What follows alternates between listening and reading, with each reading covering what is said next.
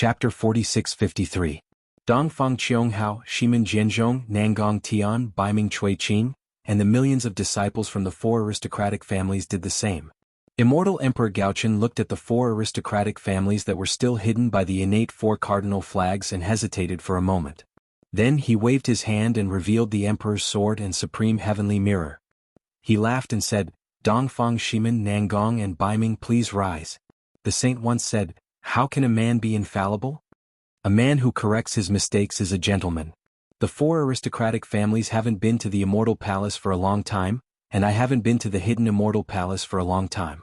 Therefore it's not strange for there to be a gap between us. From now on I will visit the four aristocratic families, and you will also visit the Immortal Palace. I'm sure we won't have any more grudges between us. Especially now that the calamity of the three continents is coming, you and I are the commanders of the human race. Even if we die fighting the enemies from the outside, we can't cause trouble here. Thank you, Your Majesty. Dongfang Qianghao and the other three aristocratic families all stood up. Immortal Emperor Gaochen saw this and didn't stay for long. He raised his hand and said, "Immortal soldiers of the 10 palaces of the Immortal Palace, march to the Lingyun Side Palace. I will live and die with the hidden immortal continent." Yes. The immortal soldiers and generals obeyed. They activated their clouds and set off. Dongfang Qianghao waved his hand and put away the Wuji apricot yellow flag when he saw that 30% of the soldiers had left. He ordered, "Soldiers, retreat." With Dongfang Qianghao's order, the Dongfang aristocratic family's troops readied themselves and cleaned up the mess. Shimen Jianzhong, Nangong Tian, and Baiming Chui Qing also put away the 5-element flags and prepared to retreat. Dongfang Qianghao glanced at Immortal Emperor Gaochen and bowed. "Your Majesty, I'll return to the faction first and wait for your orders." "Good." Immortal Emperor Gaochen helped Dongfang Qianghao up and said with a smile, "Let's forget about our grudges today. I hope we can work together to eliminate the enemies from the outside. Under Your Majesty's wise leadership, the strange insects from the outside are nothing." Dongfang Qianghao said seriously. "Ah, good, thank you for your auspicious words." Immortal Emperor Gaochen flew up and smiled, "May my Confucian Legion succeed." "Your Majesty." Seeing that Immortal Emperor Gaochen was about to leave, Xan also moved. Xiaohua hurriedly shouted, "Don't forget what you said at the Southern Heaven Gate." Immortal Emperor Gaochen stopped in midair and pondered for a moment before nodding, "All right. Since Master Xiaolei has rescued Xan, I will agree to your marriage proposal. However, now that the calamity is upon us, we don't have the time to play matchmaker for you. Let's talk about this after we kill the strange insect. Moreover, if you want to marry the princess of the Immortal Palace, my most beloved daughter, if you can't take out a fortune worthy of my Xan, don't even think about stealing Xan away." Hearing Immortal Emperor Gaochen mention her marriage in front of so many people, Princess Xan shyly lowered her head and hid in front of her chest. Xiaohua was overjoyed when he heard this. Just as he was about to thank Immortal Emperor Gaochen, he rolled his eyes and pushed the boat with the current. "Your Majesty, if that's the case, why don't we strike while the iron is hot? This humble servant will take out a gift worthy of the 9th princess. You only need to say one word, and this humble servant is willing to contribute to the eradication of the insects in the 9 regions." Immortal Emperor Gaochen was stunned. He smiled and said, "So Master Xiaolei already had a plan? I just don't know what kind of gift you have prepared? It's actually worthy of the princess of the Immortal Palace?" "The patriarchs of the 4 great clans are here." Xiaohua smiled and said, "Let them be witnesses and see if this gift of mine is suitable." Boom. While speaking, Xiaohua opened his mouth and the 9 regions cauldrons flew out. The 9 regions cauldrons landed in midair. Boom boom boom. Another 9 layers of vast energy pillars fell down. Under the 9 regions cauldrons, 9 layers of fate energy swarmed out and turned into 9 dragons that danced around the cauldrons. 9 regions cauldrons. Not only was Immortal Emperor Gaochen surprised, but Dongfang Qianghao and the others also turned pale with fright. They hurriedly said, "This. How did the 9 regions cauldrons end up in your hands?" "Don't worry, Your Majesty." Xiaohua smiled and said, "This Xiao is not a thief who stole the cauldrons. Your Majesty, please listen to this Xiao in detail." Then Xiaohua told the story of how he met the demon refining gourd at the Jade Pavilion conference and how he killed Kong Hongwu. Finally he said, "This Xiao obtained 5 9 regions cauldrons from Kong Hongwu's Cosmos bag." This Xiao found out that Kong Hongwu was a secret agent of the Heaven's Secret Hall through Star-Plucking Pavilion. That's why I suspected the Hall Master of the Heaven's Secret Hall, Xiaxin. Then your Majesty personally killed Xiaxin. Damn it, damn it. Immortal Emperor Goqin finally understood. Dongfang Qianghao and the others also suddenly understood. Xiaxin really deserves to die 10,000 times. Immortal Emperor Goqin said fiercely, for his own selfish desires, he actually disregarded the fate of the Confucian cultivators and the survival of the human race. He wanted to steal the 9 regions' cauldrons for himself. If Master Xiaolei didn't discover it in time, I'm afraid I would have fallen into his trap. Master Xiaolei, your contribution is great. These 9 regions' cauldrons are absolutely worthy of Princess XNXN. However, Immortal Emperor Goqin said with difficulty, this 9 regions great formation is easy to break, but to set it up again is extremely difficult. As far as I know, if it wasn't for 9 ninth level origin energy experts with the same cultivation level and telepathy working at the same time, the 9 regions cauldrons wouldn't have been able to smoothly fall into the 9 regions of the hidden immortal continent. Your Majesty. Dongfang Qianghao hastily said from afar. This old servant suddenly remembered. Was it because the 9 regions great formation was broken that there was a gap between our 3 continents and the outside world? Was that why that strange insect could sneak into our hidden immortal continent? That's right, it's that damn Xiaxan. Immortal Emperor Goqin nodded vigorously. Xiao Hua said with confidence, Your Majesty, does the Immortal Palace have a way to set up the 9 regions great formation? If possible, please give it to this Xiao. This Xiao is willing to give this great gift to Your Majesty and protect Your Majesty's foundation for eternity. Good. Immortal Emperor Goqin was also very happy. Since that's the case, this emperor allows it. As long as you set up the 9 regions great formation and eliminate the problem of the strange insect, this emperor will announce to the world that Xian will marry into the Xiao sect. Thank you, Your Majesty. Xiao Hua shouted loudly as he looked at Xian who was trembling with excitement. Xian. Immortal Emperor Goqin waved his hand and a rainbow-colored jade crystal fell in front of her. He ordered, This emperor orders you to teach the 9 regions great formation to Master Xiaolei and assist him in setting up the formation to contain the hidden immortals. The son accepts the order. Thank you, Your Majesty. Xian reached out her small hand. Her snow-white soft hand was now the color of a rose. She received the jade crystal and replied with a trembling voice. Wunchu Palace Master?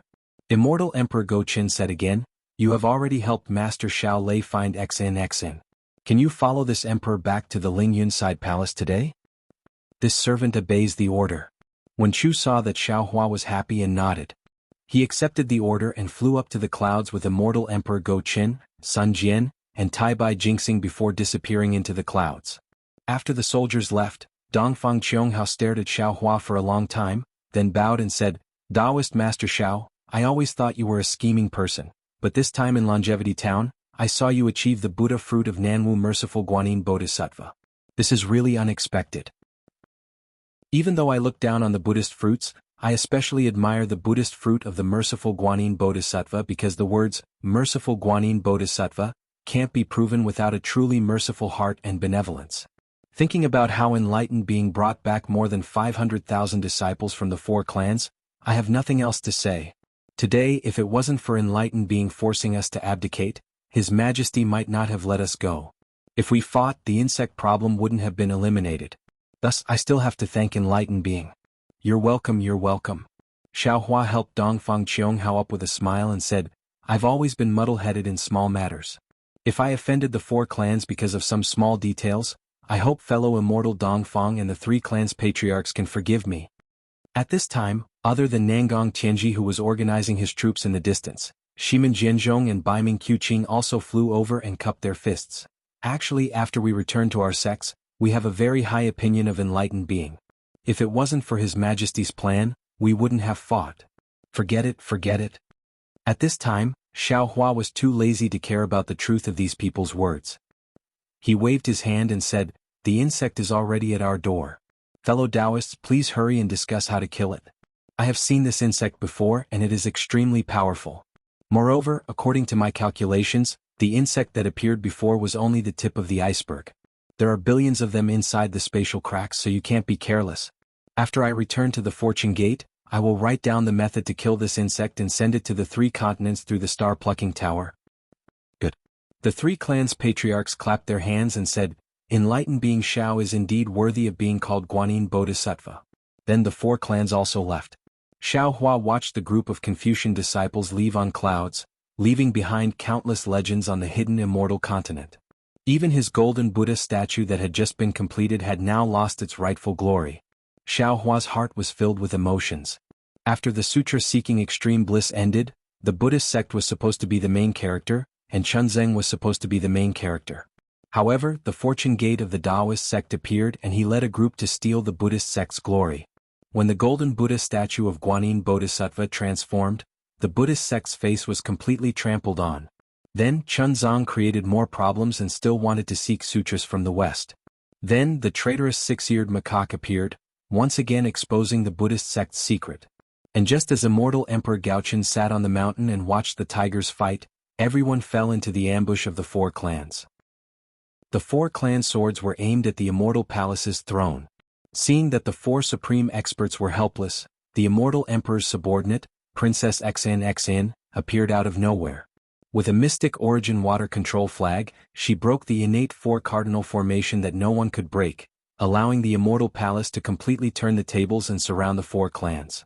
Seeing that the war was about to break out and nearly 1 million lives were about to be exterminated, the alien insect appeared, and the 3 continents' apocalyptic omen was born, stopping the human race's tragedy.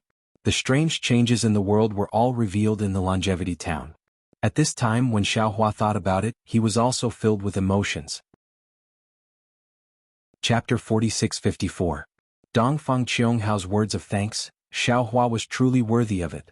The battle between the Buddhas and the immortals in the town of Longevity had become secondary. The most important thing was the battle between the militarists and the 4 great clans. The Great Sage Temple and the Thunder Temple could only watch from the sidelines. If it wasn't for Xiao Hua using the Fortune Gate strength and his own cultivation to threaten immortal Emperor Go Chen, with immortal Emperor Go Chen's temperament, he might not have let go of this golden opportunity to exterminate the 4 great clans. Fortunately, with Xiao Hua's kindness and the rise of the Fortune Gate, there was a third party that immortal Emperor Go Chen and the 4 great clans were wary of. Only then could they join forces to deal with the strange insect.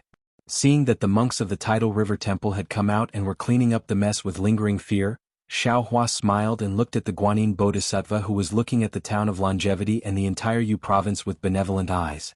Xiao Hua opened his mouth and said, Hundreds of years were like a dream. The parting at that time was like returning now. Whoever caused it, there will be consequences. Right and wrong only the heavenly Tao knows. Namo Maitreya Buddha. Xiao Hua, what are you talking about? Princess XNXN smiled and said, I have never seen you so majestic. Even His Majesty was overshadowed by your brilliance.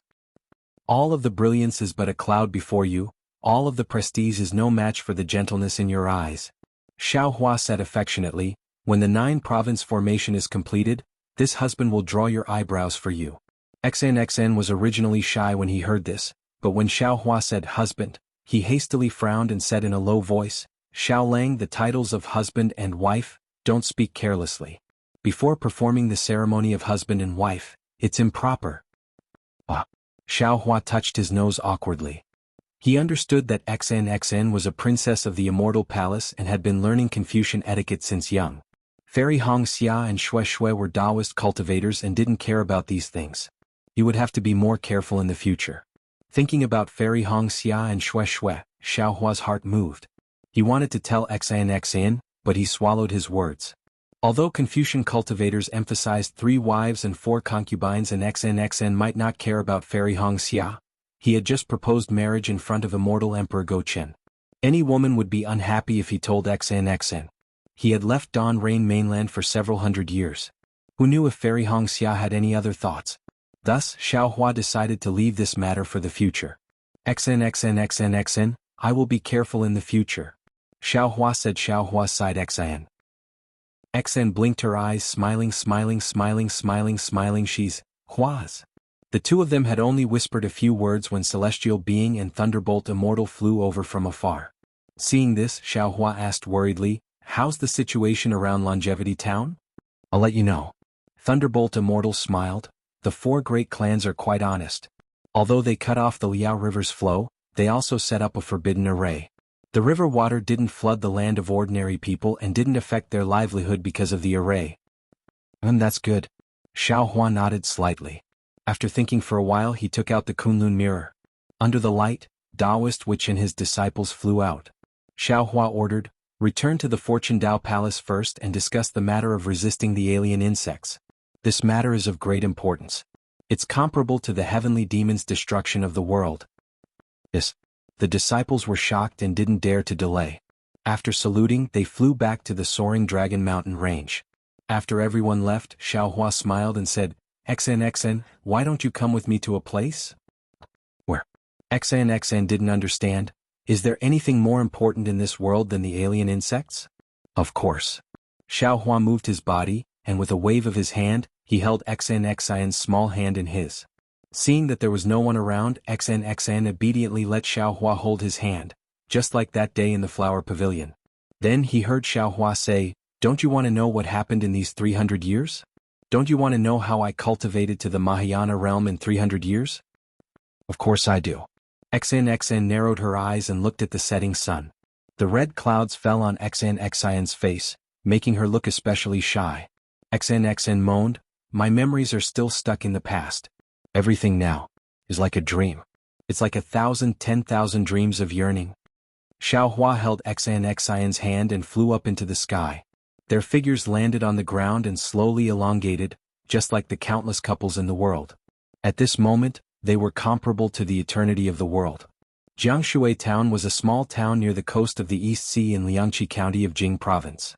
The town wasn't big and the people were simple. In the southwest of the town, there was a family with the surname Qin. This family was originally a scholarly family in Jianghu town and had a history of several hundred years. Unfortunately, this family didn't have many descendants. Every generation there was only one son. 60 years ago they were still a small family. They didn't have any descendants and even became poorer. But later, the two elders of the Qin family brought back a daughter-in-law from the Qingyu Hall in the town's east. Their family situation gradually improved. Today the Qin family was divided into 5 branches. Each branch had 4 to 10 children, gradually showing the aura of a small family. Although 5 of the Qin family's sons had been separated, during the holidays, all of the family members had to return to the old house to pay their respects to the elders in the family. The scholar Qin Ming's parents had naturally passed away. The only person who accompanied him was his old wife. Qin Ming was familiar with poetry and books, but his old wife didn't know how to read and didn't have a name. Ordinary neighbors and juniors all respectfully called her Qin family's granny. The Qin family's granny was very benevolent and loved her family. She was even more filial to Qin Ming's parents. Qin Ming's parents were even closer to the Qin family's granny than to Qin Ming. Of course, Qin Ming's parents were good to the Qin family's granny not only because of their feelings for each other, but also because the Qin family's granny was good at managing the family. Because ever since the Qin family's granny married into the family, not only did the Qin family's financial situation improve, but in 10 years the Qin family had added 6 sons. What made Qin Ming's parents unable to close their mouths was that these 6 sons were each more intelligent and strong than the next. Some were smart in reading, some were good at business. In short, every one of them was promising, and when they grew up they would become outstanding. In the end, before Qin Ming's parents passed away, they still held the Qin family's granny's hand and sighed with emotion. Marrying this daughter-in-law was the Qin family's ancestral grave emitting green smoke. In the eyes of others, the Qin family's granny was good in everything, but there was one thing that no one understood. Even Qin Ming himself didn't understand it. That is, the Qin family's granny was kind to others, but never gave alms to the monks who came to beg for alms. Not only did she not give alms, but she also didn't allow her family to give alms. However, the Qin family's granny herself often went to a small temple about 100 li away from Jianghu town to give alms. Jianghu town originally didn't have a temple, but after Chuanzang's Nirvana Sutra, there were a few Buddhas from the Nirvana world who couldn't hold back their desire to become Buddhists. They followed Chuanzang's footsteps and began to develop their power in the hidden immortal continent. Jianghu town didn't have a temple, and the temple that the Qin family's granny went to was only one of the few small temples in Liangqi County. On this day the sun was shining brightly.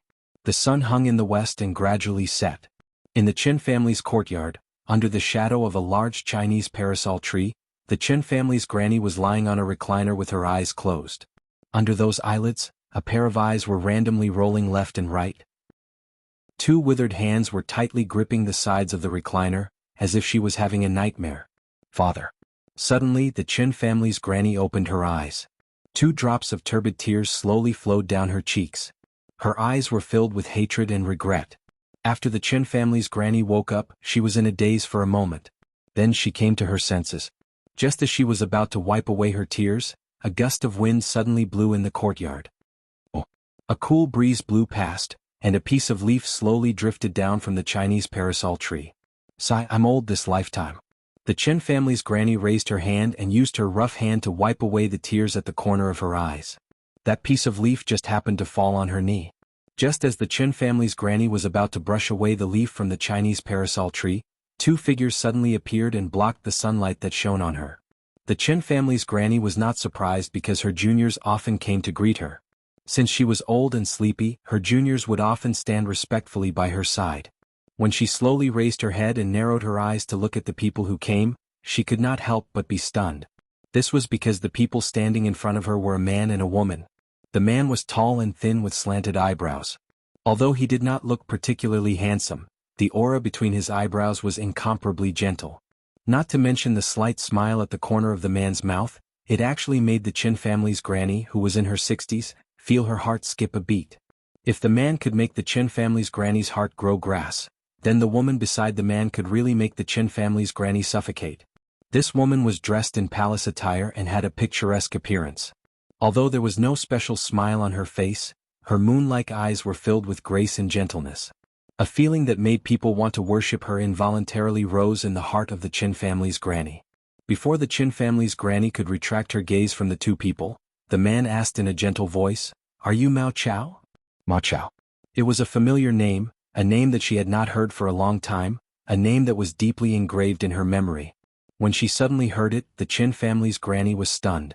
Her body, which was about to straighten up, stiffened, and her heart turned cold. It was just like the moment she saw her mother fall to the ground and die. Don't worry. The woman smiled faintly like a blooming spring flower. The Chen family's granny felt a little dizzy again. Give it a recommendation, vote, bookmark it, or tip it. Thank you for all your support. Chapter 46-55. After half a cup of tea's time, the Chen family's granny finally calmed down. She very naturally turned her head and looked towards the central room. There was also a reclining chair at the entrance of the central room. That was where Qinming was reading. However, when the Chen family's granny's gaze fell on Qinming, she saw that he was holding an ancient book in his hand. He was squinting his eyes as he strenuously read it. Beside him there was also a young page boy serving him. However, at this moment the 2 of them were like clay sculptures. They couldn't even move. One was flipping through the book while the other was holding a bamboo fan to light the stove. Not to mention them, even the flame in the small stove was still under the kettle. Great master? The Chen family's granny seemed to understand something. She hurriedly struggled to get up from the reclining chair. That reclining chair could be swayed. Normally, the Chen family's granny would have to rely on the support of the younger generation to get up. At this moment, how could she get up in a panic? The man slightly smiled. He stepped forward and carefully helped the Chen family's granny up. When the Chen family's granny saw that the man was personally helping her, she was even more terrified. She hurriedly wanted to salute. The man waved his hand and said with a smile, "Don't be so polite. Although you are young, you are already senile. If you salute this old man will feel apologetic in his heart." The Chen family's granny felt a huge force stopping her. She simply stopped saluting and carefully asked, "Great master is looking for me. Is there a reason?" The man nodded. "This old man's name is Xiao Hua. You can call me Daoist Xiao. This old man came here today to verify something with you." At this point, Xiao Hua paused for a moment. The smile on his face disappeared. He asked, "Presumably you already know what it is?" Daoist Xiao? The Chen family's granny was already old. She didn't hear Xiao Hua's last sentence clearly. Instead, she cried out in surprise, You are that Daoist Xiao?" Xiao Hua was stunned. He seemed to have thought of something. He glanced at XNXN and asked, "This old man doesn't know the Daoist Xiao you are talking about. Who is it?" "Daoist Xiao, I'm talking about that immortal rice." The Chen family's granny's face was filled with excitement. She said, "Daoist Xiao's rice. Oh, I should say. It's the immortal rice bestowed by Daoist Master Xiao." Chen family's granny's words were a bit unclear, and even a bit incoherent. However, Xiaohua heard it clearly. He rubbed his nose in embarrassment, nodded and said, "And you're right. I am that Taoist Xiao. Taoist Master Xiao, Taoist Master Xiao, you are truly a living bodhisattva." Granny Chen takes 2 steps forward, grabs Xiaohua's Taoist robe and says, 30 years ago, our Jianghu town met with a disaster. All of our rice withered. If not for Taoist Zhao's immortal seed, my children would have starved to death. You are the real Guanyin Bodhisattva who saves people from suffering. You are more merciful than Amitabha. After hearing the Qin family's granny say a few words, Xiaohua's mood calmed down. He smiled and said, "Since you know this old man, then this matter will be easy to handle. Take a look and see if you know him." As he spoke, Xiaohua waved his hand, and the imprisoned 6-eared macaque was pulled out. However, the 6-eared macaque had transformed into Zhen Kong's appearance. When Granny Qin saw the 6-eared macaque, she was shocked. Her eyes flashed with ruthlessness. However, in a moment she hurriedly retreated, and in a hurry her body fell backward. Xiaohua did not need to raise his hand, as XNXN had already supported Granny Qin from the side. Granny Qin had just stabilized herself when she immediately turned her head and looked towards the direction of the central room. The hatred in her eyes disappeared, and instead, it was replaced by fear. "Chow Chow, don't be afraid," Xiaohua said warmly. "This beast has already been imprisoned by this old man. It can no longer harm others. Today this old man came to tell you the truth and avenge your parents." "Avenge? Avenge my parents?" When Granny Qin heard this, her originally stooped figure began to tremble. Her slightly fearful eyes lit up again, and her lips trembled as she said, But my parents' revenge has already been avenged." Xiaohua frowned slightly. After thinking for a moment, he pointed at the 6-eared macaque and said, "Do you think this is the real Zhen Kong or the fake Zhen Kong?" Granny Qin hesitated for a moment, then looked at Xiaohua and XNXN.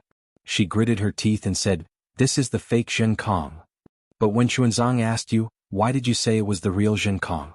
Xiaohua naturally knew that Granny Qin would say this, but he still asked the same question. "No, Master Xuanzang did not ask me." Granny Qin seemed to remember the situation clearly. She replied, "It was that big pig called Jinjie who asked me." Xiaohua naturally did not care about this detail. He waved his hand and said, "No matter who asked, this old man wants to ask you. You knew that this was not the real Zhen Kong, so why did you say he was the real Zhen Kong?" "Ah." At this point, Granny Qin seemed to have understood.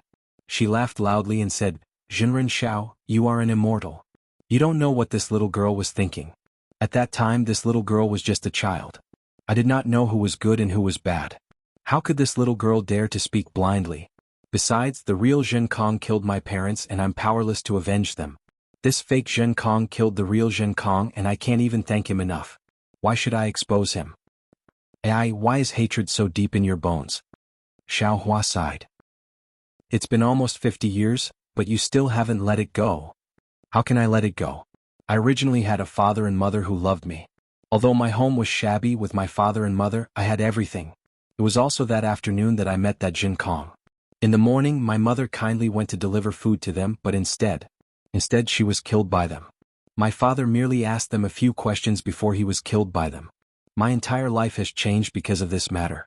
How can I let it go?" Granny Qin seemed to have buried this matter in her stomach her whole life. Today she happily said it out loud. Tears fell from her eyes. "Do you know, Taoist Xiao, I was still dreaming just now. In the dream I was eating the small fish my mother fried, and that damn Zhen Kong rushed in and beat my mother to death with a stick. Although I can't remember mother's appearance, I still remember mother's bloodied clothes very clearly. Even now I can still dream of this nightmare. How can you let it go?" "Namo Maitreya Buddha." Xiaohua chanted the name of Buddha and said, "Actually what you saw was only the surface." Then Xiaohua told her the truth about Mao Chao's parents being controlled by the control bug. Finally he said, "Actually it was this 6-ear macaque who did this. He controlled your parents to harm Xuanzang. That Zhen Kong. He had no choice but to act in order to protect Xuanzang." "I know." Out of Xiaohua's expectation, Granny Qin replied without hesitation. "When I was young I didn't know. When I grew up I understood. My parents must have been used by the fake Zhen Kong. That's why they were killed by the real Zhen Kong." It's good that you know." Xiaohua nodded. "The real Zhen Kong was sent by this old man to protect Xuanzang. But he was killed by this 6-year macaque. Now that the sutra-seeking extreme bliss is over, this bastard scheme has been exposed. This old man wants to kill him to avenge Zhen Kong. But he said that this old man doesn't have the right to kill him. In this world, the only one who has the right to decide whether he lives or dies is you. So this old man brought him here. Should I kill Zhen Kong and let him go? Granny Chin was stunned. She stared at the 6-year macaque for a moment. The 6-year macaque's eyes didn't seem to be pleading. There wasn't even a trace of emotion. Granny Chin raised her head and looked at Xiao Hua. Of course I should let him go. Why should I kill him? He helped me take revenge for my parents. Ah. Xiao Hua was surprised. When he knew that the 6-year macaque was looking for Mao Chao, he already knew what the 6-year macaque meant. The 6-year macaque thought that Mao Chao didn't know that it was the 6-year macaque who used the control bug to control her parents. So, Mao Chao thought that the 6-year macaque was the one who helped her avenge her parents. But what Xiao Hua didn't understand was that Mao Chao already knew that the 6-year macaque was the one who killed her parents. Why would he let the 6-year macaque go? Sai Jinren Xiao. Granny Chin sighed. Don't you think it's strange? Why is it that I know that this 6-year macaque used my parents to kill them, but I still feel grateful to him and don't want him to die?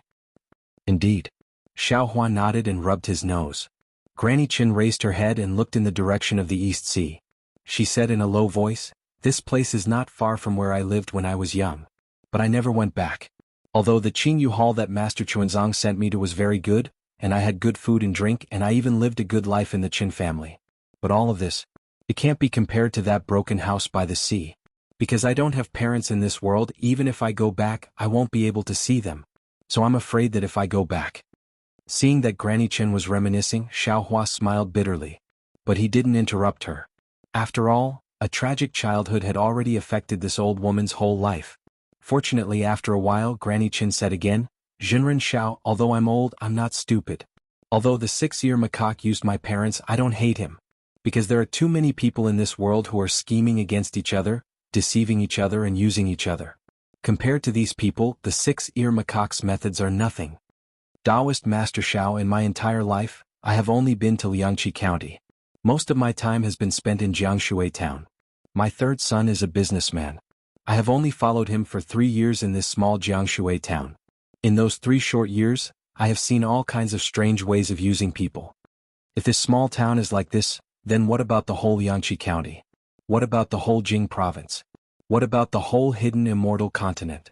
I often tell my son that other people can be used because they have value to be used. If a person has no value to be used, then there's no meaning to their existence. But after you use them, you must repay them. Even if you're scheming against them, don't be unscrupulous and don't be ruthless. Because it's normal to use people, but unscrupulous means can take people's lives." Chapter 46-56. Xiao Hua sucked in a breath of cold air. He seemed to understand what Cao Cao wanted to say. Sure enough, Granny Chin cried again. 6-year monkey used my parents. I really don't hate him because he wanted to achieve his goal. He wanted to join the Sutra of Bliss, so he had to use some tricks. The one I hate the most is Zhen Kong. My parents were controlled by the 6-eared monkey. Even if they were controlled, they couldn't possibly be Zhen Kong's match. Zhen Kong had the means to subdue my parents, but he just killed them with a single strike of his staff. What? Does killing them with one hit make him look strong? Would he be able to obtain more merit through this? Why can't he tie them up? Why can't he let them live? Well, Xiao Hua was speechless. He hesitated for a moment and said, "Once the control bug is placed in a person's body, that person is no longer the same person. Even if they aren't killed, they will go crazy. They will no longer be the same person. I'd rather see a crazy father and mother than a senseless father and mother." Granny Chin shouted hysterically. "As long as I can see them, I'll be at ease. My sky won't fall." Sai, why is hatred so deep? Xiao Hua actually understood Cao Cao's heart. He sighed. The hatred from decades ago made an old woman so stubborn. Actually, Xiao Hua. XN, who had been silent all this while, finally spoke up. "You're also confused because of the situation. Aren't you also because of hatred? Aren't you also stubborn because of hatred?" Boom. Xiao Hua felt as if he had been struck by lightning. He was stunned on the spot and muttered to himself in a low voice, "That's right. Because of hatred, Liao Chao couldn't tell who the real culprit was. She wholeheartedly wanted to avenge her parents, So she identified the six-eared macaque as Zhen Kong. Isn't that the same for me? I wanted to take revenge for Yuan Tong Tian, so I didn't ask for the reason. Why did I insist on killing Six-Ear Monkey?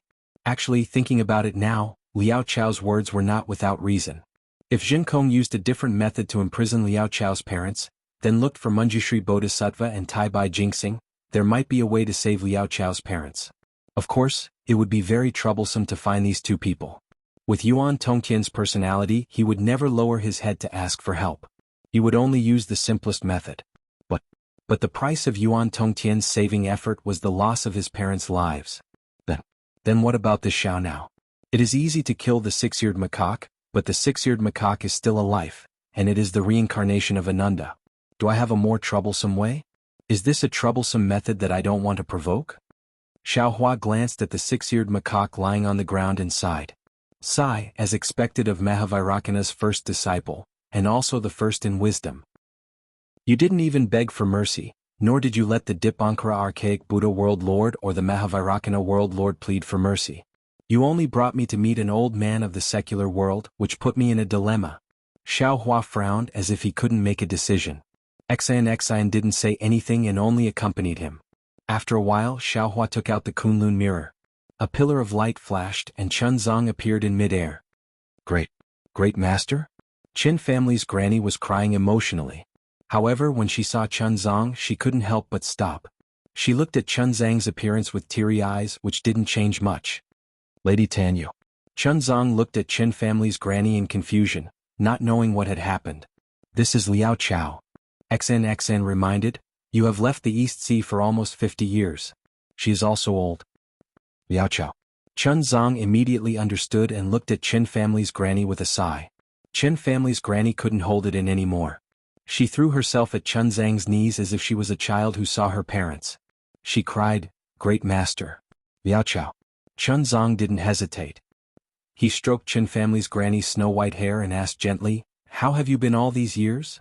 Good. Qin family's granny was sobbing, but she still nodded vigorously as if she was afraid that Chun Zong would be worried. Seeing Chun Zhang's tears and Qin family's granny crying, Xiao Hua glared at six-eared macaque and lifted his hand to remove the shackles on six-eared macaque. He said coldly, Liao Chao, no matter what, this is her business. I didn't say that I would let you go. Yes, Bodhisattva. Six-eared macaque said respectfully, I understand. Actually, I invited Bodhisattva here to let you know. Bodhisattva, it's not wrong to let Fire Ape protect Master Chun Zong, but to let him participate in the sutra seeking extreme bliss is really inappropriate. I don't know if Bodhisattva is aware that the Fire Ape has protected Master for 200 years. It has killed 2,078 Dao sect cultivators and as many as 4,601 demons. Bodhisattva, that's almost 10,000 lives. If Master Chun Zong had not advised Fire Ape again and again to be merciful, he would not have cared about the lives of the human race. His magic wand has never spared anyone's life. Bodhisattva, tell me. What's the use of bringing the bloody Mahayana Sanzang to the Zhongxian continent? Xiao Hua narrowed his eyes. He really did not know what six-eared macaque was talking about. But when he thought about Yuan Tongtian's arrogant personality, he knew that six-eared macaque would not dare to lie to him.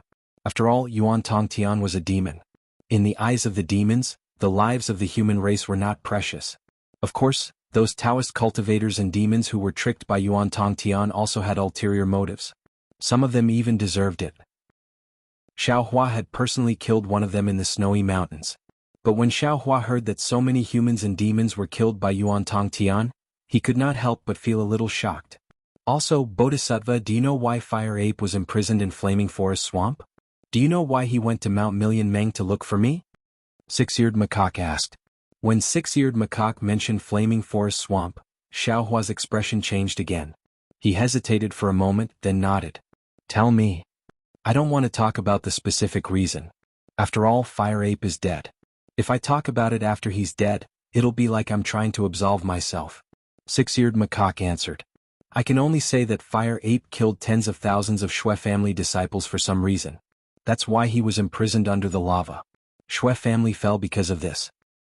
Shui family? Xiao Hua's heart skipped a beat. He thought of Shui again. As for why Fire Ape came to Mount Million Meng to look for me, the reason is even simpler. Six-eared macaque sneered. You wanted to ask me for a secret technique to refine the million blood orb. The million blood orb. I don't need to tell you. I'm sure Bodhisattva already knows that it's refined with the blood essence of 10,000, 100,000, or even a million living beings. Say no more. Xiaohua said coldly. That's all in the past. Ever since Yuan Tongtian came to the three continents, he has turned over a new leaf. Turned over a new leaf? Six-eared macaque sneered again. Bodhisattva, I don't know where Fire Ape learned those skills from. If I'm not mistaken, it must be Bodhisattva who taught him. It's because he learned those skills that he stopped using unscrupulous means to cultivate. It's also because Bodhisattva asked him to protect Master Chunzong. That's why he stopped killing people. If he really turned over a new leaf, he wouldn't have killed people on the path to seeking scripture. Then 6 Ears Macaque looked at Chun Tong and said, as for your disciple, besides the time I committed a crime in Million Ming Mountains and the time I killed the fire ape, I've never killed anyone in the past 1,000 years. Bodhisattva, I'm the one who's turning over a new leaf, right? You don't have to talk about others. You're also unscrupulous. Xiaohua said coldly. Why did you kill Master Hua Qin in Mount Million Meng? Was it because of the rejuvenation pill? Didn't you also kill people for your own cultivation? The one you killed was a highly respected master craftsman in Mount Million Meng. Yes, I don't deny it. Six-eared macaque nodded. However, the rejuvenation pill wasn't my main goal. I'm good at listening and I can see the truth. So, I know that some things can be done and some things can't be done. As for the master craftsman that Bodhisattva mentioned, do you know how many soul beasts he had killed in order to craft artifacts? You're saying? Xiaohua narrowed his eyes. You know that after killing Master Hua Qin you'll be able to come to the Western Paradise? Yes. Six-eared macaque answered without hesitation. Then do you know if I'll kill you this time? Xiaohua asked. Looking at the murderous intent on Xiaohua's face, Six-eared macaque answered honestly, I don't know anything about Bodhisattva, just like the Mahavairakana revered Buddha, Dipankara archaic Buddha, and Maitreya Buddha. Six-eared macaque hesitated for a moment. Then he narrowed his eyes and said, however, I do know that Bodhisattva has the power to kill me, but that's just power. Bodhisattva isn't heaven and earth. Bodhisattva doesn't have the right to punish me. Bodhisattva killed me based on his own preferences. Xiaohua had already decided to kill him. That day in Longevity Town, even when facing the Dipankara archaic Buddha, Xiaohua did not hesitate to capture Six-eared macaque, the victorious devil-slaying Buddha. The Dipankara archaic Buddha did not say anything either. On the way to Jianghu town, Xiaohua had expected Liao Chao to react this way. However, he did not expect Liao Chao to not hate Six-eared macaque even though he knew that Six-eared macaque was the culprit. On top of that, Six-eared macaque had told Xiaohua about Yuan Tongtian's misdeeds in the past and his killing today. Xiaohua could not refute it. Chapter 46-57. In particular, there were two sentences that Xiaohua was deeply moved by. The first one was, why is hatred so deep? This was what Xiaohua said to Mao Chao, and it was also what Xian said to Xiaohua. Mao Chao could not let go of his hatred for Yuan Tongtian, and he himself had not let go of his hatred for Six-eared macaque. In other words, he had no right to criticize Mao Chao. The second one was, Bodhisattva has the power to kill his disciple, but this is power. Bodhisattva is not heaven and earth, and Bodhisattva has no right to condemn his disciple. Bodhisattva kills his disciple because of his own preferences. This was what Six-eared macaque said to Xiaohua. If this was before, Xiaohua would have harumphed and said, I may not be heaven and earth, but I am the master of justice. I am heaven and earth, and I have the right to condemn you. Unfortunately, Six-eared macaque and Yuan Tongtian's misdeeds, Xiaohua could not rely on his love for Yuan Tongtian, and Yuan Tongtian's loyalty to him to say that he had the right to condemn him. But Six-eared macaque did kill Yuan Tongtian, and Yuan Tongtian was under Xiaohua's orders to protect Chunzong. Xiaohua did have the right to kill Six-eared macaque to avenge Yuan Tongtian. Xiaohua sneered and raised his hand. Six-eared macaque, no matter how glib your tongue is, I will not let you go. It's fine. Six-eared macaque closed his eyes and answered calmly as if he was facing death. Bodhisattva, do as you wish. Xian wanted to say something, but she knew that since Xiaohua had already made his decision, she shouldn't stop him, even if she felt that what Xiaohua did wasn't particularly appropriate. At this moment, Granny Chen had stopped crying. She asked in a low voice, Master, the sutra praying in nirvana has ended. Your merit has been completed. I'm sure Master is going to spread Buddhism in the Longevity Town and enlighten people. I dare not ask for anything, but there is a small temple about 100 miles away from Jianghu town. Can you go there and preach? Chunzang put his palms together. Ba, of course. But I can only preach for 3 days. After 3 days I will still be going to the west. Master. Granny Chin was surprised. Didn't you already take the scriptures? Where are you going? Of course we're heading there. Chunzang smiled but did not answer. Then, Granny Chin asked again, who will protect the great master? This. Chunjier opened his mouth and said with a wry smile, we still need the Buddha to send a fated person. Xiaohua's heart skipped a beat when he heard that. At the same time XNXN whispered, Xiaohua, it's easy to kill six-eared macaque, but six-eared macaque is still a life, and it's the reincarnation of Ananda.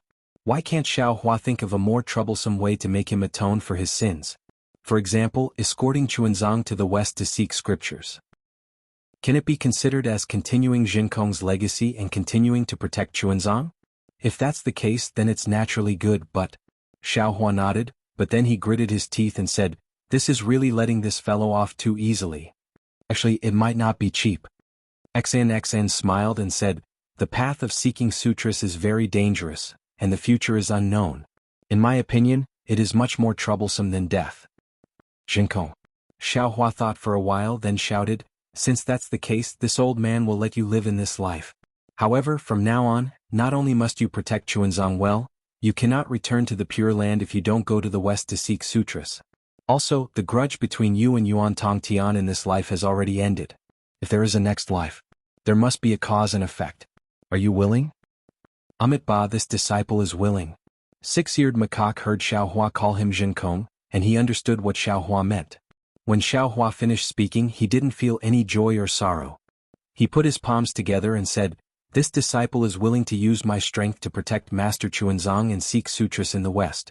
Of course, this disciple also hopes that when he sees Jinkong again, he will no longer be the bloodthirsty Jinkong.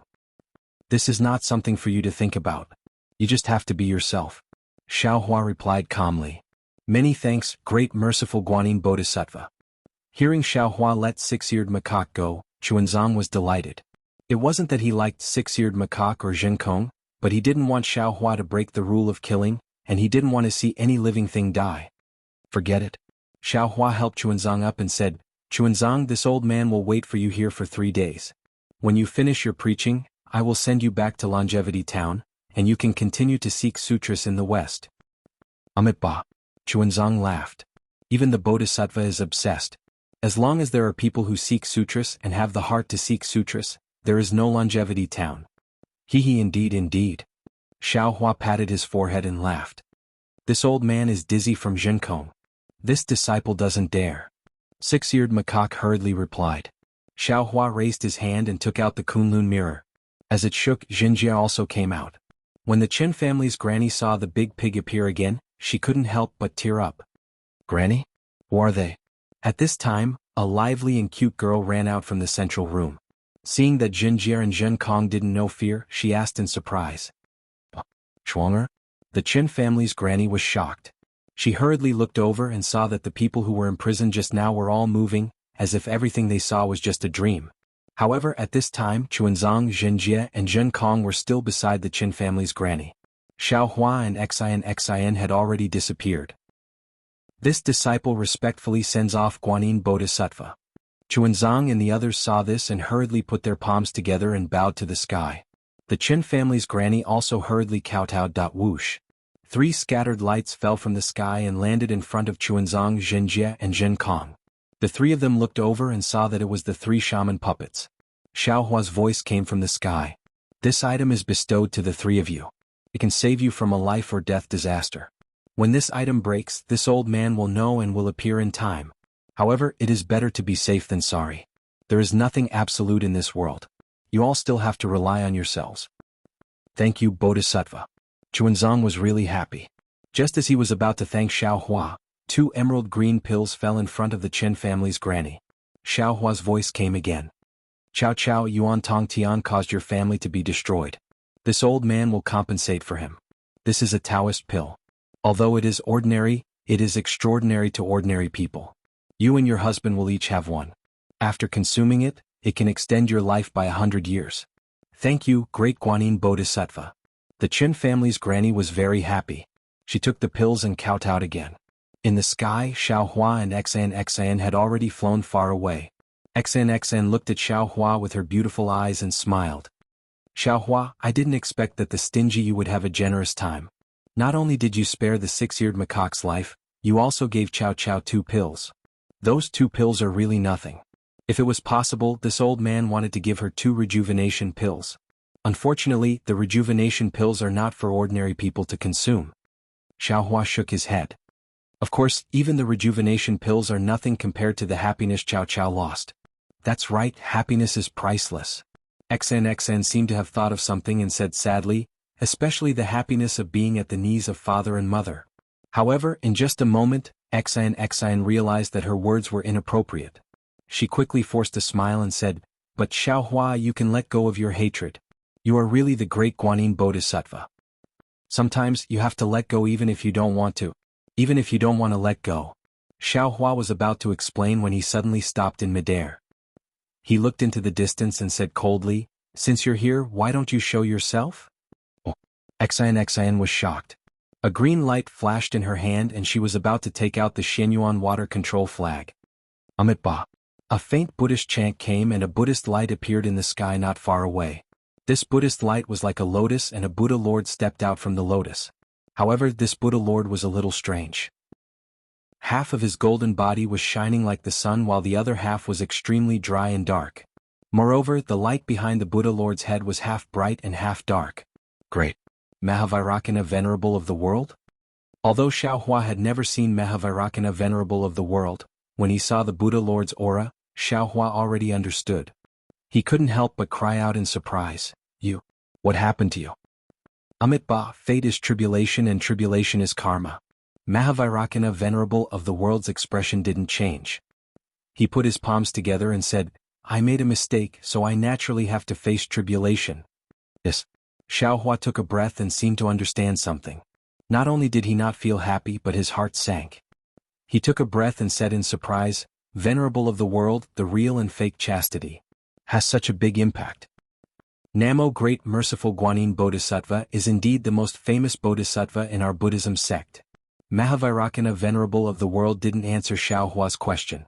Instead he praised, although Bodhisattva used her physical body to prove the Buddhist fruit of our Buddhism sect, in the matter of the real and fake chastity, she didn't cause karma because of selfishness. She was merciful and showed the Buddha's heart, not stained by dust on the mirror platform. She is 100 times better than me. Amitba. Xiaohua was even more shocked. A layer of cold sweat actually appeared on his back. He put his palms together and glanced at Xan. His eyes were full of gratification. Then he looked at Mahavairakana Venerable of the World and said, As Venerable of the World said, this matter. No need to say it, no need to mention it. Mahavairakana Venerable of the World smiled and said, There will be a time when the truth comes to light. At that time all karma will be known. Amitba disciple understands. Since Xiaohua was the Namo Great Merciful Guanyin Bodhisattva, he naturally had to meet Mahavairakana Venerable of the World as a disciple. Chapter 4658. Did Ananda explain everything clearly? The Mahavairakana revered Buddha asked. Yes. Xiaohua nodded. This matter started by me and it will also end by me. All the karma in this world will end today. Although it's your fate, it's also my fault. As Mahavairakana revered Buddha waved his hand, layers upon layers of Buddha's light flashed. Images appeared in the Buddha's light. They were the scenes after Tua Chao left the fishing village with Chuanzang. A few years ago, the souls of a man and a woman flew out of the 6 paths of reincarnation and were born in the Qin family. After the woman was born, she was the little girl that Xiaohua saw in the Qin family. When Xiaohua saw this, he naturally understood that this was the Mahavairakana world revered one using Buddhism sect's supernatural power to protect Mao Chao and the Qin family. Although Xiaohua did not recognize the man and woman, he clearly knew that these were the souls of Mao Chao's parents. When Mao Chao was young, he did not have the chance to enjoy the happiness of a family reunion. When he was old, he was reborn with his parents and continued the family reunion. Amitba. Xiaohua nodded. Revered one, it's not too late to mend the pen. It's too late. All the compensation can't compare to the previous pain. The Mahavairakana revered Buddha shook his head. Xiaohua smiled. Revered one, you didn't come here today to tell me this, right? This is one of them. The Mahavairakana revered Buddha shook his head. Then he activated his ability, and a hall filled with Buddha lights appeared. In this hall, the Dipankara archaic Buddha revered Buddha, the Mahavairakana revered Buddha, and the Maitreya Buddha revered Buddha were sitting cross-legged on the 9 Buddha lotus. In front of the 3 Buddha lords, the Namo Great Wisdom Manjushri Bodhisattva, the Namo Great Compassion Manjushri Bodhisattva, and the Namo Virtuous Samantabhadra Bodhisattva were also standing. However, as the Buddha lights flashed, a monkey in a monk's robe was seen holding an iron rod in his hand. He hit the head of a 6-eared macaque, and the 6-eared macaque died on the spot. Seeing this, Xiaohua frowned. Revered one, what's the meaning of this? Could it be that you want me to see Yuan Tongtian being killed again? Amit Ba. The Mahavairakana revered Buddha chanted. Can't the Venerable see it? In an instant, Xiaohua suddenly realized that he had never been to the Lane Temple, but if this Lane Temple was the Lane Temple of the 3 continents, then when Ananda killed Yuan Tongtian, how could the Lane Temple have Nanwu Great Merciful Guanyin Bodhisattva? If Maitreya Buddha World Honored One was present, how could Maitreya Buddha World Honored One let Ananda run amok? Xiaohua said in astonishment, disciple understands. Revered one of the world, could it be that this is also karma? Sigh, that's right. Mahavairakana revered Buddha sighed and said helplessly, that day the 6-eared macaque reincarnated by Ananda actually committed a crime in front of me. It really made me furious. However, because I changed, I didn't notice it at the time. Later when I checked the karma, I realized Ananda was originally a human. He entered the cycle of reincarnation and was reincarnated as a 6-eared macaque. That was why he inherited the 6-eared macaque's karma. His killing of Yuan Tongtian was an instinct. Could also be said that it was the result of the 6-eared macaque's physical body. It might not have been his original intention. Xiaohua was dumbfounded. He smiled bitterly and said, revered one of the world, this kind of karma. Isn't it too complicated? Unfortunately, Mahavairakana revered Buddha didn't answer Xiaohua. Instead he said, there's another thing. As he spoke, Mahavairakana revered Buddha waved his hand again. Yuan Tongtian's corpse appeared, and the 5-colored crystal was also taken out. Xiaohua's eyes lit up. He raised his hand to take the crystal. However, he thought for a while and relaxed his hand. He said, revered one of the world, I believe you have already heard what disciple said to Ananda earlier. Disciple has just attained the Bodhisattva Buddha fruit. I'm afraid it's not good for me to interfere with the cycle of reincarnation. Moreover, I'm too soft-hearted. I can't restrain Yuan Tongtian very well. Why don't we leave this matter to you? Amit Ba. Mahavairakana revered Buddha also thought for a while and nodded. Leave this matter to me. The karma of this life is temporarily like this. In the next life, we'll do it again and return the karma to this fire ape. As he spoke, Mahavairakana revered Buddha looked at the fire ape's soul inside the 5-colored crystal and said, I believe that after being nourished by the heaven-mending stone, the fire energy of this flame will slowly subside, right? I also hope that the Thunder Temple's Buddhist voice can eliminate the fire ape's evil energy. Since I've troubled you, then disciple will also add flowers to brocade. Seeing this, Xiaohua raised his hand and summoned Yuan Tongtian's corpse in front of him. With a point of his finger, the sun-moon corona on the corpse appeared. Xiaohua's hands formed seals again. Where the crystal light landed, the sun-moon corona turned into a golden hoop. Xiaohua kept Yuan Tongtian's corpse, but gave the golden hoop to Mahavairakana revered Buddha. He said, this thing can be used as a tight hoop. If his fire nature is still not extinguished in the next life, use this thing to subdue him. Amit Ba. Mahavairakana revered Buddha took the golden hoop and nodded. I hope they have a happy ending in the next life. Let's completely end this karma. End? Xiaohua smiled bitterly. He couldn't help but curse in his heart. Seeing that the 6-eared macaque's matter had been settled, Xiaohua looked at Mahavairakana revered Buddha and asked, Amit Ba, the timing of your tribulation is really not right. The alien strange insects have already started to destroy the world. You still have to lead the Thunder Temple to resist the strange insects. Amit Ba, Immortal Emperor Go-Chen has already issued a decree in the Lingyun Side Hall, inviting the supreme experts of the 3 continents, 3 rivers and 4 seas to participate in the Jade Pool gathering 20 days later. Mahavairakana revered Buddha put his palms together and said, Bodhisattva, let's talk about it when you're there. Talk about it? Seeing that Mahavairakana revered Buddha didn't care, Xiaohua was shocked. He hurriedly reminded him, "Revered Buddha, that strange insect is really powerful. Revered Buddha, please don't let your guard down. The warning signs of annihilation have already explained everything." "Yes, I know." Mahavairakana revered Buddha nodded. "I have already asked Dipankara archaic Buddha to prepare for battle." Revered Buddha. Hearing Mahavairakana revered Buddha's words, Xiaohua's heart unknowingly fell into an ice cellar. He earnestly advised him again, "Disciple really has to remind revered Buddha again. This time the strange insect is really powerful. Disciple has already encountered it before." Then, Xiaohua recounted the bitter battle he experienced in the Void and the Dragon Island. Mahavairakana revered Buddha was calm. He smiled and asked, "What was your cultivation at that time?"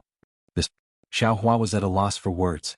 After a while he replied, "Disciple was only around the 5th grade of essence force at that time."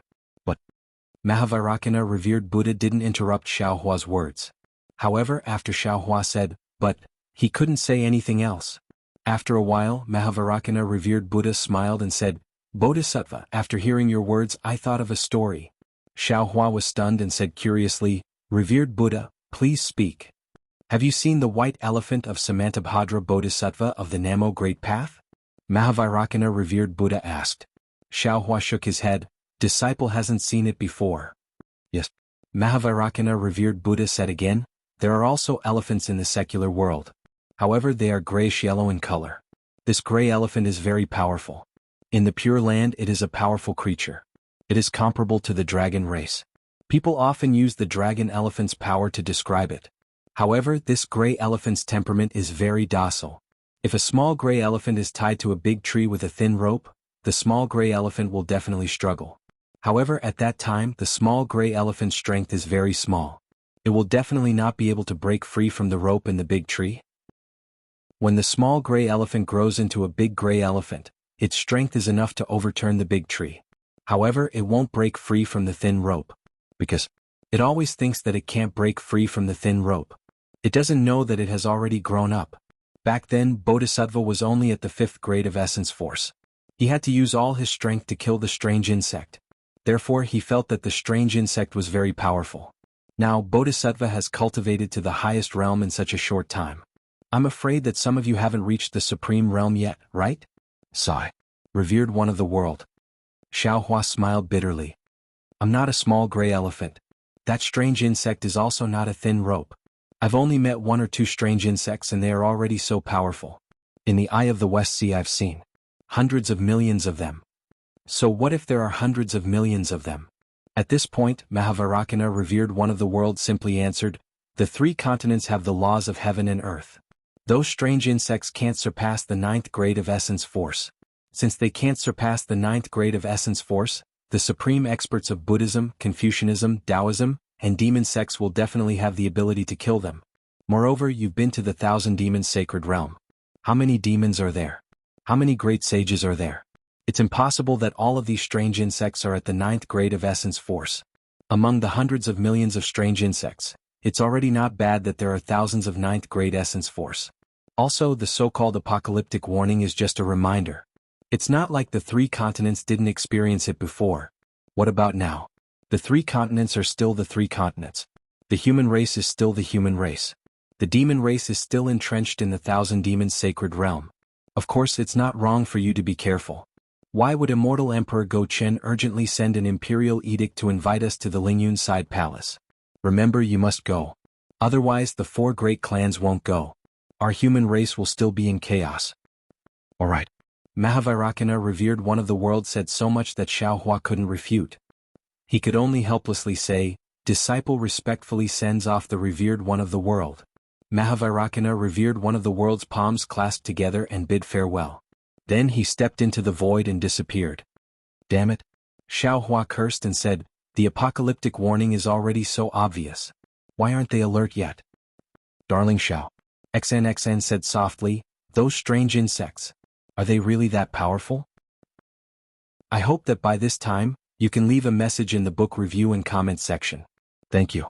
Fellow Taoists who like this book, please go to Qidian to subscribe, vote, vote, vote, vote, donate, and thank you for all your support. Chapter 4659. How could it not be powerful? Xiaohua smiled bitterly. If it wasn't powerful, how could I have dot when he spoke up to hear? Xiao Hua came to a sudden realization, and he said with extreme embarrassment and rage, "Damn it. Gauchen old man and the 4 great clans didn't care about these strange insects at all. They only stopped because they were afraid of me. They only saw the strange insects as a stepping stone." Hearing Xiao Hua call Immortal Emperor Gauchen old man Gauchen, XNXN was a little embarrassed, but she understood Xiao Hua's feelings. She said in a low voice, "There are still 20 days left, you can go to the Jade Lake and talk to them." Sigh, if words can be spoken clearly, why would there be a need for blood? Xiao Hua sighed, even someone as strong as Virokana didn't care, how could Immortal Emperor Gauchen care? Yes, His Majesty cares about. He cares about the Fortune Gate. XNXN nodded. If it wasn't for the rise of your Dao Gate, His Majesty would have attacked the 4 great clans in the Longevity Town, and there wouldn't be a second outcome. Even if the strange insects appeared, only His Majesty cares about you. He is afraid that the Immortal Palace and the 4 great clans will both suffer losses, and you will be the fisherman who reaps the benefits. This was originally his own idea. Xiao Hua sneered. He really knows how to judge others by his own standards. On the way to River Town, Xiao Hua had explained everything to XIN.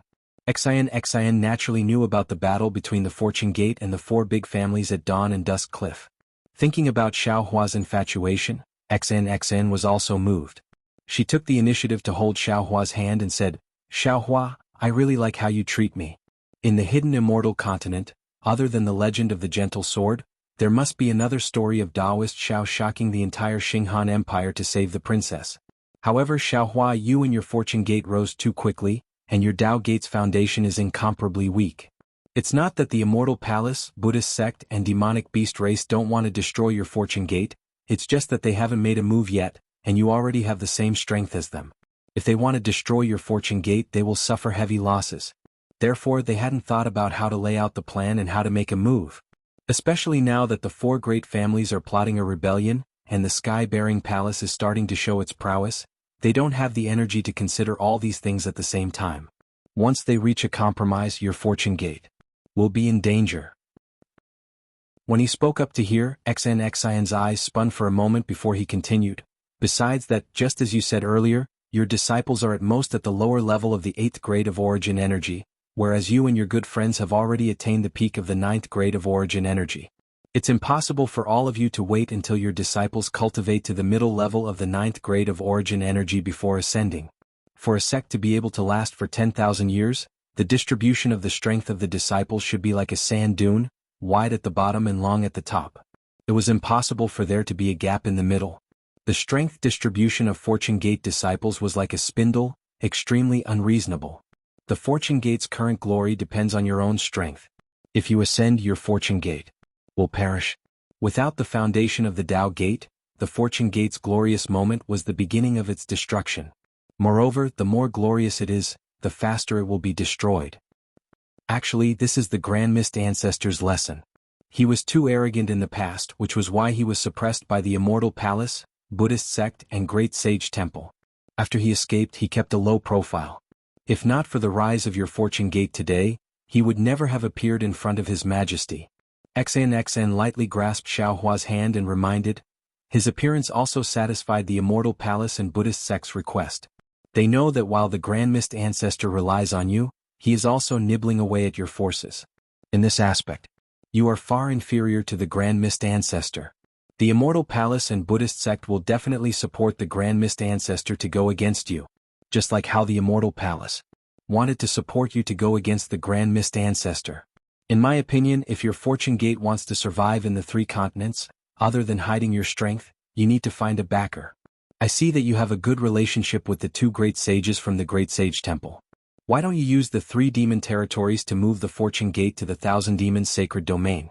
Moreover, don't you have the title of Dragon Island's Dragon Master? That is also useful. The 1,000 Demons Sacred Domain has the Great Sage Temple and the Fortune Gate, the hidden Immortal Continent has the Immortal Palace, and the Western Paradise has the Thunder Temple. It should be more balanced."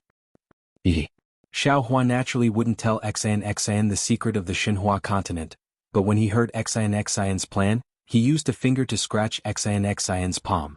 XIN found it itchy and used 3 fingers to scratch at the same time. Although Xiaohua didn't itch, he still pretended to shrink back.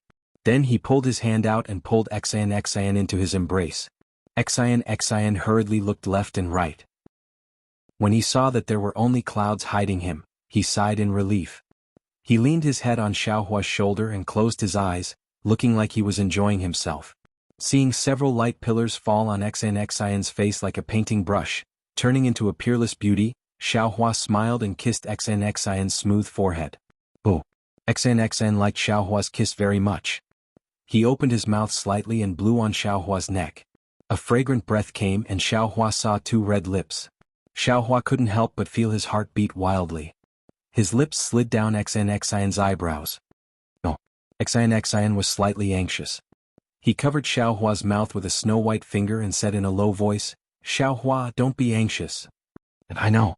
Xiaohua took a deep breath and kissed Xian's finger. He raised his head and looked at the clouds in the distance. He smiled and said, "You've planned so much for me. What if there comes a day when my fortune gate goes against the immortal palace?"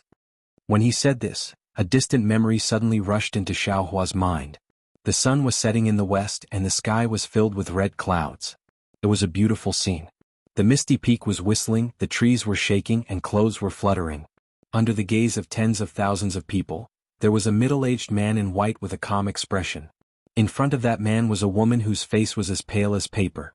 Wasn't that sect leader Peng and his wife Yang Ruping, who stood at the peak of the misty peak? Although Xiaohua didn't see the misty end with his own eyes, this story had been engraved in his heart. Xiaohua, who was gradually soaked in memories, was suddenly awakened by Xian's laughter. Looking at Xian who didn't cooperate with his mood, Xiaohua said helplessly, "What's so funny? Do you think His Majesty is stupid? As long as you don't ascend, he definitely won't start a war with you. Do you think Master Lightning was bestowed upon you by His Majesty for no reason? With the title of Master Lightning, you can't lead an army to attack the immortal palace. Otherwise you'll be treacherous and offending your superiors." Xian laughed and said, "Moreover, if you ascend, His Majesty will first use me to control your fortune gate and nibble away at your fortune gate. But, will your disciples be convinced by me? This kind of thankless task, I won't do it. Therefore you don't have to worry. I'll just take care of Fairy Xing Yu's star-plucking tower. I won't let you down, and I won't let His Majesty down." That's true. Xiaohua rubbed his nose and said with a bitter smile, "I thought too simply." It wasn't that Xiaohua thought it was simple, but that there was nothing to compare. Of course, Peng and Yang Ruping's situation was different from Xiaohua and Xian's, and Peng's strength couldn't be compared to Xiaohua's. "Look at your silly face." Xian rolled his eyes at Xiaohua, and said with some resentment and some pride, "I originally wanted to hide you in my heart. But you saved me. It's fine that you saved me, but you've cultivated to the supreme realm. What do you want me to do? How much longer can I accompany you? Forget it. Seeing that you've done so much for me and everyone in the world knows about it, I'll reluctantly guard your reputation for the rest of my life." As he said this, Xian mischievously winked at Xiaohua again. When Xian said this, Xiaohua's heart trembled again. No, Xian was completely right. He saved Xian from the immortal emperor's suppression, but his story with Xian had already spread across the 3 continents. He was already at the peak of the 9th grade of essence energy, and even a normal cultivator would have to undergo tribulation in less than 1,000 years. But what about Xian? Back then, due to her injuries, she was only at the 4th grade of essence energy when she explored the Mystic Water Palace with Xiaohua. Hundreds of years of recuperation, practicing the 5 Qis unifications, and refining the Mystic Origin Water Control Flag had only allowed her to reach the 7th grade of essence energy. As the daughter of the immortal emperor, Xian's lifespan was bound to be very long, and whether he succeeded or not, he would have to leave Xian. From this point of view, he didn't just give Xian happiness, he also gave her a kind of burden and loneliness. Xian, I didn't think so much. Xiaohua said with a sad face, "When I heard by and say that you were suppressed, I panicked." "You mustn't blame me. Stop pretending." Xian smiled and poked Xiaohua's forehead with her white hand. "I'm very happy that you treat me like this. You won't be able to find a lover like you anywhere in the world." That's good. Xiaohua smiled and said, "It's good that my wife doesn't blame me. Call me Xian. Xian glared at Xiaohua. I'm not your wife, but seeing how you call me your wife so smoothly, it's completely different from the little monk from before. Is there a secret? I do want to have a secret, but the problem is, Xiaohua sighed, can my secret hide from a true scholar? That's true. XNXN smiled happily, in this world, there really isn't anyone with discerning eyes like me. Granny Wang, are you selling melons? Xiaohua asked with a smile. Chapter 4660. However, Xiaohua suddenly thought of something and said to XNXN, a good friend of mine is visiting. It's not a good time for you to see him. Can you leave for a while? XNXN smiled and said, it's fine. It's fine even if you have your own secrets. You have your secrets and so do I, isn't that right? XNXN blinked her eyes mischievously. Xiaohua smiled and said, these secrets are only temporary. You'll know about them in the future. XNXN blushed and nodded slightly. Then Xiaohua shook the Kunlun mirror and temporarily sent XNXN into the Xinhua continent. Namo Maitreya, congratulations Bodhisattva. A lotus-like Buddha light appeared in the distance. As the Buddha light bloomed, Namo Maitreya flew out from it. Upon seeing Xiaohua, he put his palms together and smiled. Xiaohua looked at the Maitreya Buddha and said, what's there to congratulate? You're the Maitreya Buddha, and the Mahavairakana Buddha just left. When I, a Bodhisattva, see you, I have to call you my disciple. What's the point? Also you. Didn't you think that I could attain the Buddha fruit? I won't hide it from you. The Maitreya Buddha smiled and said, I'm the Maitreya Buddha, and I control the future of Buddhism. Now all the Buddha lights are in the hands of the Mahavairakana Buddha. Also, even the Dipankara archaic Buddha, the Mahavairakana Buddha, and the Maitreya Buddha are only the appearances of the Buddha. Between heaven and earth, in the hearts of the Buddhas, there are countless Buddha lights. Who knows where the Buddha fruit is? Where does the river of faith flow? Also you're merciful. The power of faith in the longevity town belongs to you. Not to mention me, even the Mahavairakana Buddha can only envy you. Forget it. This matter has already come to an end. It's useless to talk about it. Xiaohua waved his hand and said, I'm sure the Mahavairakana Buddha already hates me. The Longevity Town Buddha sect's first golden Buddha statue consecrated, and such a huge mistake happened. Even if the world-honored one wants to hold a grudge, I'm afraid you won't dare to hold a grudge at that time. Moreover, I discovered Yuan Tongtian's matter too late.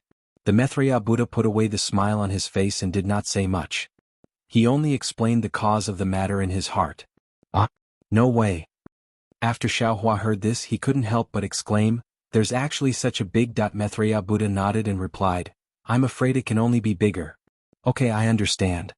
Xiaohua nodded and said, if you need anything you can tell I've already sensed it, so I rushed over, the Maitreya Buddha said again. Xiaohua took out the golden sarira and handed it to the Maitreya Buddha, saying, this item came from the Star Moon Palace, but I don't understand. Is there a sarira more precious than the sarira of the previous Maitreya Buddha? Of course there is. Buddha Maitreya took the golden sarira and looked at it carefully. Then he put the golden sarira into the light behind his head and explained, the Buddhist sect cultivates the 9 turns golden body. Even when the 3 Buddha lords are practicing, they can't guarantee that every doppelganger will come out unscathed. Therefore, the more doppelganger one cultivates, the greater the chance of losing one's doppelganger. There are even some extremely rare doppelganger that has just arrived at a certain realm, and may die. Who knows which Buddha lord left this golden sarira behind? However, it seems that the realm where this sarira is located is much higher than the 3 continents. Okay, I'll leave this to you. Xiaohua took out the Kunlun mirror again and said with a smile, in addition, this disciple also obtained some secret techniques, so this disciple invites you to enter the jar. Ah. The Maitreya Buddha seemed very happy. He stepped into the light pillar and disappeared. When Xiaohua put away the Kunlun mirror, the Maitreya Buddha said in Xiaohua's heart, I won't talk to you when I leave so as not to disturb your sweet time with XNXN. Xiaohua was really speechless. He replied snappily, leave if you want.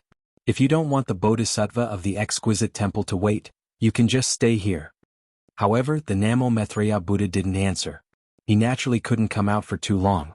Xiaohua of the heavenly Tao and the enlightenment that Xiaohua sent into his mind didn't allow him to speak. Xiaohua took out the Kunlun mirror and let XNXN out. As soon as it landed in the air, XNXN said happily, Darling Xiao, is this your Kunlun wonderland? Yes, how is it? Xiaohua asked somewhat proudly. It's really beautiful. XNXN took a breath and wrinkled his nose. Moreover, the air inside is very fresh, the noble qi is also abundant. I even feel that the noble qi of the Confucian cultivator is also very clear, much better than the hidden immortal continent. Right, there's also the scenery, it's much more beautiful than the majority of the places in the hidden immortal continent. Of course, why don't you think about who set up the Kunlun Wonderland? Xiaohua raised his head and said very proudly. Yes. XNXN clapped his hands and said, this Kunlun mirror is in your hands, you must be able to personally set up the Wonderland inside. Darling Xiaoyu, why don't you let me also refine this Kunlun mirror? I also want to set up a space. However, XNXN only said a few words and said with a smile, Darling Xiao, don't take it seriously. I know that only you can refine the Kunlun mirror, I'm just envious of you. Oh. XNXN's words reminded Xiaohua again. That day at the Dawn and Dusk Cliff, because Xiaohua couldn't free himself, he gave the Kunlun mirror to the celestial being to collect the Fortune Gate disciples who were fighting with the 4 great clans. Now that he thought about it, wasn't this a big flaw? Even when he was at the Longevity Town, Xiaohua also gave the Kunlun mirror to the celestial being. The celestial being using the Kunlun mirror was naturally a pretense, just like Xiaohua. He was just putting the Fortune Gate disciples into the Shenhua continent like they were things, but others didn't know and others would definitely think that it was a clone. Xiaohua smiled and answered, the Kunlun mirror is different from other magic tools, it can be activated through simple refining, but the Kunlun Wonderland inside is something I can do. If you want to refine it and collect some things, I can refine it. That's not right, refining the Kunlun mirror requires the Tao's true essence and techniques, you're a Confucian cultivator, you still can't do it. I remember now.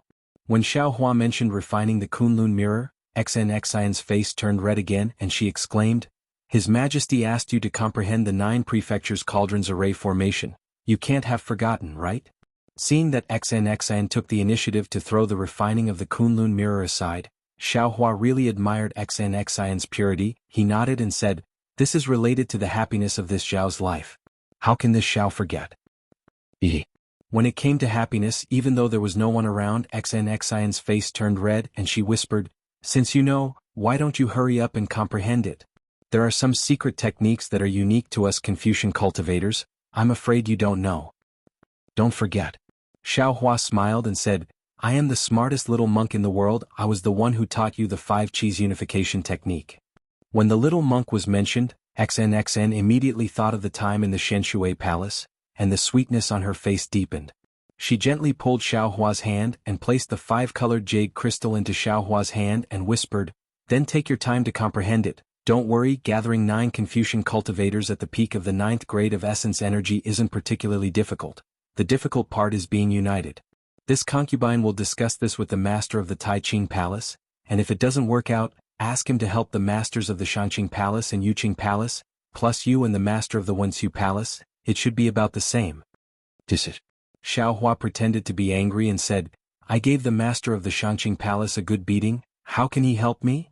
Xiaolang, you think everyone is as narrow-minded as you. XNXN covered her mouth and laughed, when the master of the Taiqing Palace heard about you, he even specially told me to take good care of you. Alright. Xiaohua smiled and said, then I'll take a look at the array formation first, if it doesn't work, I'll prepare a gift to bribe them. Do you think I should take the rejuvenation pill? Or get a few dragons from the Eastern Sea for them? XNXN laughed until she was swaying back and forth. With a beauty by his side, the road might be far, but it was also close at hand. With a man by his side, even if one walked 1,000 miles, the road would still be too short. Xiaohua held XNXIN's hand, and they chatted and laughed along the way. Before long they had returned to the Fortune Dao Palace.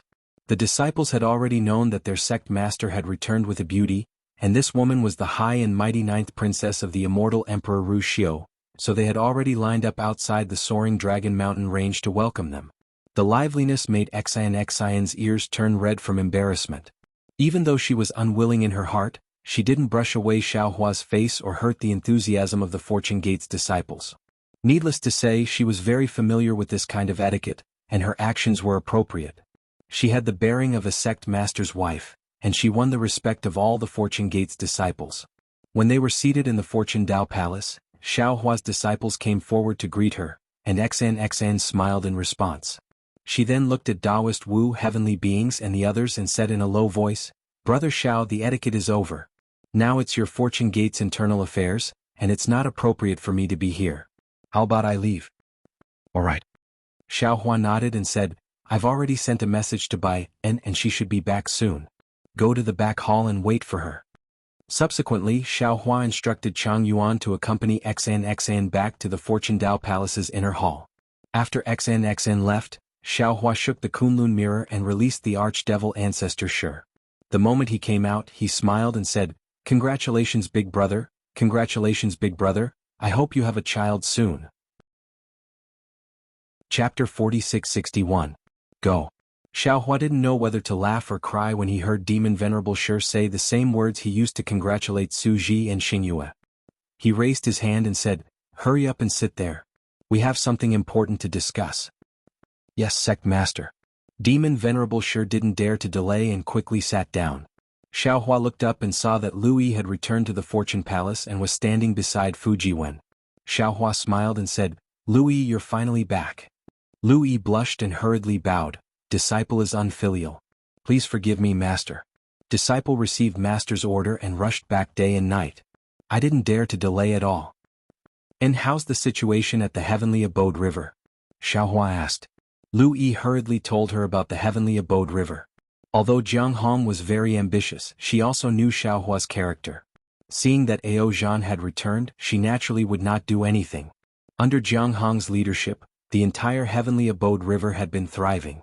Today, it had become a dragon tribe force second only to the Dragon Palace of the Four Seas.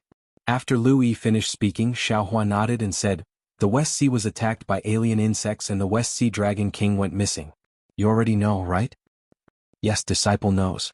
Lu Yi knew what Xiao Hua wanted to say and hurriedly replied, Presumably little Yun already knows. She must have led the Heavenly Abode River Dragon clan to the West Sea. Disciple will send a message for her to return. Oh. Xiao Hua waved his hand and said, Let her go. Lu Yi was shocked and said, Master, if little Yun goes, she will be aiming for the Dragon King of the West Sea Dragon Palace. She wants to. Xiao Hua smiled and said, Is it easy to be the Dragon King of the West Sea? Let her be the vanguard for the Dragon King of the West Sea. Yes, disciple understands. Lu Yi looked at Fuji Wen and the others. He didn't know who the Dragon King of the West Sea was. He could only respectfully agree. Since you're back, I'll leave the Fortune Palace's affairs to you. Xiao Hua instructed. Also, when your martial uncle Lei returned, I already told him about the alien insects. Others might not know how powerful they are, but your martial uncle Quang should know. I presume you all already have a plan by now, right? Yes, this disciple has already discussed it with the various martial uncles and senior brothers. Lu Yi hurriedly replied. However, before Master returned, the Creation Taoist Palace received an edict from the Immortal Palace, inviting Master to the Lingyun Side Palace to discuss the plan to repel the strange insects. Therefore, I think we should first see how the various forces will be divided. Ignore them. They simply don't know how powerful these alien insects are. Xiao Hua waved his hand and said, You only need to take them into consideration. Disciple has already thought about it. Lu Yi was about to report, but Xiao Hua stopped him and said with a smile, As the saying goes, to resist foreign aggression, one must first pacify the internal affairs. Let's talk about the matter of the alien insects later. Let's talk about the internal affairs of our Dao sect first. Lu Yi didn't understand, but he didn't ask and stood to the side. Xiao Hua shook the Kunlun mirror and released Li Xiang and the others. After pondering for a moment, he had the unrelated disciples leave the Fortune Dao Palace first. He then said to Li Xiang and Xiong Yi, Master has something to tell you. Don't be surprised. Looking at Xiao Hua's solemn expression, Li Xiang and Xiong Yi were shocked. They exchanged a glance and hurriedly bowed. Master, please speak. Xiao Hua then told them about His Highness Lan's assassination attempt on Changyu. How is that possible? Li Xiang and Xiong Yi turned pale with fright when they heard Xiao Hua's words. Xiong Yi even asked, Master, are you sure? If I'm not sure, why would Master tell you? Xiao Hua said coldly, In fact, Master was suppressed and His Highness Lan's choice was considered normal. He sacrificed Master to protect the Fortune Gate. Even if he betrayed the Fortune Gate and joined the Grand Mist Ancestor, Master wouldn't blame him. However, he shouldn't have set up an ambush for you or Changyu. When Xiong Yi heard Xiao Hua's last sentence, he suddenly realized that the one His Highness Lan wanted to kill was him, not Changyu. If he had gone half a day earlier, the one standing here right now would be Jianghu. Immediately, cold sweat trickled down his back. Xiongyi, do you think you're afraid? With such a vicious person by your side, can you cultivate in peace and deal with the Fortune Gate's affairs? Xiaohua asked. Disciple can't avoid this. To tell you the truth, disciple can't. Xiongyi answered honestly, now that I think about it, His Highness Lan has long had ulterior motives. But, Li Xiang asked curiously, why did Master only mention it now? Could it be that for the past 50 years, you've been casting a long line to catch a big fish? That's right. Xiaohua nodded. This old man wants to see what that Grand Mist ancestor is planning. Moreover, Master has ordered Fu Jiwen and the others to investigate His Highness Lan's actions. Jiwen, what do you think? Yes, Master. Fu Jiwen stepped forward and said, since the establishment of the Shao country, His Highness Lan has been the state preceptor. On the surface, there are several hundred Dao sects cultivators who have pledged allegiance to the Shao country, and His Highness Lan has ordered them to manage the Shao country's affairs. In the dark, there are more than a dozen forces that have entered the Shao country. That day, Master said that if possible, we should try our best not to set up any government in the Shao country. Of course, the decision-making power is still in His Highness Lan's hands, and he should consider the situation according to the actual situation. His Highness Lan used the reason that the Shao country is too big, and if there were no government or other organizations, it would be impossible to manage it. He has already sent a message to the Soaring Dragon Mountain Range, and has already started to set up arrangements in the Shao country according to the secular world's Dao sect's embryonic form. As for these forces and those Dao sect's cultivators, due to the lack of time, Disciple has yet to investigate their origins. There's no need to investigate further. Xiaohua's face was ashen and he waved his hand. These arrangements are definitely the Grand Mist Ancestor's idea, and it could also be the Sky-Bearing Palace's disciples. Damn it. Fu Jiwen gritted his teeth and said, the Grand Mist Ancestor is of our Dao sect's lineage, and the Sky-Bearing Palace that he established is of the same origin as our Fortune Gate. Now, he hasn't even shown his banner in the hidden immortal continent, and he's already starting to make moves behind our backs, truly hateful. Louis laughed. Master is even worse, making such a big Shao country. The Sky-Bearing Palace's cultivators are already hard to settle down, and now they're all sent here at once. Won't they be swallowed by Master in the future? Things are far from as simple as we think. Xiaohua sighed. If it weren't for the alien insect's attack, Master might have slowly played chess with the Grand Mist Ancestor. Now that the hidden immortal continent is on the verge of destruction, Master doesn't have the time to dawdle with him. However, there's no need to make things clear with the Grand Mist Ancestor. Let's see if he has any other plans. Li Xiang, Xiongyi, listen up. Yes, disciple is here. Xiongyi and Li Xiang hurriedly bowed and answered. Xiaohua instructed, the two of you are not inferior to His Highness Lan's ability to stabilize the country, and if His Highness Lan is the only one in charge of the Shao country, there will be a flaw. Therefore, Master orders the two of you to lead your disciples to the Shao country, and discuss with His Highness Lan to divide the Shao country into 3 parts. This way, 1, you can dispel the Grand Mist Ancestor's doubts, and 2, you can force him to invest more forces in the Shao country. Yes, Sect Master. Li Xiang and Xiongyi accepted the order and left. Finally, Xiaohua looked at Lu Yi and said, regarding the alien insects, Master had already warned the Gochin Immortal Emperor, the Dipankara Archaic Buddha, and the Golden-Winged Great Rock in the Longevity Town. However, from the current situation, other than the Golden-Winged Great Rock, the other 2 turned a deaf ear to it. They don't understand the significance of the alien insects. Master. Fu Jiwen smiled, don't be too angry. Humans are all like this. Seeing is believing. If they didn't see it with their own eyes, how would they believe that a strange insect could destroy the world? If Senior Apprentice Uncle Yen didn't mention it, and if we didn't witness the tragedy of the world's destruction in the ruins, I'm afraid we wouldn't believe it so easily. After all, how could the world's destruction be so easy? This is also the saying of the secular world, don't turn back until you hit the southern wall. Xiaohua smiled and asked Lu Yi, the alien insects have already appeared in the borders of the 3 continents and 4 seas. The Yu province is in the middle of the buried immortal mainland, and the Shao country is in the Gun province. There's still some time before the alien insects attack, so we should make full use of this time to set up defenses in the Fortune Gate and Shao country. Louis, I'm sure you all already have a plan, tell us. Yes, Master. Lu Yi hurriedly explained the Fortune Gate's defense plan in the Shao country and the Soaring Dragon Mountain range to Xiaohua. Xiao Hua clapped his hands and said, "Good, with such a plan, I'm sure it will be able to resist the alien worms. However, you all don't have to worry. If something dangerous happens, doesn't our fortune gate still have the Shenhua mainland?" Disciple understands. Wang Bianfei smiled and said, "But if we go, what about the Shao country's citizens? What about the Shi country's citizens, the Yu province, and even the 9 prefecture citizens? Master probably can't bear to see them being devoured by the alien insects, right?" Xiao Hua's heart sank when he heard Wang Bianfei's words. Ordinary cultivators were no match for the alien insects, not to mention the 3 continents human race and demonic beast race. They were simply food for the alien insects. During the Jade Pavilion conference, Master must force them to join forces to resist the alien insects. Lui reminded, joining forces is inevitable, but how to do so is a problem. The Great Sage Temple is responsible for the 1,000 demonic sacred territory, the Immortal Palace is responsible for the hidden immortal mainland, the Buddhist sect is responsible for the Pure Land, and the Dragon Palace is responsible for the 4 seas. What about our fortune gate? Lui, what do you think? Xiao Hua asked with interest. That depends on Master's plan after the catastrophe. Lui opened his mouth, and his words were imbued with Jianghong's subtle influence. Fellow Taoists who like this book, please go to Qidian to subscribe to support. Chapter 4662. Xiao Hua smiled wryly at Lu Yi's words.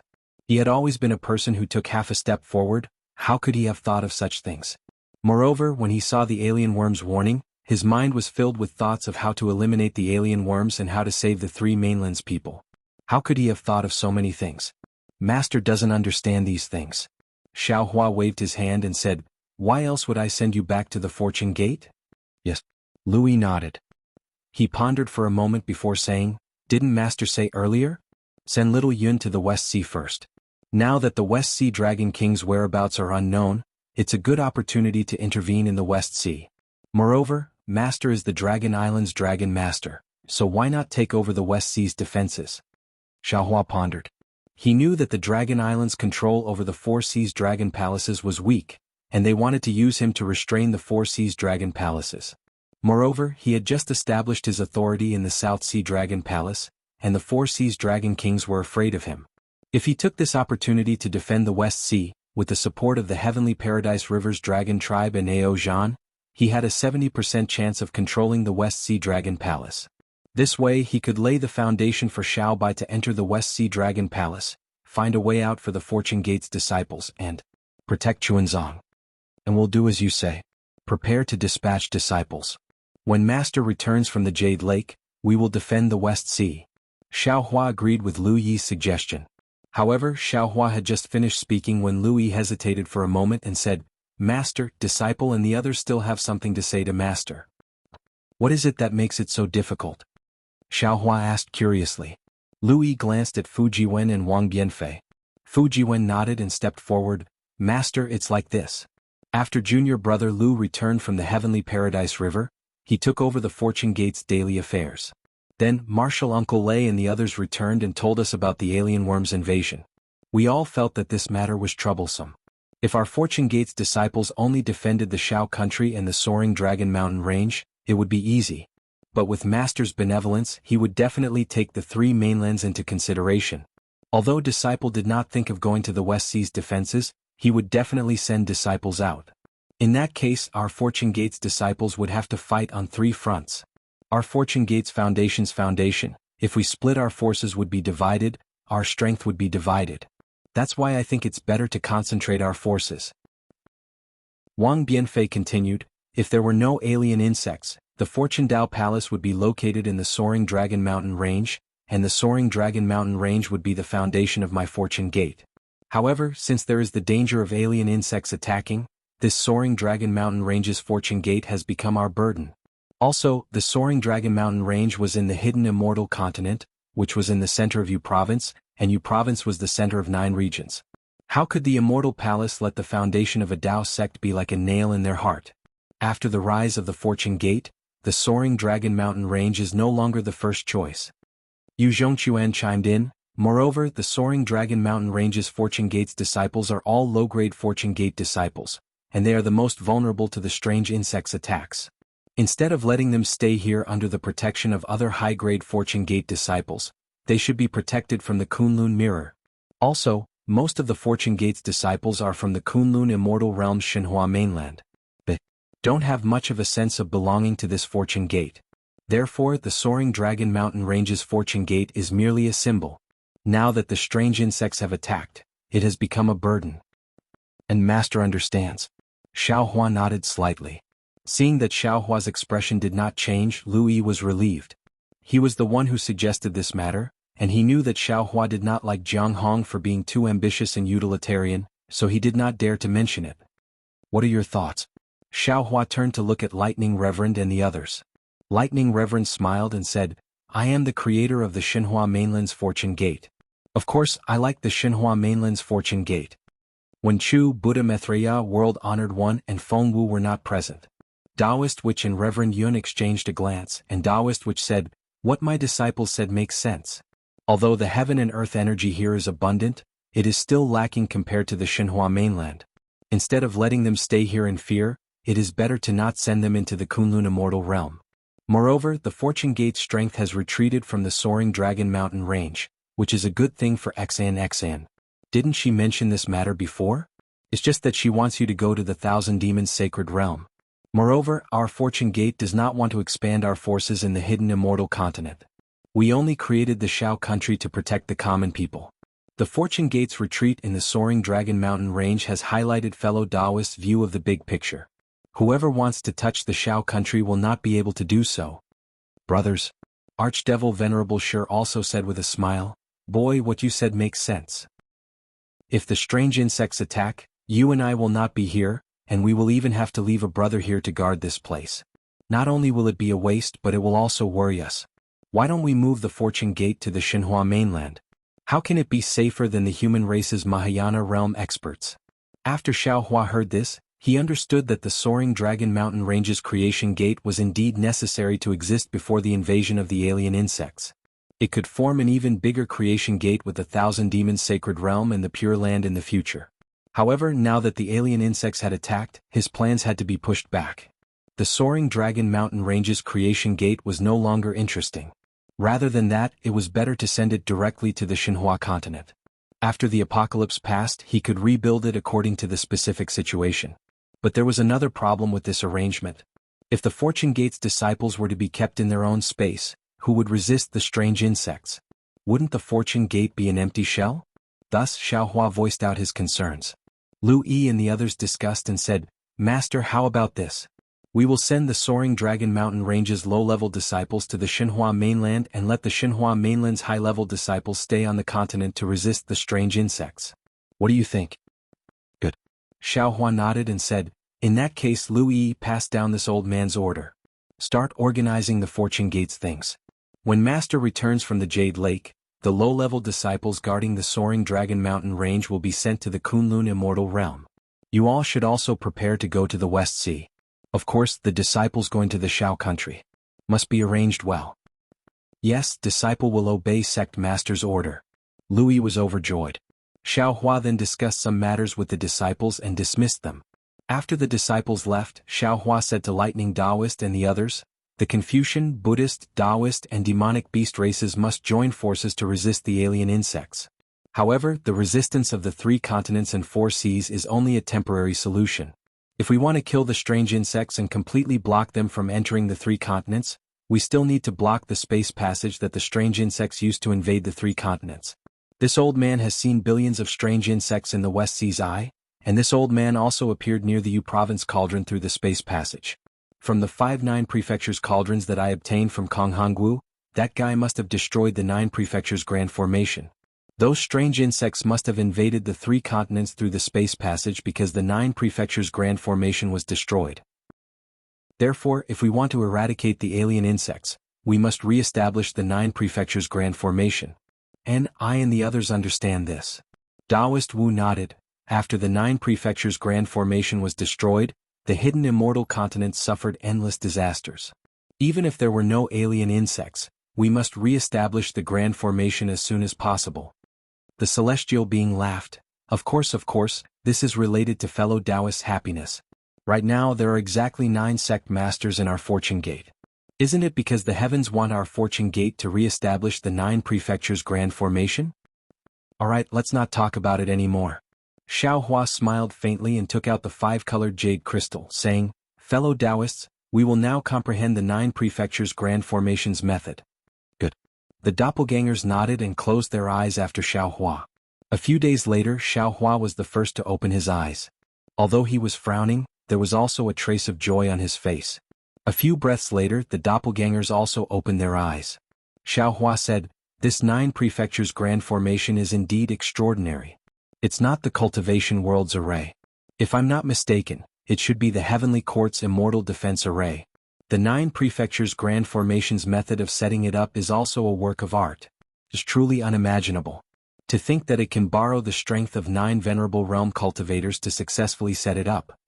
Lightning Taoist agreed, the method of setting up this grand formation isn't difficult. Although it requires the use of the 5 Qis unifications, fellow Taoist knows how to do it. However, it's extremely difficult to use the spirit and branches interlocking technique. Xian has never seen the method of setting up this grand formation. Her thinking is too simple. If it wasn't difficult, why would old man Gaochen hand it over to us? Taoist Wu sneered, he himself knows that the 9 cultivators setting up the grand formation not only have to work together, but they also have to be telepathic and be able to activate the 9 prefectures' cauldrons at the same time. This is 9 people off. It's hard to find an immortal palace, hard to find in this world. What 3 purities palace master? None of them can be used. Xiao Hua narrowed his eyes and said, This is a challenge, but it's also an opportunity. If the 9 of us can successfully cultivate this spirit and branches interlocking technique, our divine senses, Buddhist senses, elemental senses, and devil senses will be able to cover the entire hidden immortal continent. In other words, you can enter Xinhua continent from anywhere in the hidden immortal continent as you wish. Indeed, this is the only benefit of setting up the grand formation. Celestial being said with a smile. Not only that. Xiao Hua smiled and said, This spirit and branches interlocking technique doesn't seem to be a secret technique of the Heavenly Court. There might be other secrets. This old man feels that if we can cultivate this to the extreme, there will be miraculous effects that we can't imagine. Big brother. Just as Xiao Hua was discussing with his clones and high spirits, Demon Sovereign Sure cried out, Little brother is from the devil race. This 5 Qis unifications technique can't be cultivated at all. Little brother can't activate your Xiantian True Qi either? How is that possible? Xiao Hua was shocked and shouted, Didn't the underworld judge use the Xiantian True Qi to temper his body? Not to mention that you are a devil formation devil spirit body condensation technique. How can you not activate it? Chapter 4663. Big Brother. Demon Venerable Sure hurriedly explained, I'm sure you know that the netherworld energy is the energy of death, and the energy refined by Confucian cultivators is the energy of life. If you absorb the energy of life, you can activate the energy of death, which is beneficial to the cultivation of the substitute of the judge of hell. However, the noble energy is the energy of justice, which is the natural opposite of the devil energy of the devil race. It's completely different from the Tao of life and death. I can't cultivate the cultivation technique of the devil race with the help of the noble energy, so I can't activate the innate energy. Of course, I've thought the same as you, big brother.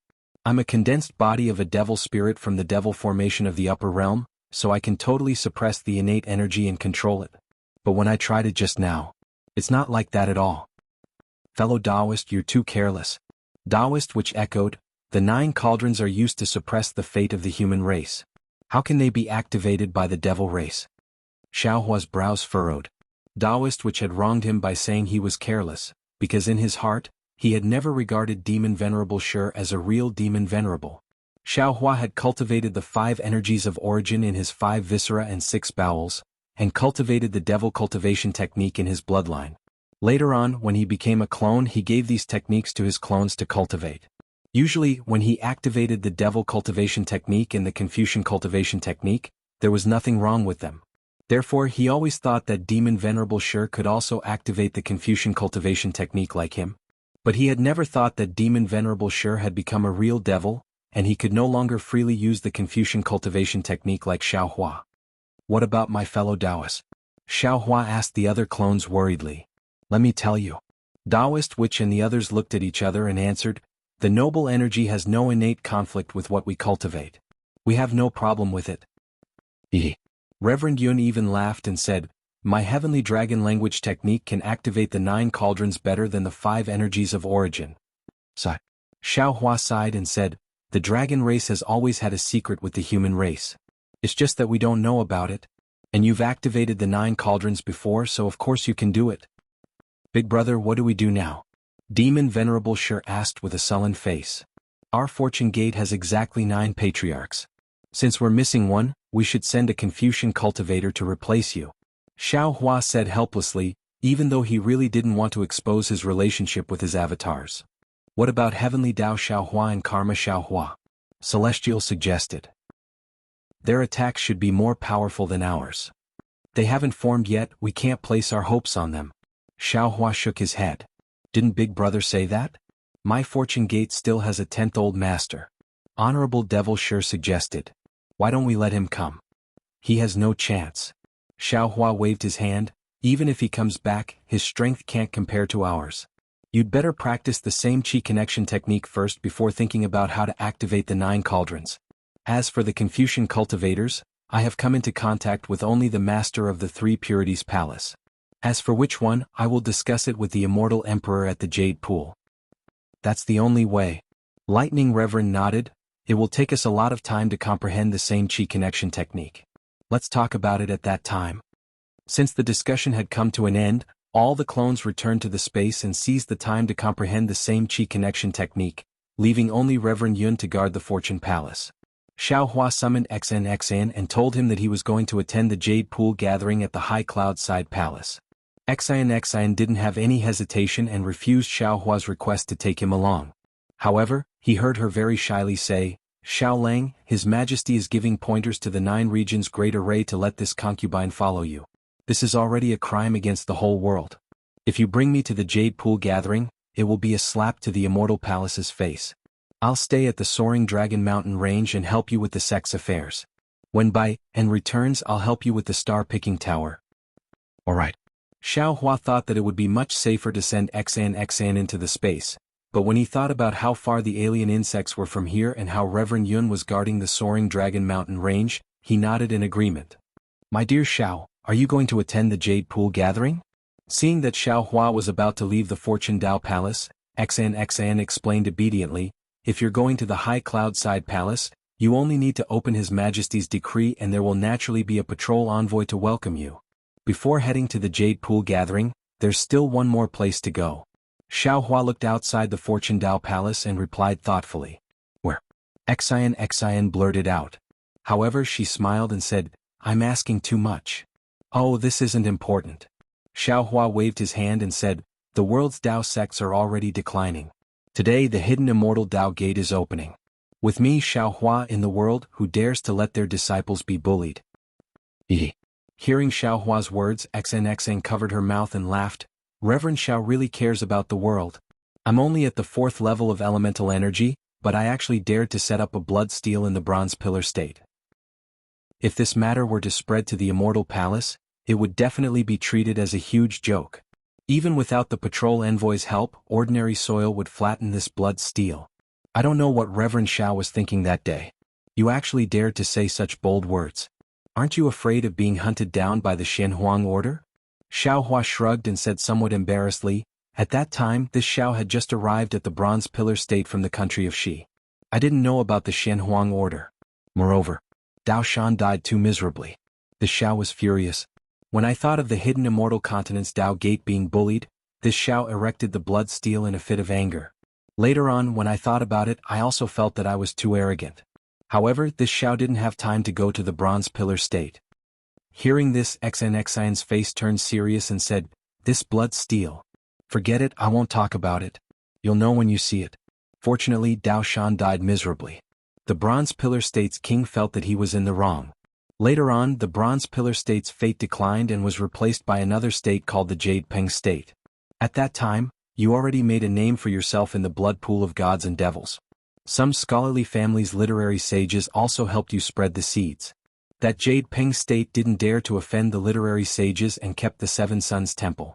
As for later on, I was imprisoned and didn't know about the Seven Sons Temple. Xiao Hua's heart thumped as he asked curiously, Oh, why are you hesitating? Hee hee, what happened before? It's fine if you don't know about it. Xian smiled. She originally didn't want to talk about it. However, looking at Xiaohua's expression, she rolled her eyes and said, "Forget it, since you want to know, I'll tell you. Actually, you'll know when you think about it. You're only a 4th grade Dao sect cultivator. You actually dared to set up a blood steel in the hidden immortal continent. Although the Bronze Pillar State didn't dare to touch your blood steel, what about the other scholarly cultivators?" The great grandmaster dismissed it with a smile. "What about the masters? Literary sages? To be honest, you still have to thank the Bronze Pillar Academy. Oh no, it should be called the Jade Pung Academy now. Otherwise, not only would your blood steel be filthy, even the Seven Suns Temple would have been destroyed. Of course, now that your name has shaken the world, the blood steel and Seven Suns Temple would naturally be different from before. I'm telling you now because I want you to know that although it's good for people to have lofty aspirations, if you rashly tell others about it and don't have the strength to realize it, you might become a joke." Before XNXN could finish, Xiaohua laughed and said, "Don't worry. With my current status, how could I make a move in the Jade Peng Academy?" "You're thinking too much." After saying that, Xiaohua's figure flashed and turned into a rainbow as he rushed out of the Fortune Dao Palace. Seeing that Xiaohua had left, XNXN shook his head with a wry smile. Xiaohua, how could you know about the matters of the world by yourself? Even if you're now a Grand Ascension Stage Dao Sect cultivator, I'm afraid you don't know that the blood steel has been erected in the Seven Suns Temple for hundreds of years and that many strange things have happened. The soaring Dragon Mountain Range wasn't too far away from the Copper Pillar Nation and the current Jade Rock Nation. Not long after Xiaohua flew out, his spiritual force had already found the Seven Yang Monastery. He didn't need to use the lightning escape technique. In just a short while, Xiaohua had already flown above the Seven Yang Monastery. Hearing XNXIN's words, Xiaohua felt a little nervous. He didn't know what the Seven Suns Temple was like now. Moreover, Su Ji had specially mentioned the Seven Suns Temple in the Star Moon Palace, so Xiaohua had a lot of ideas along the way. But when he saw the current state of the Seven Suns Temple, he was a little surprised. He couldn't help but whisper, "Oh? That's a little strange." Because the Seven Suns Temple was still the Seven Suns Temple, it seemed that the 300 years hadn't left any traces in the Seven Suns Temple. Although there were no traces of people in the Seven Suns Temple, the blood steel was still standing there and hadn't collapsed like Xiaohua had imagined. Even the entire Seven Suns Temple was abnormally clean and didn't have a garden full of weeds like Xiaohua had imagined. Something must have happened that I don't know about, Xiaohua thought as he descended towards the Seven Suns Temple. However, before he could land, he saw 3 cultivators in Taoist robes rushing towards the Seven Suns Temple in a rather pathetic manner. Behind them, there were 2 Confucian cultivators who were chasing after them on clouds with flying swords in their hands. When the 3 Taoist cultivators saw the shadow of the Seven Suns Temple appear in front of them, joy appeared on their faces. They activated their dermic powers and their speed increased by 30%. On the other hand, the 2 scholarly cultivators became anxious. They looked at each other and opened their mouths, sending several mouthfuls of true qi into the flying swords in their hands. Whoa! The 2 flying swords turned into sword lights and chased after 2 of the 3 cultivators. At the same time, the 2 scholarly cultivators' bodies became sluggish and fell a few feet. It seemed that their true qi was somewhat exhausted. I hope that when he sees this, he can leave a comment in the book review section. Thank you. Fellow Taoists who like this book, please go to Qidian to subscribe to support it. Chapter 4664. The flying swords were like lightning, and in the blink of an eye, they had already landed on the backs of the 2 Dao sect cultivators. The 2 Dao sect cultivators didn't panic and waved their hands behind them. 2 defensive magic treasures flew out and blocked the flying swords. Puff puff. The flying swords pierced the magic treasures and emitted a bright light. The flying swords and magic treasures were both sent flying at the same time. Brick.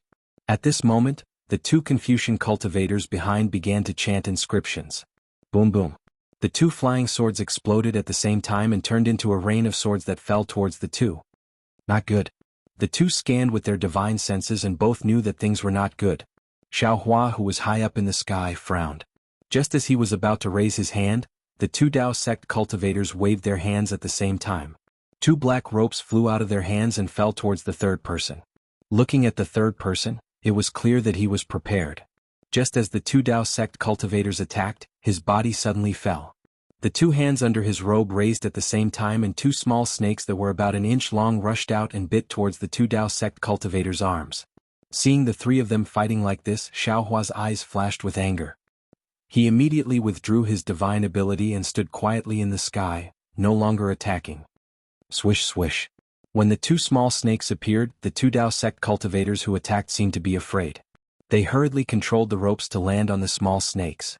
With two soft sounds, the small snakes were killed. At the same time, puff puff. With several muffled sounds, two clusters of broken sword light fell onto the backs of the two Dao sect cultivators. Although there were some fluctuations of magic power on their backs, they were still unable to block it. The two Dao sect cultivators fell to the ground. The third Dao sect cultivator coldly snorted and flew high up into the sky. Like a bird, he charged into the Seven Suns Temple. Once he entered the Seven Suns Temple, the Taoist cultivator's courage was boosted. He stood on the wall of the Seven Suns Temple and shouted coldly, "Kong Feng, Kong Jie, the two of you have chased I for more than 6,000 miles. Now that I can no longer fly, come and kill me." At this time, the two Confucian cultivators had already flown to the two injured Taoist cultivators who had fallen to the ground. They ignored the provocation of the Taoist cultivators and raised their hands to take out two thin ropes that were more than a foot long. As their true chi fell on the ropes, blood-red armor inscriptions gushed out. As soon as the inscriptions appeared, the two thin ropes fell on the two Taoist cultivators like inscription chains and firmly tied them up. After doing all this, one of the Confucian cultivators raised his eyes to look at the Taoist cultivator standing on the wall and said coldly, "You Feihu, if you have the guts, then come down and compete. What kind of man are you if you're standing on top? The higher you stand, the farther you can see." The Taoist cultivator named Yu Feihu saw that the two Confucian cultivators didn't dare to come closer and became even bolder.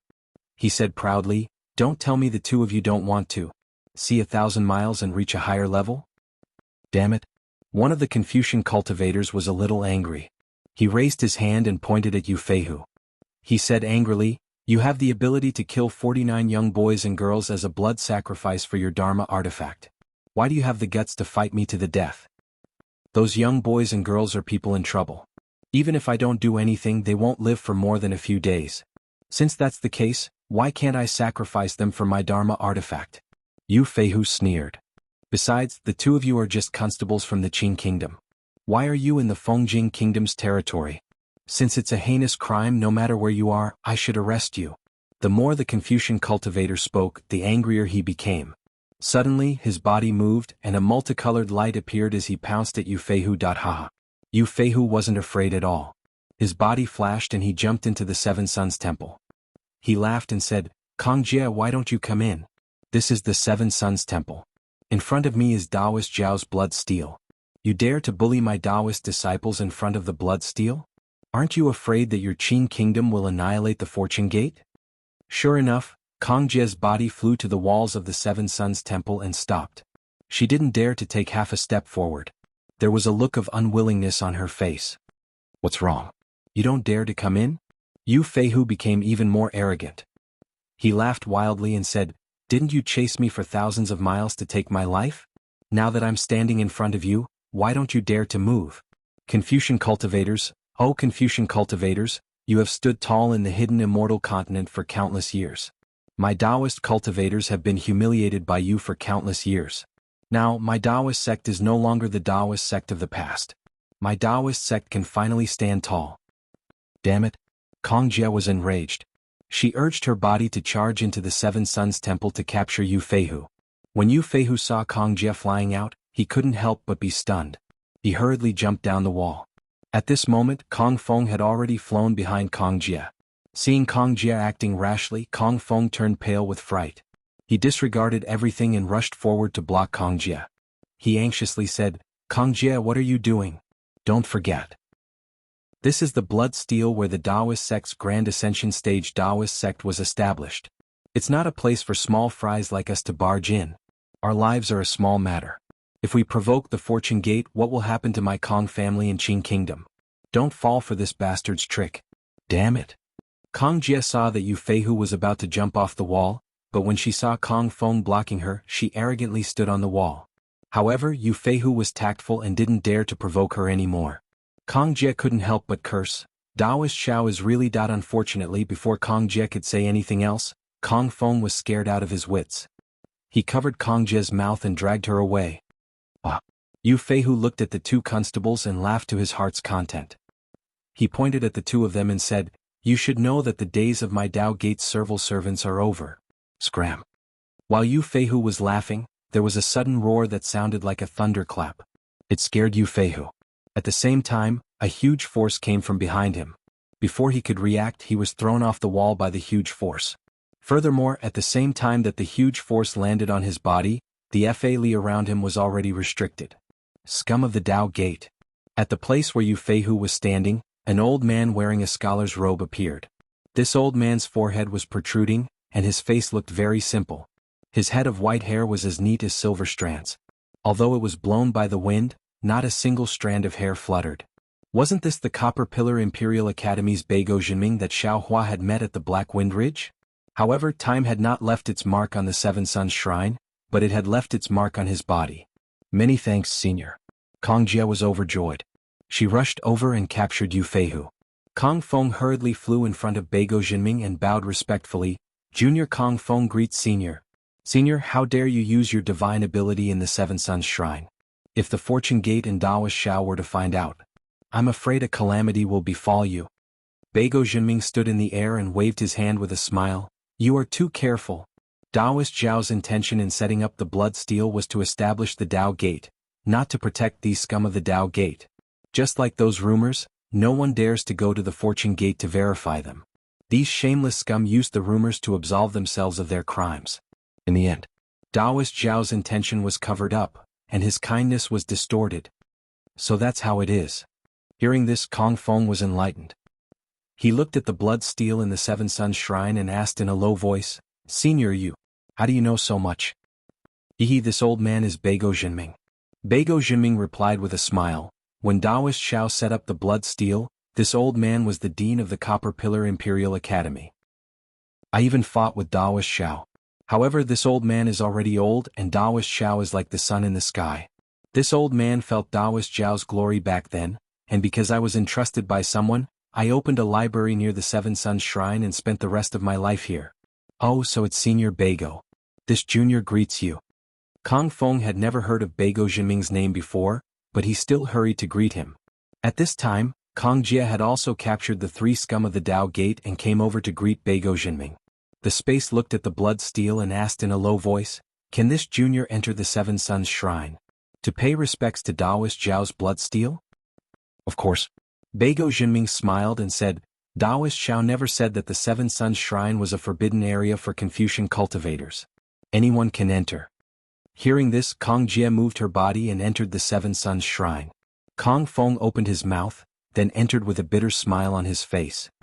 The Dao Gate of the world has already declined. Today the hidden immortal Dao Gate is opened. With me, Xiao Hua, in the world, how dare you let your disciples be bullied?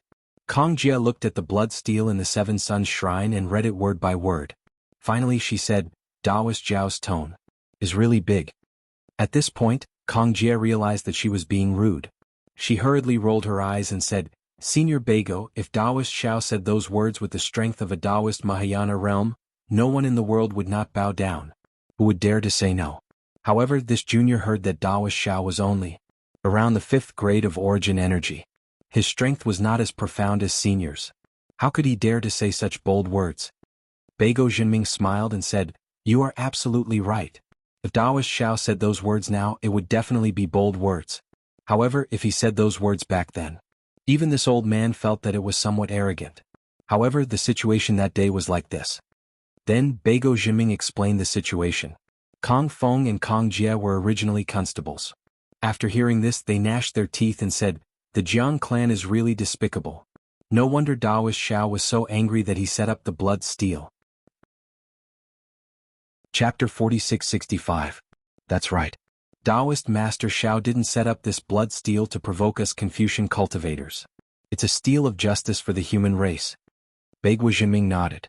Daoist Master Xiao wanted to let the Jiang family and the Copper Pillar state know that even if the Daoist sect declined, justice still exists. If Confucian cultivators ignore justice, they will also decline. "Oh, Senior Beigua." Hearing this, Kong Feng nodded his head, but Kong Jie couldn't help but ask, why are there so many cracks on this blood steel? It doesn't look like a complete steel. Yes, this blood steel is no longer the blood steel that Taoist Master Xiao used to set up the Taoist sect. Beigua Jinming explained, ever since Taoist Master Xiao left the Copper Pillar State, this blood steel became more and more famous. Many immortals came to check it out, but many of them took it as a joke and left. Some of them were unhappy, but after hearing about Dao Shan, they didn't make things difficult for this blood steel. However, there are still some immortals who don't like this blood steel and don't care about Taoist Master Xiao's reputation. They want to destroy this blood steel. Usually I will persuade and stop them. If I can't stop them, I can only let them do it. After that, I will restore this blood steel. Of course, ever since Taoist Master Xiao planted good seeds in the God-Fiend blood pool, the sage of literature also spread the word. Therefore, fewer immortals came to the Seven Suns Temple to make things difficult for this blood steel. Beigua Jinming said with a smile. I also have more free time to teach students how to recite. Just as Beigua Jinming was talking to the two constables, the sound of a child reciting could be heard from the side of the Seven Suns Temple. Senior Beigua. Kong Feng was puzzled. I have a question to ask you. Please ask. Beigua Jinming replied with a smile. This Kong Feng hesitated for a moment and asked embarrassedly, I don't understand. Senior, you are a Confucian cultivator and have fought with Taoist Master Xiao. Moreover, you are not from the Jiang family. Why are you guarding the Seven Suns Temple? What? Are you restoring the blood steel? Aha, you are not the only one asking about this. Beigua Jinming laughed. You don't have to be embarrassed. This old man is not a person who fishes for fame, nor have I ever thought of relying on this matter to become famous. This old man was originally entrusted to guard this place by someone.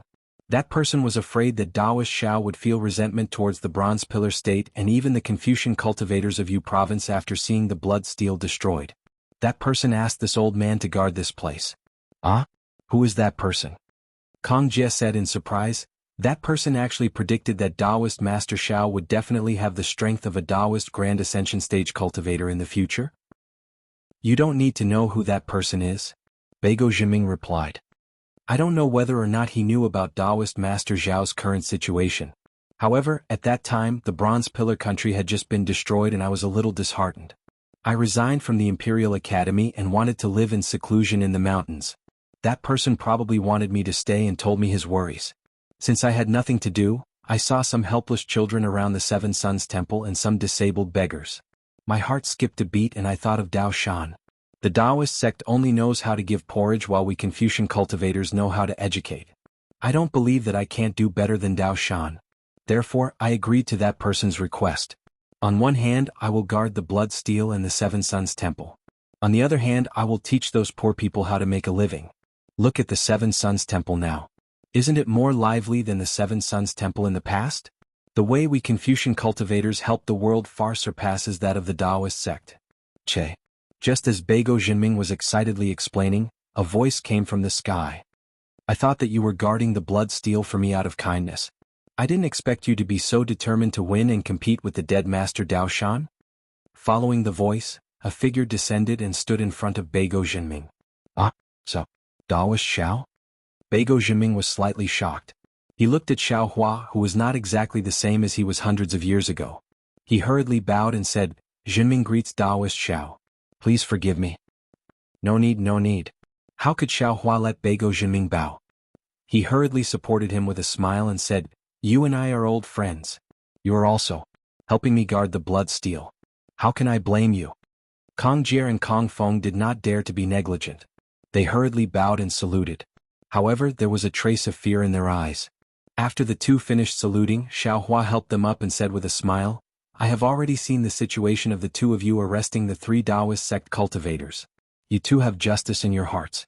Although the crimes committed by the 3 of them were not within the scope of your duties, you two still pursued them. I am deeply gratified.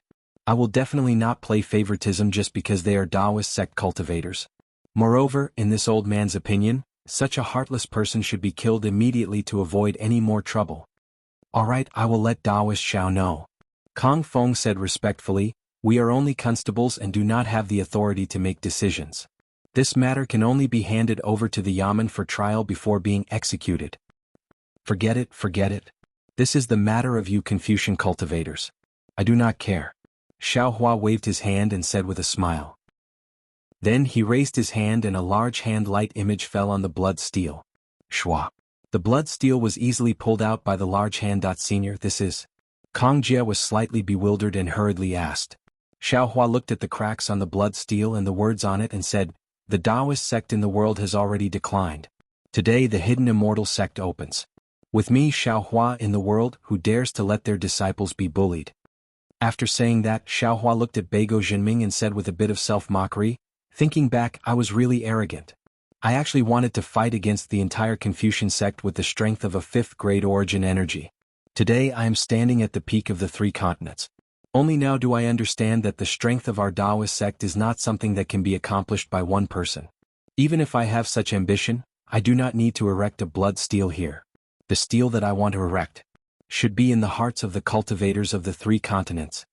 Following Xiaohua's words, the large hand clenched and the blood steel that had been destroyed by countless people and restored by Beigo Jinming instantly turned into powder. Seeing the powder of the blood steel floating in the air, Beigo Jinming's heart immediately lightened. However, at the same time, there seemed to be a trace of melancholy in his heart. Wait for the 2 of them to return. After Xiaohua destroyed the blood steel, he said to Kong Feng and Kong Jie, spread this matter to the cultivators of the world. My blood steel has been destroyed, but my heart will not change. If the disciples of the Taoist sect want to rise, they must constantly strive for self-improvement. At this point, Xiaohua suddenly laughed involuntarily. Kong Feng and Kong Jie were only bailiffs of 2 small countries.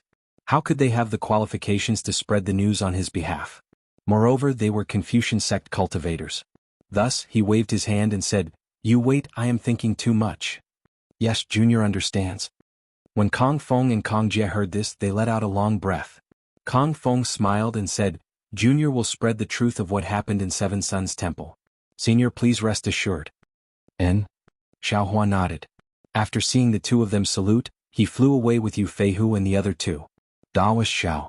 Without waiting for Xiaohua to speak, Beigo Jinming first raised his hand and saluted. This old man thanks Taoist Zhao's magnanimity on behalf of the Confucian sect. No need to be so polite. Xiaohua said with a smile, Do Shanjun asked you to guard here.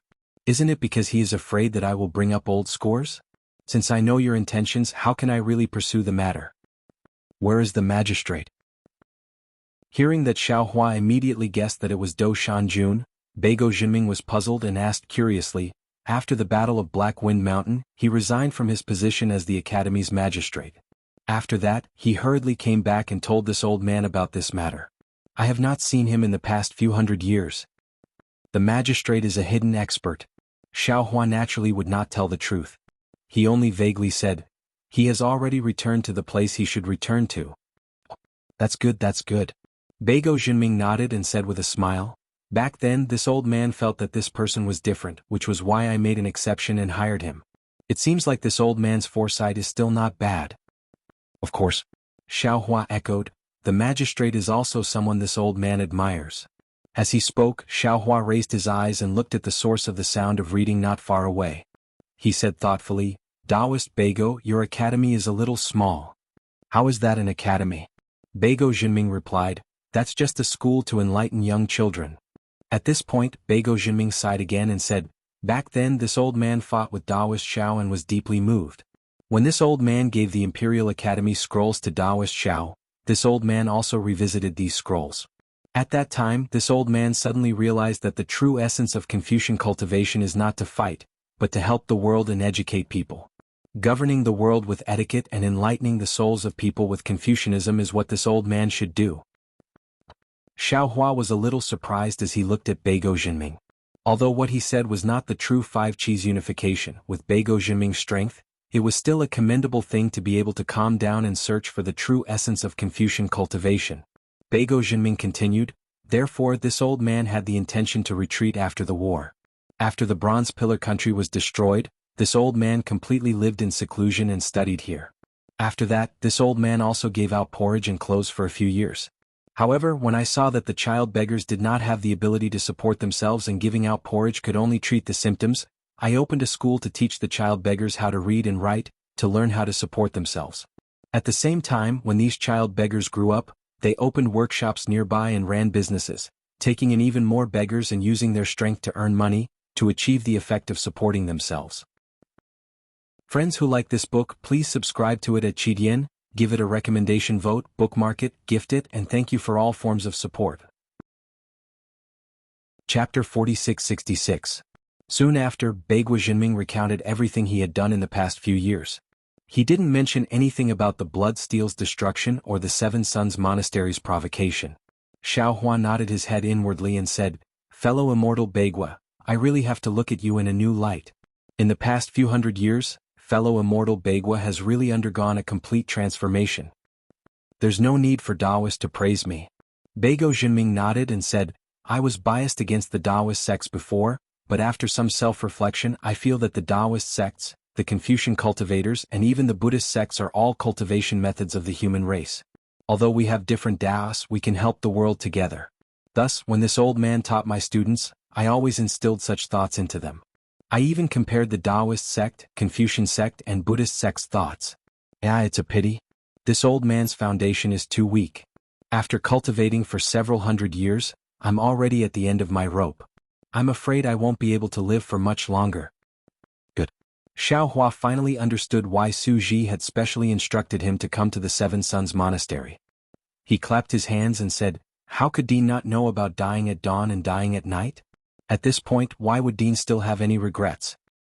Haha, Bagua Jinming laughed and said, "Since Taoist Xiao is here, this old man's biggest knot in my heart has been untied.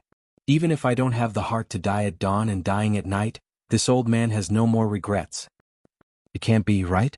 Xiao Hua's tone changed as he rubbed his nose and said with a smile, "This Seven Sons Monastery is so big, but there's no one to look after it. Wouldn't it be a waste? Isn't this Dean's regret? What does Taoist mean?"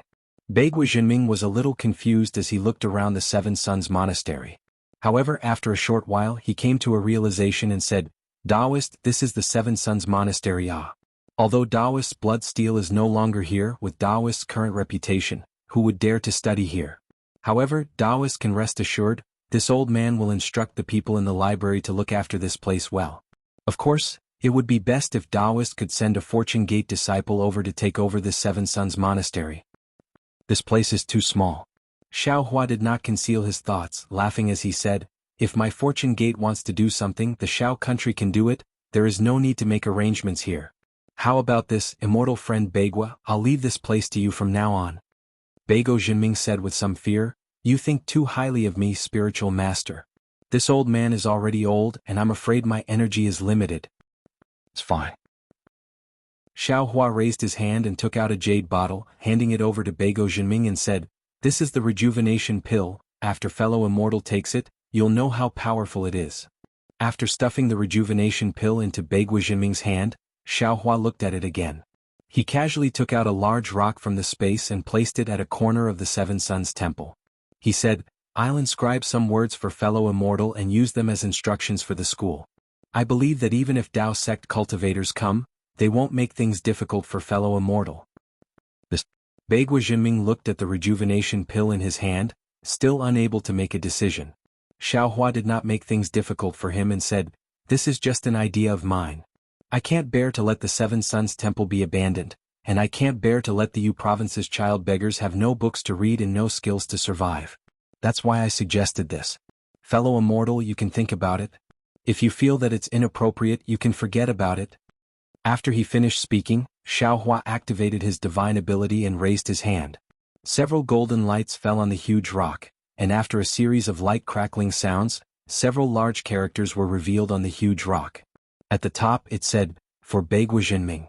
At the bottom it said, "Fortune Gates Xiao Hua." In the middle it said, "Unity, tension, seriousness, liveliness." Spiritual Master. Bagua Jinming was stunned and said in shock, What does this mean?" Xiao Hua's figure soared into the sky as he laughed. "This is Su. Professor Su's school's motto when he was young. It's written here to commemorate him." This old man respectfully sends Spiritual Master Xiao off. Seeing Xiao Hua fly away, Bagua Jinming did not dare to delay. He stood in the Seven Sons Temple and respectfully sent Xiao Hua off. When Xiao Hua flew out of sight, a bitter smile appeared on his face. He looked at the words on the huge rock and shook his head. This old man took a lot of effort to get rid of this burden. I don't want to get into trouble again. However, when he turned around, he hesitated for a moment and looked in the direction of the school. He rubbed his chin and said, "A few days ago, Chu Chong said that there were 10 child beggars in the solitary leaf country who had nowhere to go. If they could come to the Seven Sons Temple, it would be a good choice. Forget it, this old man should take this rejuvenation pill and see what kind of effects it has." Immediately, Bagua Jinming sat on the ground and opened the jade bottle. He placed the rejuvenation pill refined by the lightning immortal into his mouth. When Xiaohua flew out of the Seven Sons Temple, he felt relieved. He did not expect that the blood steel in the Seven Sons Temple would become a refuge for Taoist cultivators. If these Taoist cultivators were honest and upright, Xiaohua would not mind leaving the blood steel behind. However, after looking at Yu Feihu, Xiaohua knew that these Taoist cultivators would only come here to pay their respects.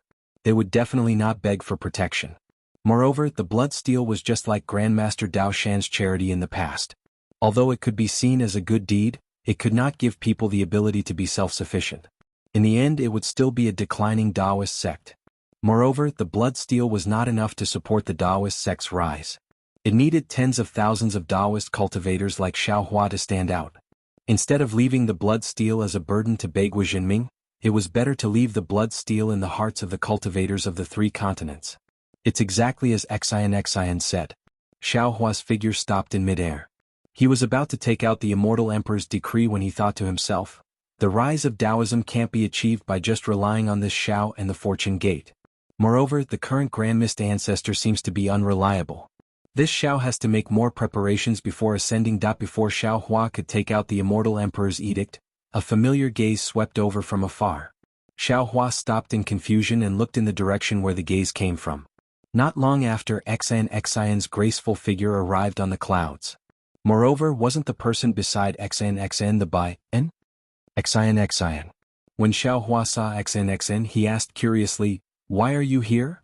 Xian covered her mouth and giggled, "I am afraid that you will kill all the Confucian cultivators in the Jade Rock Nation in a fit of anger.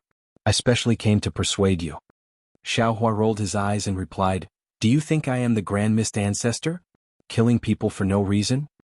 Xian put down her hand and bowed towards Xiaohua in a very serious manner. "I thank Taoist Xiao for letting those rash Confucian cultivators off." Xiaohua pinched his chin and his eyes curved like the moon in the sky. With a deep smile, he replied in a helpless tone, "What can I do if I don't let them off?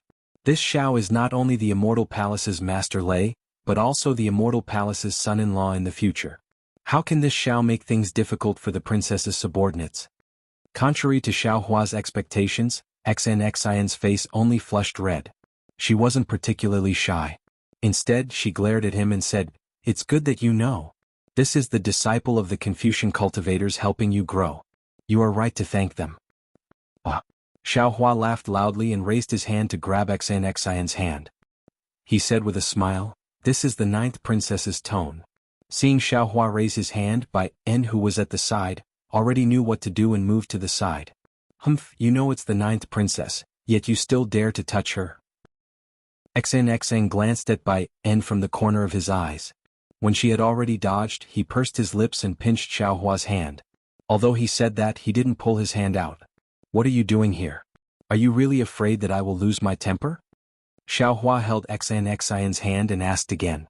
"On one hand, yes." Xian nodded. "Your blood steel was destroyed by others. I was really afraid that you would be angry. After all, this is your face. Presumably, when the news of you reaching the Mahayana realm spread, those who destroyed the blood steel would be scared out of their wits. They would be afraid that you would come to their door. The so-called face is the respect from the hearts of others." Xiaohua said with a smile, "If you do well, you will naturally have face. How can a hypocritical flattery be considered face? That's your own idea. You have your own dignity, so you don't need to care about face." Xian said with a smile, "But ordinary people live by face. I have destroyed the blood steel myself." Xiaohua told the story. "You can announce this to the world and let those cultivators rest assured." "That's strange." Hearing this, Xian said with some surprise, "Xiaohua, you suddenly thought of coming to Seven Sons Temple? You have returned to the hidden immortal continent for a long time." Xiaohua thought for a while and told him about Su Ji's request. He also told him about Su Ji's matter briefly. When Xian heard this, he frowned again. After thinking for a while, he said, Xiaohua at Dawn and Dusk Cliff in Longevity Town, did the four great families and His Majesty ask about Senior Su? Xiaohua understood. He nodded with a smile and said, no.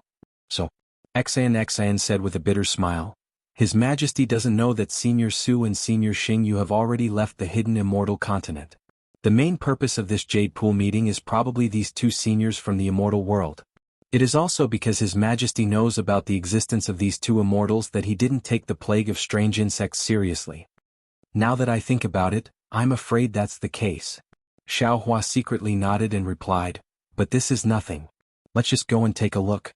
By the way, what else did you come here for? Nothing else. Xian smiled and hugged Xiaohua's arm. He said, I just want to accompany you to the banquet at Lingyun's Side Palace. Chapter 4667. Oh, didn't you say you weren't going? You said something about going against the rules, why are you thinking about it now? Xiaohua was very surprised, but after a moment he slapped his forehead and said, I understand. I'm afraid Empress Dowager missed you and issued an imperial decree? Xiaohua is indeed smart. Xian's other white finger tapped Xiaohua's forehead and laughed. That's great. Xiaohua said with a smile, with you accompanying me, I won't be afraid of getting lost. That's true. Hearing this, Xian also looked at Xiaohua strangely. I've never seen a supreme being cultivator who could lose himself. You didn't before, but you do now. Xiaohua replied with a smile, then turned around and asked and when did you return? Xiaohua's question was extremely meaningless. Rather than saying it was a question, it was better to say it was to cover up the awkwardness of him and Xian being spied on by others. And naturally didn't dare to be negligent, he hurriedly flew over and said, reporting to Sect Master, Disciple just returned and was kowtowing to Her Highness when Empress Dowager issued an imperial decree. Disciple originally didn't want to come, but Her Highness said Disciple had meritorious service, and Empress Dowager's imperial decree also mentioned Disciple, allowing Disciple to follow to Lingyun's Side Palace. Alright then, come with us. Xiaohua smiled and nodded. Then the two sweetly urged their figures and rushed into the 9 heavens. And followed closely behind, flying towards the earth fire wind lightning. After flying for half an hour, astral winds appeared high in the sky. Xian stopped and pulled her arm out of Xiaohua's and said with a smile, Xiaohua, Lingyun's Side Palace isn't within the Immortal Palace. I don't know where His Majesty has placed it, so I can only open His Majesty's Imperial Decree and Empress Dowager's Imperial Decree and let the patrol envoy lead the way.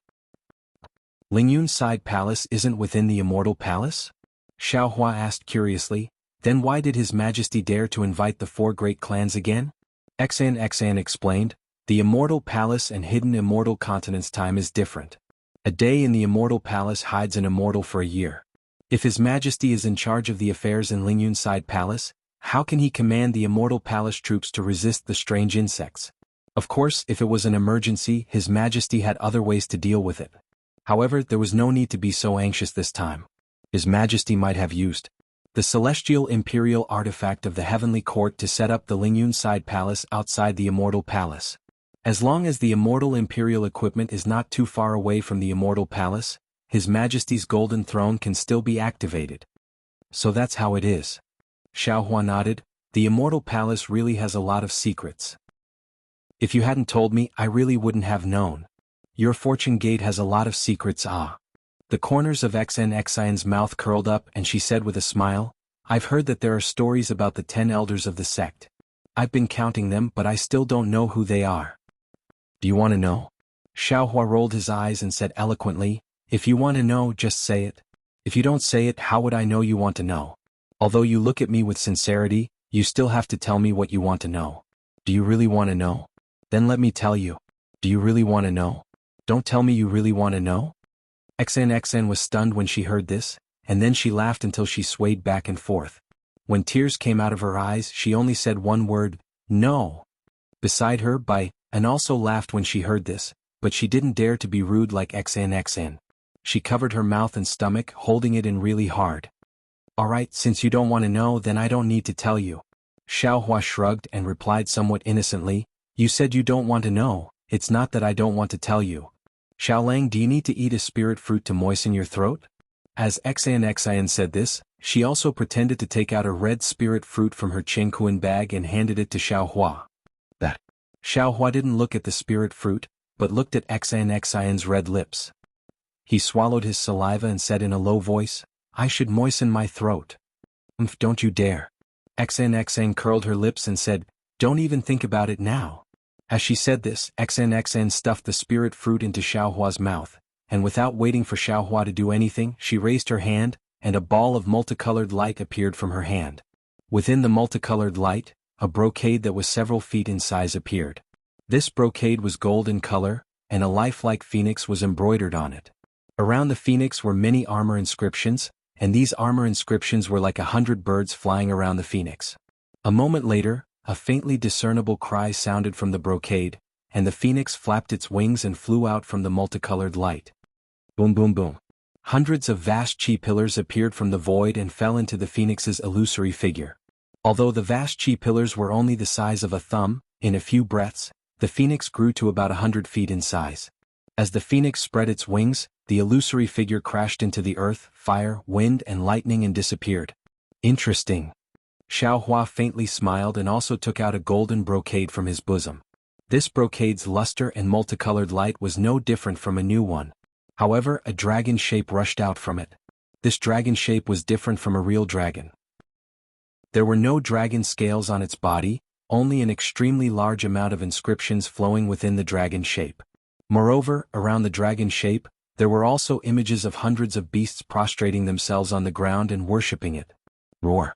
The dragon shape roared several times and crashed into the earth, fire, wind, and lightning.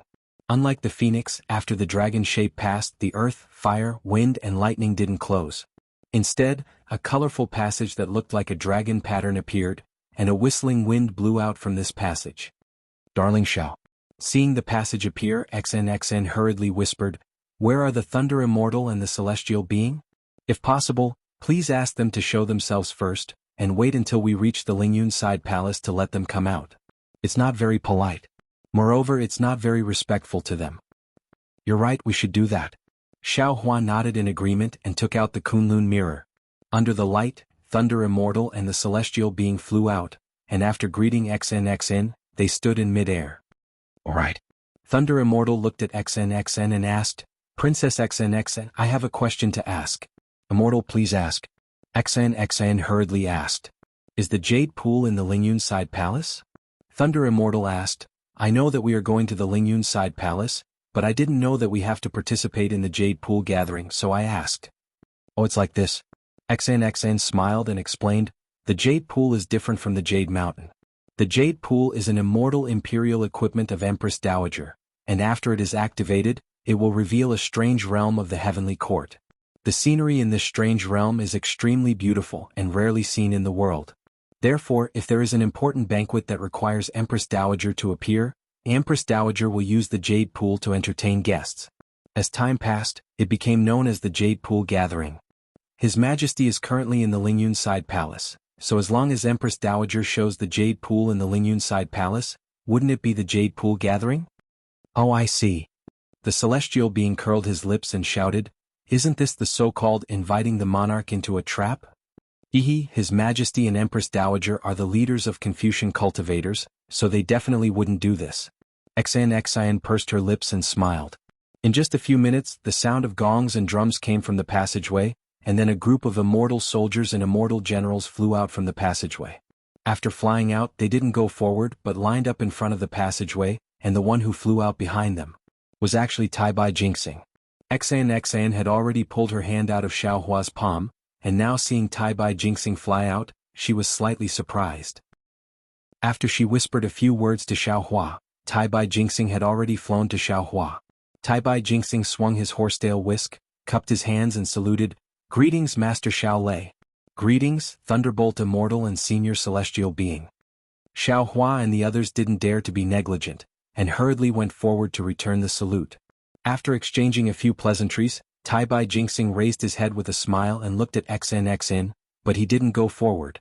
Instead he said, "Earlier, I left in a hurry at Longevity Town, so I didn't have time to congratulate the 9th princess. Today, I have the important task of welcoming Master Xiaolei, so it's inconvenient for me to greet you. When the 9th princess's big day comes, I'll prepare a big gift to congratulate the ninth princess. Lord Taibai Jinxing, you're too polite. Xan replied with a smile. You're an important minister of the Immortal Palace, so there's no need for formalities. When the time comes, you'll just have to be there to congratulate me. Boom boom. While the two were talking, the earth, fire, wind, and thunder palace to their left let out another roaring sound. A cloud flew down like a waterfall, and a flying phoenix palanquin surrounded by dozens of women in palace attire flew out from the cloud. Seeing the flying phoenix palanquin appear, XNXN and Bai An's eyes were filled with surprise, and they looked at each other. Greetings, ninth princess.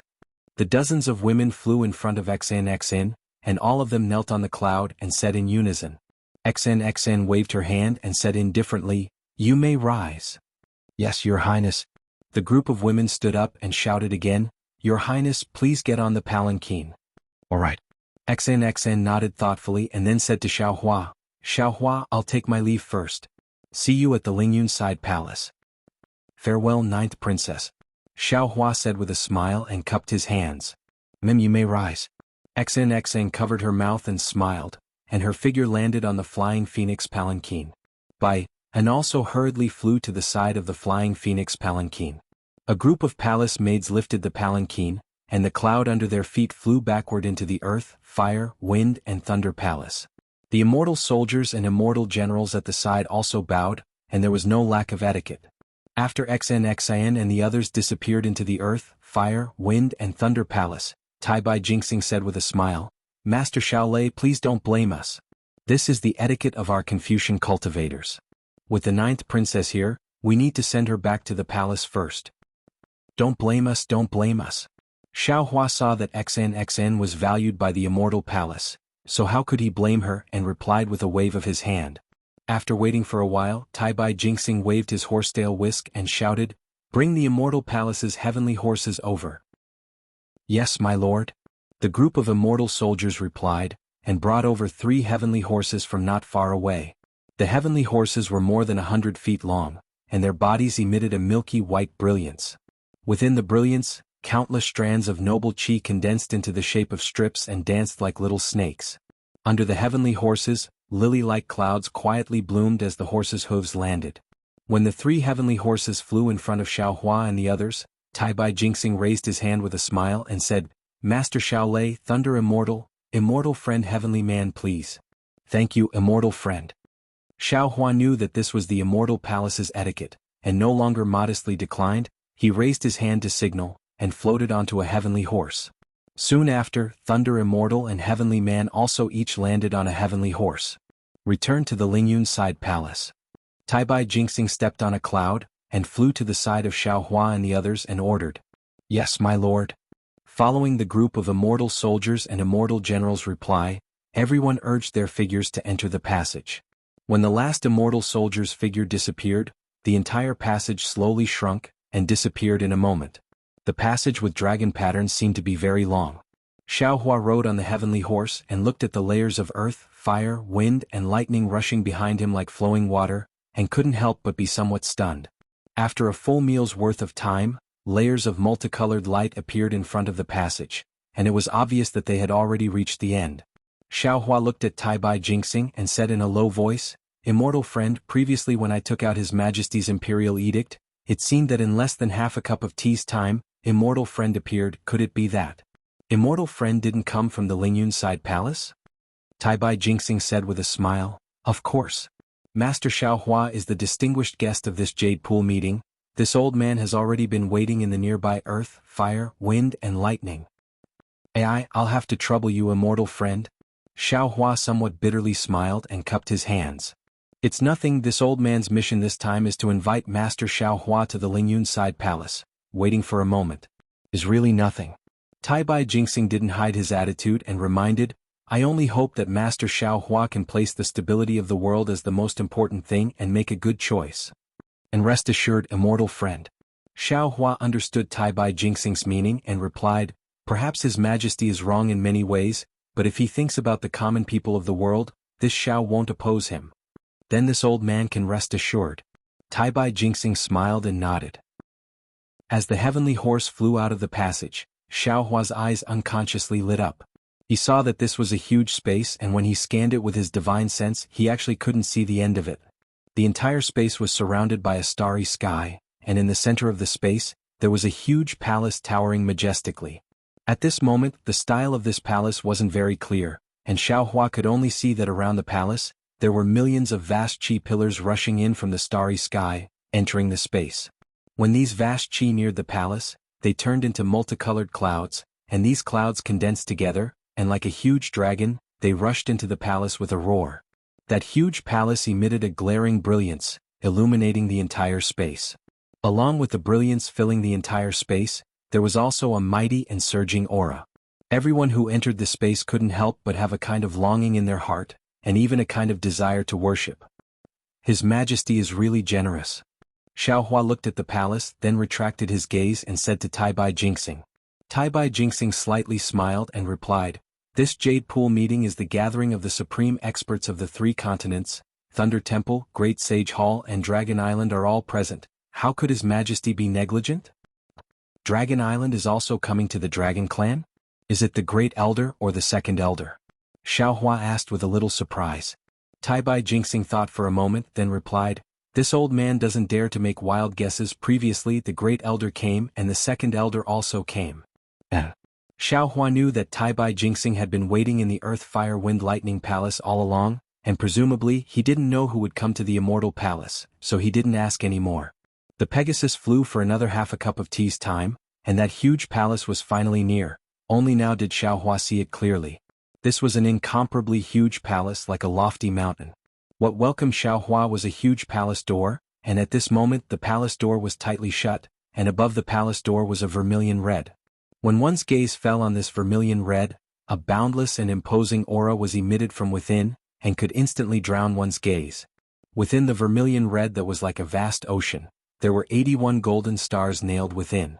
These stars were arranged neatly and looked like a decoration, but between the stars, cryptic fluctuations were faintly revealed. It was clearly a mysterious defensive formation.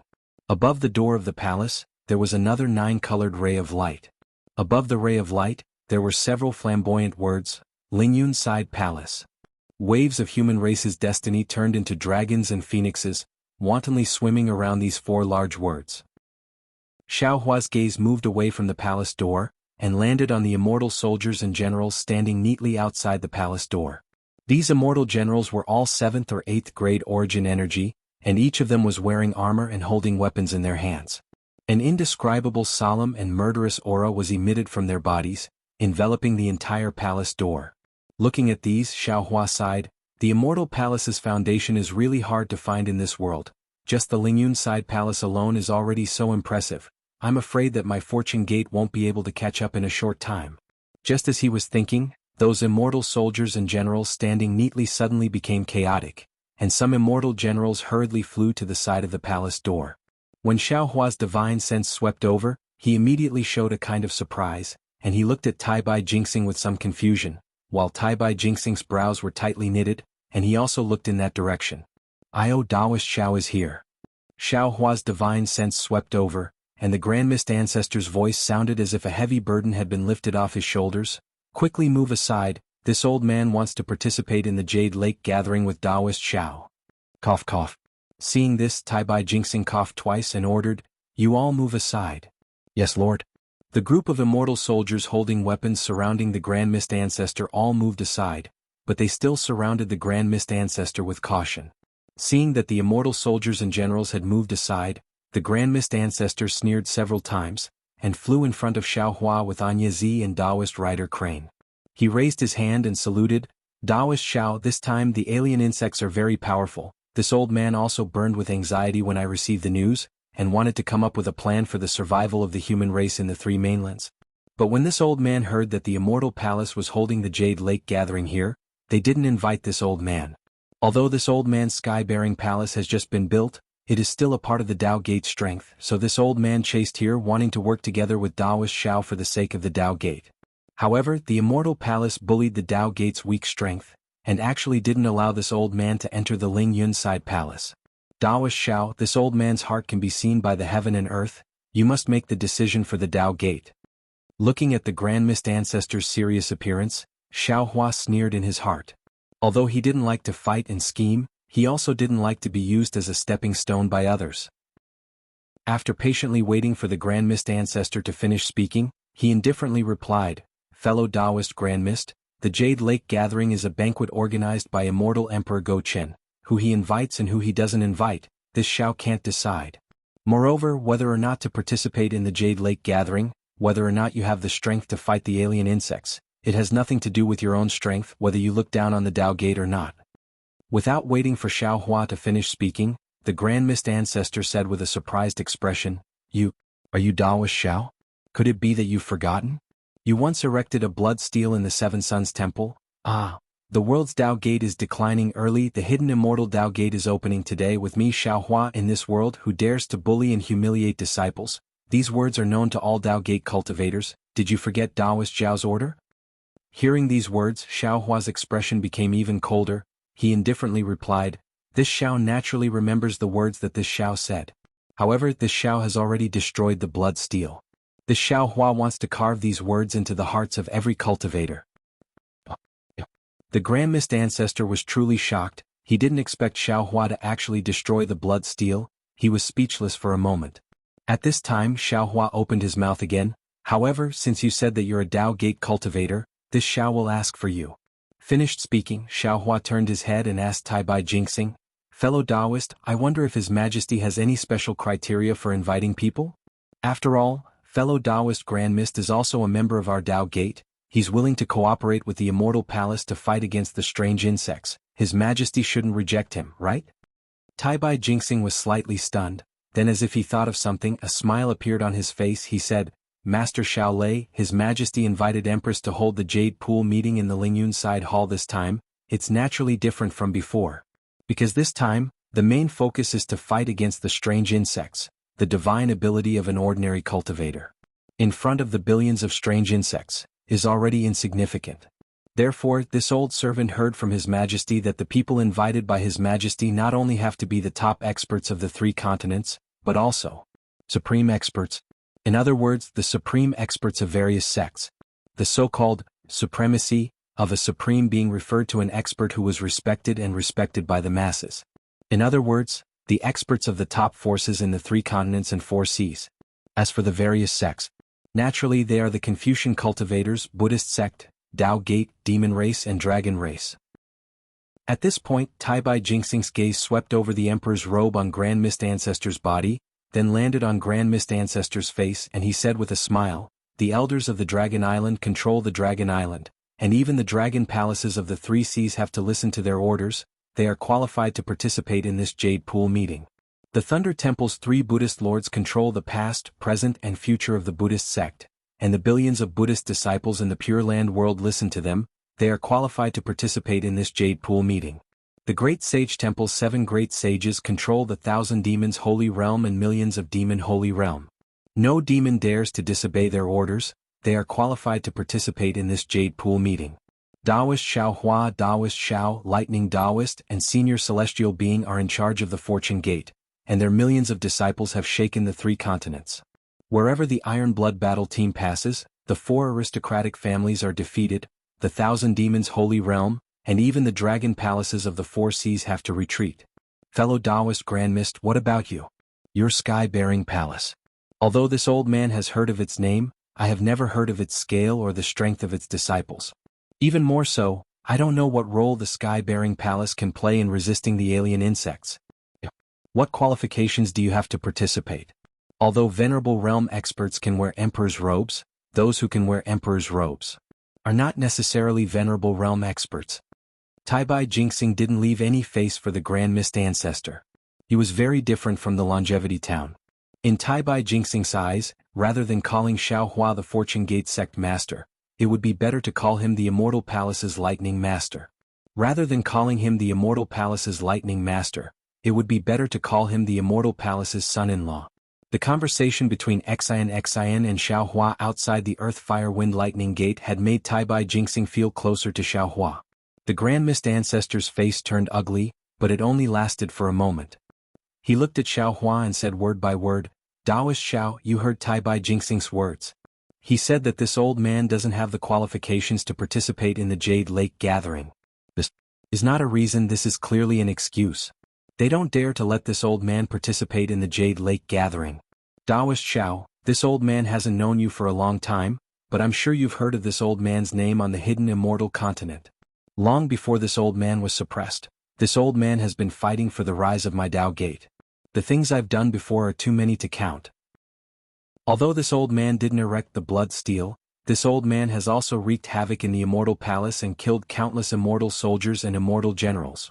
After this old man escaped, this old man saw the struggle of the Tao Gate's younger generation and saw Taoist Zhao's efforts.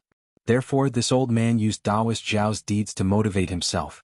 Now this old man's cultivation may not be as high as Taoist Zhao's, and my sky-bearing palace may not be as strong as the Fortune Gate, but this old man is also a member of the Tao Gate, a member of the three mainlands human race. The rise and fall of a country is everyone's responsibility, so why can't this old man contribute to the survival of the three mainlands? This old man earnestly requests Taoist Xiao that the Tao Gate is a family, so don't put the differences between the sects in your eyes. Just treat this old man as a member of the Tao Gate and allow this old man to follow Taoist Xiao to participate in the Jade Lake gathering. Listening to the Grand Mist Ancestor's dignified words, if Xiaohua didn't know about Prince Lan's matter, he might have softened his heart and agreed. Unfortunately, Xiaohua had seen through the Grand Mist Ancestor's ruthless side and knew that what he said was completely different from what he thought in his heart. Therefore he pondered for a moment and nodded. Taoist Grand Mist Ancestor is right. You're a member of my Tao Gate, and like this old man you're also working hard for the rise of my Tao Gate. This Jade Lake gathering is very important to my Tao Gate, so this old man must abandon all prejudices and scruples, and be honest with Taoist Grand Mist Ancestor and participate in the Jade Lake gathering with Taoist Grand Mist Ancestor. Good. The Grand Mist Ancestor clapped his hands and said, Taoist Xiao is right. You and I are both members of the Tao Gate, so how can we separate ourselves? Good. Xiaohua clapped his hands and said, since Taoist Grand Mist Ancestor agrees with this old man, then. Taoist Grand Mist Ancestor, please tell this old man where the Sky-Bearing Hall is, how many disciples there are in the Sky-Bearing Hall, and how many experts like Taoist Rider Crane and Anyezi there are.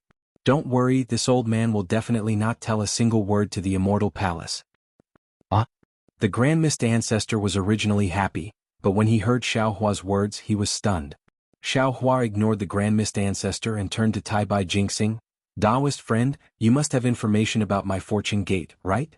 A smile appeared on Tai Bai Jingxing's face as he nodded and said, of course, the Fortune Gate is like the sun in the sky. How can my immortal palace not have information about the Fortune Gate? As he said that, Tai Bai Jingxing took out a Jade Eye ring and handed it over to Xiaohua.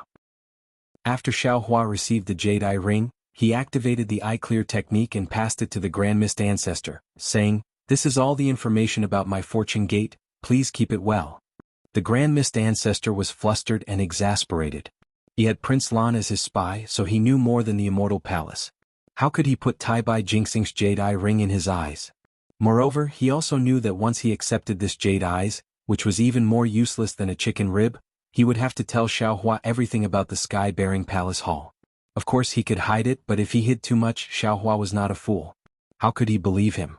Seeing that the Grand Mist Ancestor did not accept the Jade Eye ring, Xiaohua raised his eyebrows and asked in confusion, What's going on? Taoist Grand Mist Ancestor, didn't you say that you wanted to be honest with me? This is information about my Fortune Gate, does Taoist friend not need it? The Grand Mist Ancestor remained silent, and Taoist Rider Crane couldn't help but ask, Taoist Xiao, what do you mean by this? Could it be that you don't trust my Sky-Bearing Hall? Shut up. Before Xiaohua could say anything, the Lightning Taoist roared, who do you think you are? Is there a place for you to speak? My sect master gave all the information about the Fortune Gate to your Sky-Bearing Hall because he doesn't trust you? First Elder Sect Master? Not to mention Taoist Rider Crane, even Tai Bai Jingxing was stunned. Even Grand Mist Ancestor was shocked.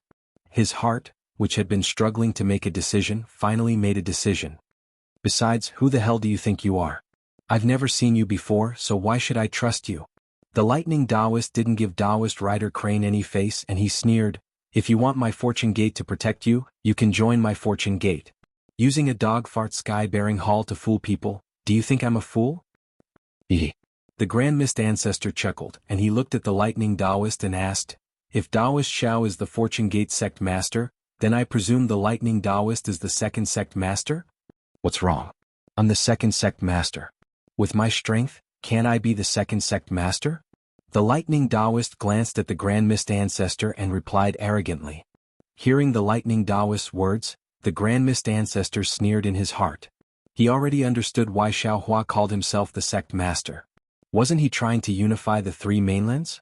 The Grand Mist Ancestor had carefully studied Xiaohua's actions, and he had come to a conclusion.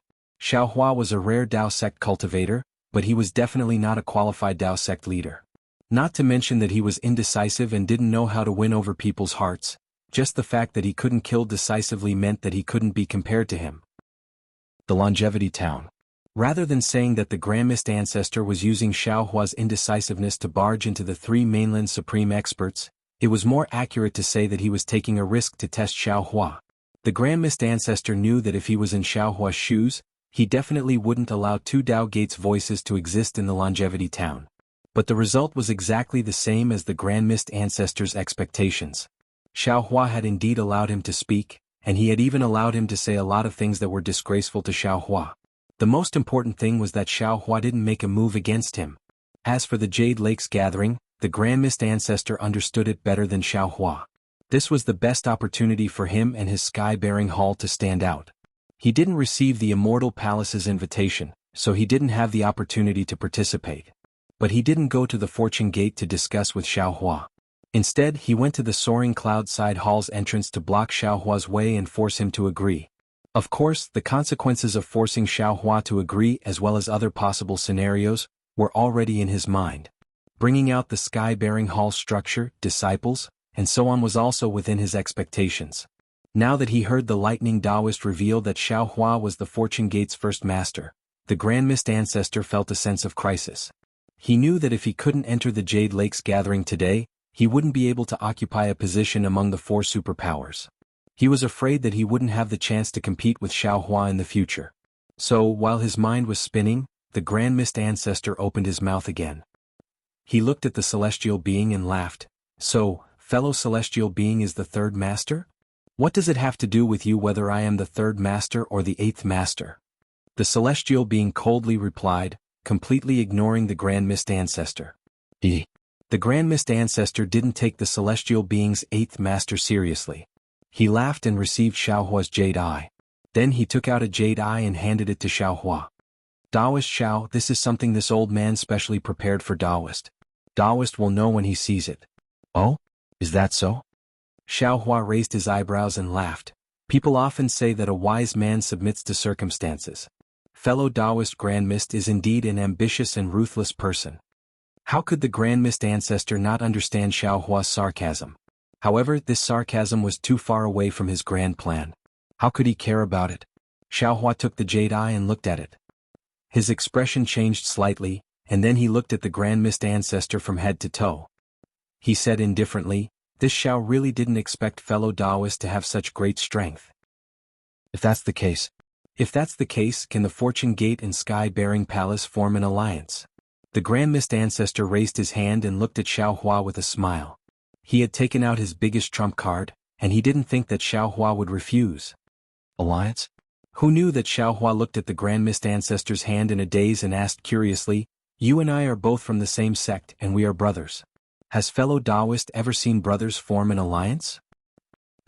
The Grand Mist Ancestor was extremely embarrassed, and he didn't know how to answer. The three continents are so big and there are only two sects, the Fortune Gate and the Sky-Bearing Palace. There is no need to form an alliance. Xiaohua laughed and said, what this Xiao means is, since fellow Taoist wants to participate in the Jade Lake meeting, does fellow Taoist want to join under the Fortune Gate, or participate under the Sky-Bearing Palace's name? If you want to use the Sky-Bearing Palace's name, there is no harm in giving this jade eye to the Immortal Palace. Various forces are needed to resist the alien insects, and I think the Immortal Emperor will definitely want the Sky-Bearing Palace to become a force and ally with the Immortal Palace to resist the foreign enemies. Fuck, who said that this Xiaohua is too honest and doesn't know how to be flexible? The Grand Mist Ancestor gritted his teeth so hard that his teeth were about to shatter. This bastard just looked at the jade pupils and threw his words to the side. He even wants to pull this old man's sky-bearing hall to his Fortune Gate. His appetite is really big. Isn't he afraid of dying from overeating? This old man won't let you have your way. This old man would rather ally with the Immortal Palace than to join the Fortune Gate. At this time, the Grand Mist Ancestor seemed to have forgotten that he was the one who said to Xiao Hua that all the sects under the heavens were one family. Of course, the Grand Mist Ancestor couldn't reveal his thoughts. After pondering for a while, he said in a dignified tone, Daoist Xiao is right. The Fortune Gate already has 3 masters, and even if this old man goes to the Fortune Gate, this old man won't be able to help much. This old man's sky-bearing palace should participate in the Jade Lake meeting as an independent sect. And since fellow Taoist has made a decision, then it's easy to handle. Xiao Hua smiled faintly when he saw the Grand Mist Ancestor's hand reaching into his chest as if he was about to take out another jade eye. Xiao Hua raised his hand and passed the jade eye to Tai Bai Jinxing as he said, It's not good for this Xiao to take out the sky-bearing palace's jade eye again. Why don't you pass it to the Immortal Palace? Seeing that Xiao Hua had casually tossed the jade eye pearl to Tai Bai Jinxing as if he was tossing a blade of grass, the Grand Mist Ancestor felt even more embarrassed and angry. His hand, which was in his bosom, froze in place, feeling extremely awkward. He looked at Tai Bai Jinxing again and took the jade eye. His clear eyes swept over it and he exclaimed, What a big sky-bearing palace ah! This old man really didn't expect that fellow Taoist Grand Mist would be so generous under the eyes of my Immortal Palace. This old man has really learned a lot. Hearing Tai Bai Jinxing's exaggerated tone, how could the Grand Mist Ancestor not know that there was a hidden meaning in his words? Who knew if there would be another, but in a while. Thus, the Grand Mist Ancestor decided to endure hardships and wait for Tai Bai Jinxing's humiliation. Sure enough, Tai Bai Jinxing changed the topic and cupped his hands apologetically, but this matter is of great importance. This old man has no authority to make a decision. I must ask for the Immortal Emperor's decree. If fellow Taoist Grand Mist is willing, can you wait here for a while? Of course. Since it had come to this, how could the Grand Mist Ancestor say no? A smile appeared on his face as he cupped his hands and said, I'll have to trouble fellow Taoist with this matter. No problem. Tai Bai Jinxing placed the jade eye into his sleeve and said respectfully to Xiao Hua, Taoist Xiao please. Xiao Hua nodded and urged the Pegasus to fly towards the entrance of the Lingyun side hall. Before the Pegasus landed on the stairs, a thunderous sound came from the Lingyun side hall. Boom boom boom. 81 streaks of 5-colored clouds rushed out from the entrance of the Lingyun side hall and turned into 81 dragons dancing in the sky. Golden light flashed as the vermilion door slowly opened. A solemn aura that seemed to split heaven and earth gushed out from the door. A loud voice resounded in the entire space. Fortune Gate's first master Xiao Hua, Taoist Xiao Hua, Fortune Gate's second master Lightning Taoist, Fortune Gate's third master Heavenly Being has arrived. Dragon Master Xiao, when I heard that you were coming to the Immortal Palace, this old man had been waiting for you for a long time. I didn't expect you to be so patient, insisting on waiting for the Jade Lake meeting to start before coming. Just as the welcoming voice fell, another loud voice resounded in the music. Following this voice, a huge dragon that could break through the entrance of the Lingyun side hall appeared. Wasn't this the Dragon Island's second elder AoE? Chapter 4668. Damn it. Tai Bai Jinxing wasn't the only one who was surprised. Even the Grand Mist Ancestor's eyes flashed with extreme jealousy. He cursed in his heart, how can an invited guest rush to greet someone before the Immortal Emperor? If the Dragon Island didn't value Xiao Hua, why would the second elder of the Dragon Island personally appear? Greetings Dragon Master Xiao. A golden light flashed behind AoE as the golden-winged Peng flew out and laughed. There was another giant dragon beside him. Wasn't that the profound armored pentahorn dragon? Even though the pentahorn dragon had a trace of disdain on his face, he didn't hesitate and said, the famous Dragon Master Xiao is actually like this. This saint has long heard about it but after seeing it today, I'm still in awe of Dragon Master's temperament. Damn it, isn't it just the West Sea Dragon Palace? Xiao Hua wasn't surprised when the golden-winged Peng came out. However, when he saw AoE and the pentahorn dragon, he immediately understood that Jianghu's killing of the West Sea had attracted the attention of the Dragon Island. As expected, the Dragon King of the Eastern Sea Ao Qian appeared behind the profound armored pentahorn dragon. However, Ao Qian bowed and said, Greetings Dragon Master Xiao. I didn't know that the Buddha of Xuanji Mausoleum was actually your nephew. I apologize for my lack of manners. After Ao Feng obtained the scriptures from the Nirvana Paradise, he mentioned to me many times how the Buddha of Xuanji Mausoleum had taken care of him along the way. Haha, this humble Taoist greets fellow immortals. Xiao Hua naturally couldn't greet them when others were so courteous. He hurriedly flew down from the Pegasus and stood in front of the soaring cloud-side hall's door before bowing to return the greeting. Xiao Hua didn't activate his Transcendence golden body, which was the figure of an ordinary human.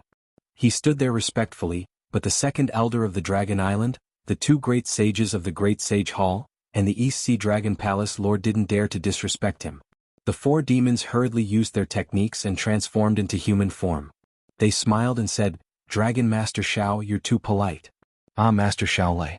Right after Xiao Hua finished greeting the dragons and demons, Immortal Emperor Go Qin didn't miss the opportunity to appear. He smiled and said, "After hearing Master Xiao Lei's name, the second elder of Dragon Island was even more anxious than me. He actually came to greet you before me. I really don't know who the real host is."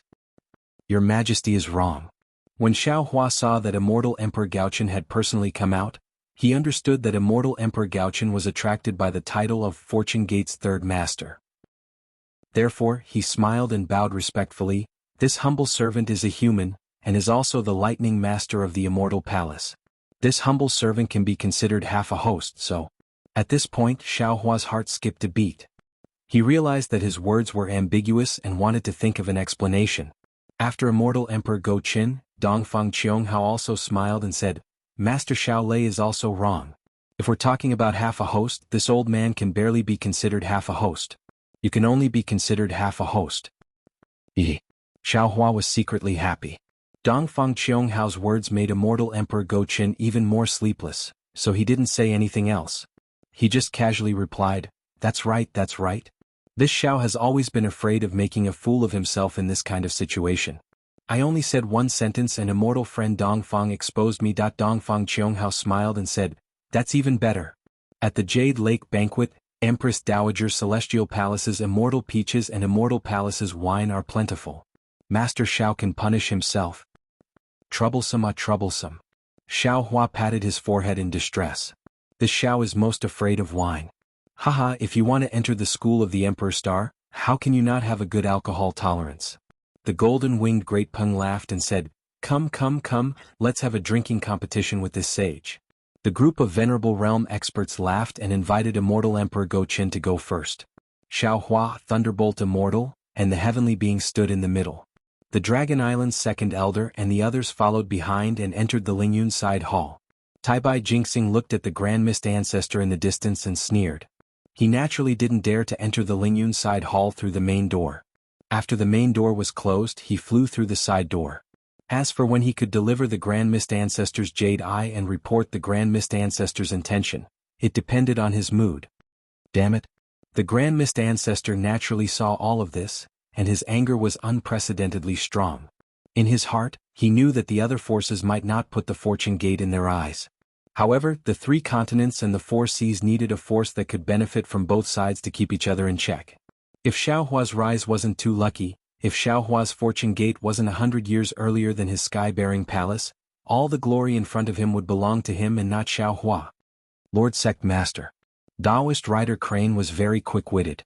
Seeing the Grand Mist Ancestor's uncertain expression, he hurriedly whispered, "According to this subordinate's knowledge, no matter how many times the Jade Lake Gathering has been held, it seems there has never been such a reception. The Great Sage Hall, Dragon Island, and Immortal Palace have given Xiao Hua too much glory. In this subordinate's opinion, the peak of prosperity is bound to decline. I'm afraid there are many hidden dangers behind this glory." Taoist Rider Crane's Lord Sect Master made the Grand Mist Ancestor's heart itch. He smiled and nodded, "Your opinion is exactly what I think. Xiao Hua is just a Tao Gate's child. How would he know how to strategize? Didn't you see that he actually destroyed his own blood steel? Isn't this giving others a reason to criticize him? A person who goes back on his words. It's only because of the current situation of the three continents that he can be so arrogant. AI, the times make heroes in terms of luck. I'm still half a step behind Xiao Hua." Lord Sect Master's luck is about the same. Taoist Rider Crane laughed. At this time, being praised by everyone is like being roasted on a fire. When it's time to make the real arrangements, only then will the cultivation base be tested. In this subordinate's opinion, Lord Sect Master's magic power is divine and can control yin and yang. Lord Sect Master is the one with the real good luck. Good luck is just a facade. The Grand Mist Ancestor coldly snorted. His gaze swept over the tightly shut door of the soaring cloudside hall, and he transmitted, all kinds of luck are like paper and silk in front of a plan. Before everything is revealed, everything is like the moon in the water. In the end, Xiaohua will know that everything he did is just to pave the way for me. Everything he has is mine. This subordinate has this confidence. Taoist Rider Crane's eyes narrowed. He also looked at the soaring cloudside hall and replied, "Only your majesty is the master of this palace. Only your majesty is qualified to be the Tao Gates. Lord Sect Master." Not to mention that the Grand Mist Ancestor and Taoist Rider Crane were flattering each other in front of the soaring cloudside hall. On the other side of the soaring cloudside hall, there was a similar door. Moreover, this door was also vermilion red. However, this door was decorated with 36 golden stars. This door was also tightly shut. Moreover, there was no plaque on it. Hundreds of armored female generals stood guard in front of the door. Boom! There was a roar high in the sky, and a 5-colored spot of light was born in the starry sky. The spot of light shook the void and streaked across the sky. Behind the spot of light, clouds like a bridge of clouds surged out from the vibrating space and covered the horizon. The female generals guarding the door tensed up. Among them, 10 of them moved and landed on the bridge of clouds. The leader's eyes flashed with a clear light as she looked at the other side of the bridge of clouds. In less than the time it took to brew a cup of tea, dozens of female officials dressed in palace attire flew over with 2 imperial canopies. At this time, the 2 imperial canopies were not covered by the multicolored light, revealing the 2 charming princesses inside. 2 of the princesses looked very similar, but their expressions and temperaments were completely different. One had a cold expression with bright eyes that emitted a murderous aura. The female officials near the canopy lowered their heads and didn't dare to come closer. Wasn't this the 5th princess of the immortal emperor, Qingqing? The other one had a sorrowful expression and looked around with a pitiful expression. This was the 6th princess of the bright jade palace, Miao Miao. At this time, there was a faint blue and white mark on her forehead. This mark was in the shape of a thunderbolt with faint flashes of lightning inside. Whenever lightning flashed, the princess would frown. She couldn't help but cover her chest. Then strands of 5-colored light rushed out from her chest. This 5-colored light traveled up her jade-white neck to her forehead and entered the blue and white mark. "Your Highness." The one guarding the canopy was naturally Yu Xiaojing. She saw the princess's frown and quickly asked, "Your Highness, if you can't hold on, how about you let Princess Miao Miao see the Empress and ask for leave on her behalf? We'll return to the Jasper Flower Palace right now." "We're already in front of the Lingyun Side Palace. How can we return?" Princess Qingqing snorted and said, "Plus, this princess didn't have time to ask for His Majesty's forgiveness after the battle at Chaomuya. This gathering is a good opportunity. If this princess doesn't come and His Majesty asks, won't this princess be punished? This servant knows." Yu Xiaojing smiled bitterly, "But this servant is worried about your Highness' injuries. There's no need for that." Princess Qingqing waved her hand in annoyance, stopping Yu Xiaojing from speaking. A rare look of confusion appeared in her eyes. She wasn't looking at Yu Xiaojing or Princess Miao Miao. Instead, she was looking at the boundless stars. "Your Highness." Yu Xiaojing glanced at Princess Miao Miao and whispered to Princess Qingqing, "You haven't seen many messages yet. This servant thinks you should take a look before entering the Lingyun Side Palace?" "We'll see." Princess Qingqing frowned again. Her injuries were clearly acting up again. She said impatiently, "Nothing is more important than asking for His Majesty's forgiveness right now." "Yes, Your Highness." Yu Xiaojing opened her mouth but stopped when she saw Princess Qingqing's pain. "Big sister." Princess Miao Miao's gentle voice rang out when she saw Princess Qingqing in such a state. "I heard you went to Prime Purity Palace after returning from Dawn and Dawn. Why haven't you recovered yet?" Princess Qingqing's eyes flashed with shame and anger. "The one who injured me is a Taoist Grand Ascension Stage Cultivator. He seems to be even more powerful than the master of the Shanqing Palace. The master's medicine can only treat the symptoms, not the root of the problem. If I want to recover, I'll have to rely on my own cultivation." "Ah? A Taoist Mahayana he? How could he ignore his status and bully the weak?" Princess Miao Miao was shocked and patted her chest, worried for Princess Qingqing. "Thank goodness you're lucky. But how long will it take for you to recover?" "I'm afraid it won't be for at least 1,000 years. Princess Qingqing replied through gritted teeth. "Alas, elder sister." Princess Miao Miao turned her head and looked to the left of the imperial canopy. She waved her hand to signal those female officials to stay away. Then she said in a low voice, "Although I don't understand these fights and I don't like to compete, I still occasionally hear some rumors." "What rumor?" Princess Qingqing withdrew her thoughts and asked indifferently. Princess Miao Miao hesitated. "Please don't be angry if I tell you." "Tell me, I won't be angry." Princess Qingqing's face was a bit cold. It seemed she already knew what Princess Miao Miao wanted to say. Princess Miao Miao sighed, but she still said, "I heard. You and Xin have some misunderstandings. You seem to have accidentally injured her back then. Since you're talking about Taoist Mahayana, you must be talking about Taoist Master Xiaohua, right? With his strength, how could he only injure you? Presumably this move of his was also to avenge Xian, right? You injured Xin and he injured you. We're even now, don't take it to heart." Princess Qingqing knew Princess Miao Miao didn't like this kind of news. It was already good that she knew something. She shook her head. "It's not Xiaohua, it's another cultivator." "Another cultivator? Could it be the Grand Mist Ancestor?" Princess Miao Miao was shocked. "The Grand Mist Ancestor's cultivation is nothing. He's not even worthy of carrying his shoes." Princess Qingqing said casually, but there was a hint of arrogance in her words. She was shocked and hurriedly looked at Princess Miao Miao. Princess Miao Miao was also shocked and turned to look at Princess Qingqing. Their gazes met and they turned back at the same time as if they were electrocuted. It was absolutely strange. After a few breaths of silence, the two of them spoke at the same time. "Sister, who is that person?" "Miao Miao, is there any important news recently?" Princess Miao Miao didn't say anything. She lowered her head slightly and smiled faintly. Princess Qingqing's cheeks were burning and her eyes were a little messy. "Sister." Princess Miao Miao stopped smiling and said softly, "I never ask about the Immortal Palace or the hidden Immortal Continent. How would I know any important news?" And forget it if you don't know," Princess Qingqing said perfunctorily. She looked at the Lingyun Side Palace and changed the topic. "Sister, I remember that it's only been a few days since the Jade Lake Gathering. Why is the Jade Lake Gathering being held again? Who are they inviting? Is it the new Confucian sage?" "If you don't know, then I don't know either." Princess Miao Miao smiled. "But it's the Empress' imperial decree. We'll go." "No." Princess Qingqing became nervous as her imagination ran wild. "I have to see what's going on first. Otherwise I'll be caught off guard." "Jing?" "Yes, Your Highness." Yu Xiaojing naturally stayed away from the canopy and hid her ears in her heart. Seeing Princess Qingqing waving at her, she hurriedly flew over. "Quick, show me the latest message, Jade Eye." Princess Qingqing was anxious. Lightning flashed between her eyebrows again. She couldn't help but hold her heart again.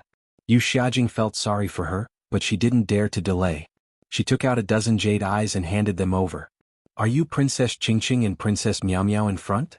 The female general had already flown over and asked. "Yes, it is our princess." Yu Xiaojing and a female official from the Bright Jade Palace responded and flew over. "The Empress has decreed that the two princesses are to go to the Jade Lake immediately." The female general transmitted her voice. Yu Xiaojing smiled. "Generals, please lead the way." "This way, please." The female general didn't dare to delay. She led the cloud bridge to the side door. Seeing that they were about to reach the side door, Princess Qingqing exclaimed from inside the canopy, "How is this possible? The four noble houses actually. That damned servant, Gu Xianyun." Yu Xiaojing hurriedly flew back and whispered in panic, "Your Highness, please don't be angry. Xianyun has already died in front of the Sunset Cliff. It's all the servant's fault for not reporting such an important matter." Phew. Princess Qingqing was naturally anxious as well. She cursed Gu Xianyun in anger when she didn't know about such an important matter. Seeing Yu Xiaojing so flustered, she couldn't help but feel annoyed. She sighed and said, "Fine. It's not your fault. I didn't return to the Jasper Flower Palace and received the Empress' decree as soon as I returned." At this moment, a rumbling sound came from the night sky not far away. Hundreds of pillars of Aoran Qi descended from the starry sky. Within the pillars of Aoran Qi, clouds poured down like a waterfall. When the Aoran Qi fell into the clouds, it immediately emitted a brilliant light. What was special was that within the clouds, a flying phoenix palanquin flew over. Under the cover of the clouds, it looked like a phoenix that ruled over the world. An overwhelming majestic aura instantly covered the surrounding space. On the left side of the flying phoenix palanquin, the silhouettes of the dozens of women in palace robes became somewhat blurry. Is that the Empress flying phoenix palanquin? Princess Qingqing and Princess Miao Miao were surprised. Is the Empress not in the Jade Lake? The Empress is in the Jade Lake. The female general at the front replied, the Empress' decree flew in from outer space and the Empress sent the flying phoenix palanquin to receive it. I'm afraid it's an honored guest invited by the Empress. Princess Qingqing was surprised. She rolled her eyes and smiled. How many people in the world are worthy of the Empress sending the flying phoenix palanquin? Could it be the concubines of the 4 great clans? However, the 4 great clans just defended the Immortal Palace. Their concubines are close to the Empress, but they won't come to the Jade Lake. If it's not the 4 great clans, then it's the concubines of Gongshu, Duanmu, Kong and Meng? Princess Miao Miao was also confused. But they don't seem to be qualified to sit in the flying phoenix palanquin. That's strange. Princess Qingqing shook her head and said, I can't think of anyone who can sit in the flying phoenix palanquin. Maybe it's the Dragon Queen of the Dragon Palace of the 4 Seas? Princess Miao Miao asked again. The Dragon Empress of the Dragon Palace of the 4 Seas has never come to the Immortal Palace. Princess Qingqing shook her head and said, moreover, the dragon race is different from us humans. Their Dragon Empress is just a title. It's far from the status of the concubines of the 100 schools of thought. Forget it, sister. We don't need to guess. Princess Miao Miao said with a smile, we have to kneel when the flying phoenix palanquin appears. Won't we know when the honored guest comes out? Kneel. Princess Qingqing's eyes flashed with pride. One day I will sit in the flying phoenix palanquin and make that slut kneel. Sigh. Princess Qingqing's voice wasn't loud, but Princess Miao Miao heard it clearly. She naturally knew who the slut was. She could only sigh and walk out of the imperial canopy. She walked to the side of the cloud bridge with Princess Qingqing and prepared to welcome the flying phoenix palanquin. The clouds were like a bridge. The palanquin above the clouds was like a phoenix that spread its wings and landed in front of the palace gate. Princess Qingqing and Princess Miao Miao had already flown to the palace gate from the side door when the palanquin approached. When the clouds converged, the flying phoenix palanquin stopped in midair. The clouds turned into a huge illusion of a phoenix and rushed through the red door. Behind the illusion, a woman in palace attire walked out of the palanquin. Princess Qingqing, Princess Miao Miao, and many other female officials hurriedly knelt on the ground and shouted, we respectfully welcome your majesty. As the phoenix illusion landed on the crimson door, the 36 stars flashed at the same time. Boom boom. The crimson door next to everyone slowly opened. The phoenix illusion landed inside the door and set off a complete brilliance.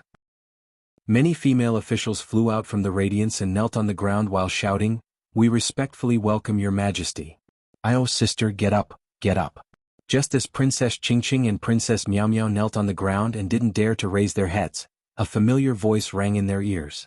Little sister doesn't deserve such great respect. Xian.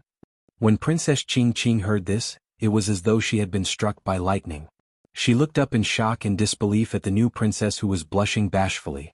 She even looked at Bayan who was beside the new princess and exclaimed, when did you escape? Then before XN could speak, Princess Qingqing jumped up from the ground and scolded, XN, what right do you have to sit in this flying phoenix palanquin? You've overstepped the etiquette and called yourself your majesty. Do you know that you've violated the immortal law? I'm going to see His Majesty today to present a Qingqing. Just as Princess Qingqing was feeling embarrassed and angry, a kind voice came from inside the hall. Your younger sister has just escaped and returned to the Lingyun side hall. Why are you picking on her again? Don't you think you're being picky? Greetings, Celestial Empress. Princess Qingqing immediately bowed respectfully in front of the Lingyun side palace, greeting the Celestial Empress with the etiquette of a ruler and her subject. Get up. East Sea Empress looked at her competitive daughter and sighed. She flicked her sleeves and said, this isn't Lingyun side palace or Fragrance side palace. It's enough for you to call me mother. The etiquette of Confucian cultivators precedes the kinship of the immortal palace. Your son doesn't dare to overstep the bounds. Princess Qingqing naturally wouldn't let Princess XN off. She said, it's precisely because your majesty dotes on XN that she oversteps the bounds again and again. I hope your majesty will think twice in the future. How am I overstepping the bounds? East Sea Empress looked at Princess Qingqing with amusement and anger. She had called Princess Qingqing and Princess Miao Miao over today because Princess Miao Miao had a good relationship with Princess Qingqing and Princess Xan. She wanted to use the Jasper Lake meeting to ease the tension between the two princesses. But who would have thought that Princess Qingqing and Princess Miao Miao would arrive at the same time as the new princess's Flying Phoenix sedan? Princess Qingqing would kneel to the new princess in the Flying Phoenix sedan. Princess Qingqing was naturally furious. She seemed to have overreached herself. Although the ninth princess is His Majesty's descendant and has a noble status, Princess Qingqing seemed to have thought of something and her expression changed. She quickly shut her mouth. But a moment later, she gritted her teeth and said, "She hasn't made any outstanding achievements. With her unmarried status, how can she sit in this Flying Phoenix sedan chair?" Qingqing. East Sea Empress' expression didn't change. She asked thoughtfully, "These days, you weren't in the Jasper Flower Palace, right?" "Yes, Your Majesty."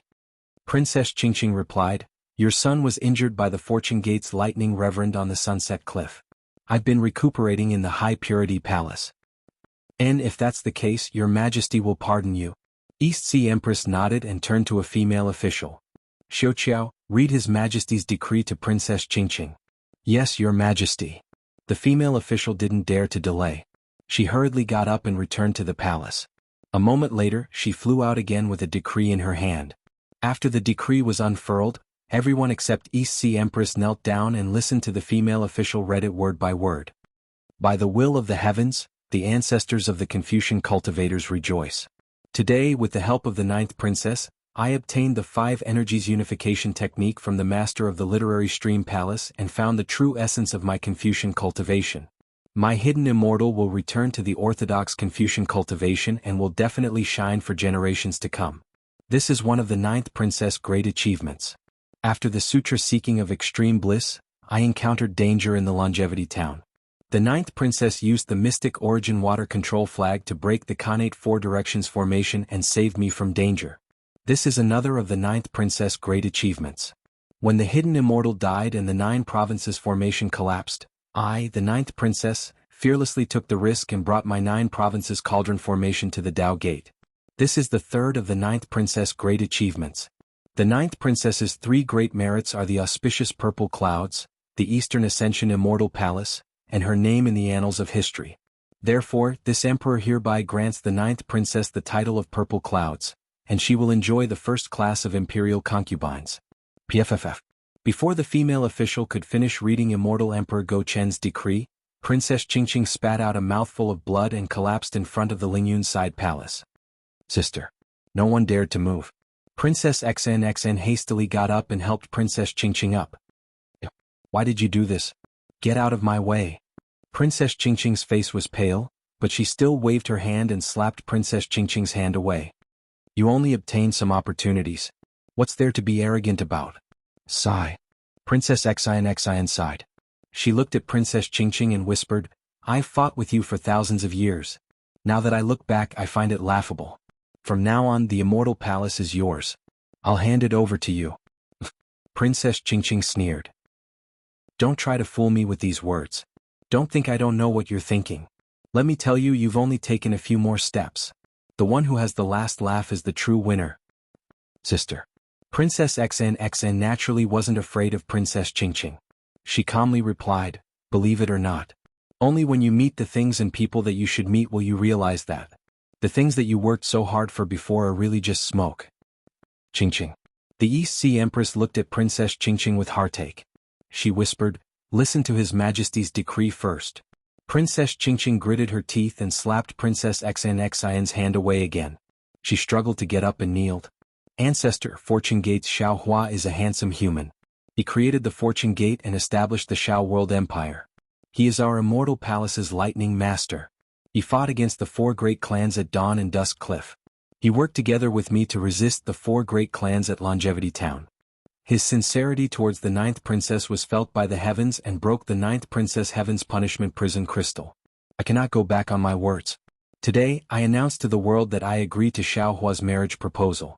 Once Xiao Hua sets up the 9 provinces grand formation for our Immortal Palace, he can marry the ninth princess. Thus, the East Sea Empress smiled as she looked at Princess Qingqing. She knew that Princess Qingqing had always viewed the new princess as a strong rival. Now that the new princess had been given a title, she would be leaving the immortal palace. Now that she was going to marry Xiao Hua, the hatred between Princess Qingqing and the new princess would naturally disappear. Perhaps they would be able to bury the hatchet. Unfortunately, the East Sea Empress was still wrong. Princess Qingqing forced herself to listen, but when she heard the word, wedding, her expression changed drastically. Pfff. Another mouthful of blood mixed with lightning gushed out of her mouth. Princess Qingqing had completely fainted in front of the Lingyun side palace. Princess XNXN looked at Princess Qingqing with pity. However, she didn't go forward. She naturally treated Princess Qingqing as her elder sister and was willing to use her family to awaken her coldness. However, Princess Qingqing had already rejected her good intentions. How could Princess XNXN help her? Send the fifth princess to Ijia's palace to rest. Call the medicine master to diagnose her. The East Sea Empress looked at the arrogant Princess Qingqing with heartache. She hurriedly ordered the female officials beside her. The female officials were a bit flustered. However, they quickly regained their composure. Some of them carried Princess Qingqing. They didn't dare to be rude and still entered through the side door. Some of them hurriedly went to pass the message. Of course, even more female officials surrounded the East Sea Empress and stood guard in front of the palace door. The East Sea Empress saw that the situation had stabilized. She sighed in her heart and forced a smile on her face. She said to Princess XNXN, XNXN, after you receive the edict today, Ijia can no longer call you XNXN outside. As she spoke, the usually strong East Sea Empress suddenly felt sour in her heart. She actually had tears in her eyes. When Princess XNXN saw the East Sea Empress smile, she saw the hypocrisy hidden behind it. Like Princess Qingqing, she also saw the immortal emperor's edict clearly. It wasn't to reward XNXN, but to rope in Xiao Hua. Princess XNXN even had some doubts in her heart. If she didn't have the same heart as Xiao Hua, even if Xiao Hua proposed to marry any of the immortal emperor's princesses, the names in the edict would be changed at will. However, seeing the tears in her mother's eyes, XNXIN's heart immediately softened. She was already so burdened facing Princess Qingqing in the immortal palace.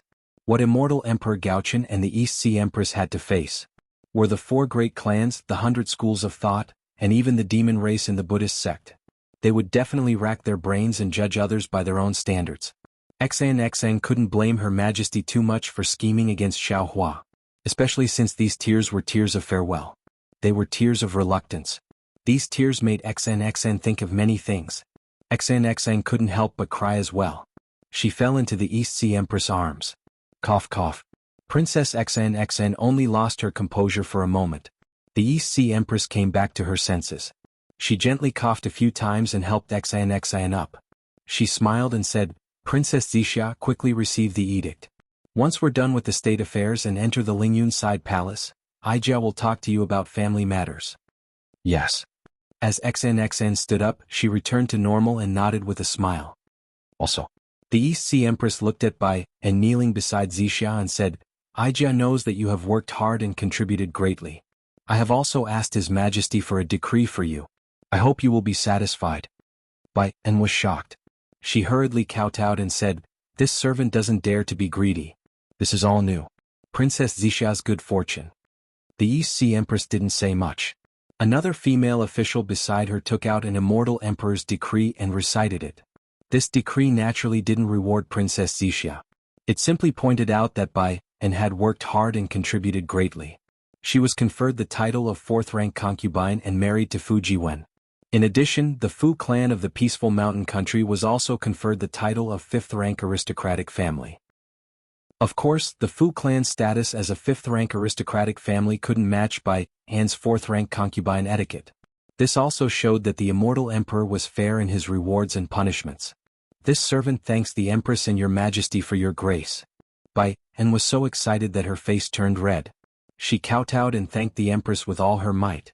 This was the etiquette of a 4th-rank concubine. How many women in the world could receive such an honor? Moreover, Bai Han had always been traumatized by her affair with Fu Jiwen. Now that the immortal emperor had conferred her marriage to the world, the gloom in her heart had long dissipated. Not to mention because Bai Han had married into the Fu clan had also been promoted to a 5th-rank aristocratic family. This was something that the tiny Fu clan couldn't even dream of. Bai Han was almost certain that once this decree was issued, the Fu clan would definitely worship her like a real concubine. Of course, while Bai and was thanking the empress, she also understood that this decree wasn't just about informing Xiao Hua and stopping the 4 great aristocratic families. It was also about her marrying Fu Jiwen, the famous Confucian cultivator of the Fortune Gate, Fu Jiwen. Yu Xiajing and the other female officials of the Jasper Flower Palace didn't dare to enter the Lingyun side hall without the East Sea Empress order. At this time they were also kneeling at the side. When they and the female officials of the Jade Brightness Palace heard about Bai Anne's grace, they couldn't help but feel envious.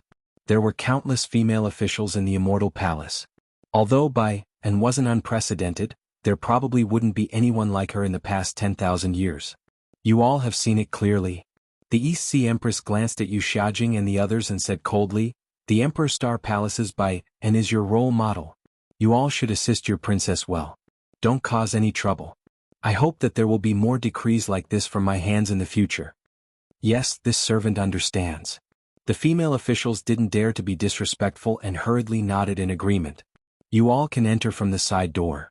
The East Sea Empress nodded and ordered, "Miao Miao, I and Princess Zixia will wait for you at the Azure Sky Pavilion."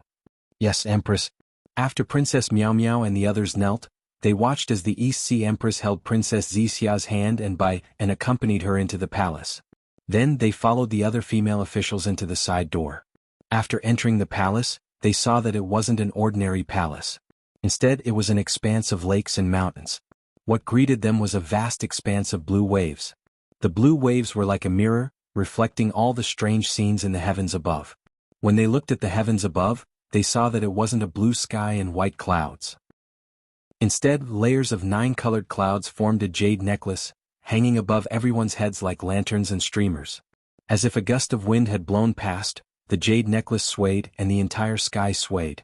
Amidst the layers of jade necklace, even more multicolored clouds condensed into auspicious shapes of dragons and phoenixes. When these auspicious shapes fell into the blue waves surged like waves. Pillars of Aoran Chi that pierced through the heavens and the earth rose like steam, surging between the heavens and the earth. It was somewhat similar to the Buddhist light of the Buddhist sect. Countless images of mountains and rivers flashed out from these pillars of Aoran Chi. The sounds of war and war, the sounds of men plowing and women weaving, all appeared before everyone's eyes. However, the East Sea Empress and the others didn't pay attention to these beautiful scenes. Instead, they stepped into the auspicious shapes and landed on the blue waves. Clouds immediately surged out from the blue waves, supporting the East Sea Empress and Princess Zixia. They transformed into rainbows that fell into the depths of the blue waves. Wherever the rainbows passed, the jade necklace seemed to be blown by the wind, splitting into two. In just a moment, as the jade necklace swayed, a blue flower appeared in the air. This flower was sparkling and translucent, overflowing with precious light. Before it even flew close, a fragrance that seeped into one's heart followed everyone's gaze, emerging from their noses and mouths. When the fragrance filled the air, the space near the flower lit up with 9 colors. These 9 colors pushed the jade necklace apart, and countless lines and contours appeared between the gaps. When the East Sea Empress flew to the front of the lines, these lines quickly combined, and a jade-colored huading appeared before everyone's eyes. When the huading appeared, a rainbow bridge stretched out from the huading and caught the clouds beneath everyone's feet. When the rainbow bridge shrank, everyone's figures gradually disappeared before they could even touch the huading. That you're tuning in to the Han Li's Wuxia Adventures YouTube channel. We're so grateful for your support, and don't forget to subscribe to join us on this incredible journey through captivating stories. Your generosity through donations truly makes a world of difference, as it's the primary source of revenue that allows me to expand and enhance this channel for you. Thank you from the bottom of my heart for being a part of this adventure.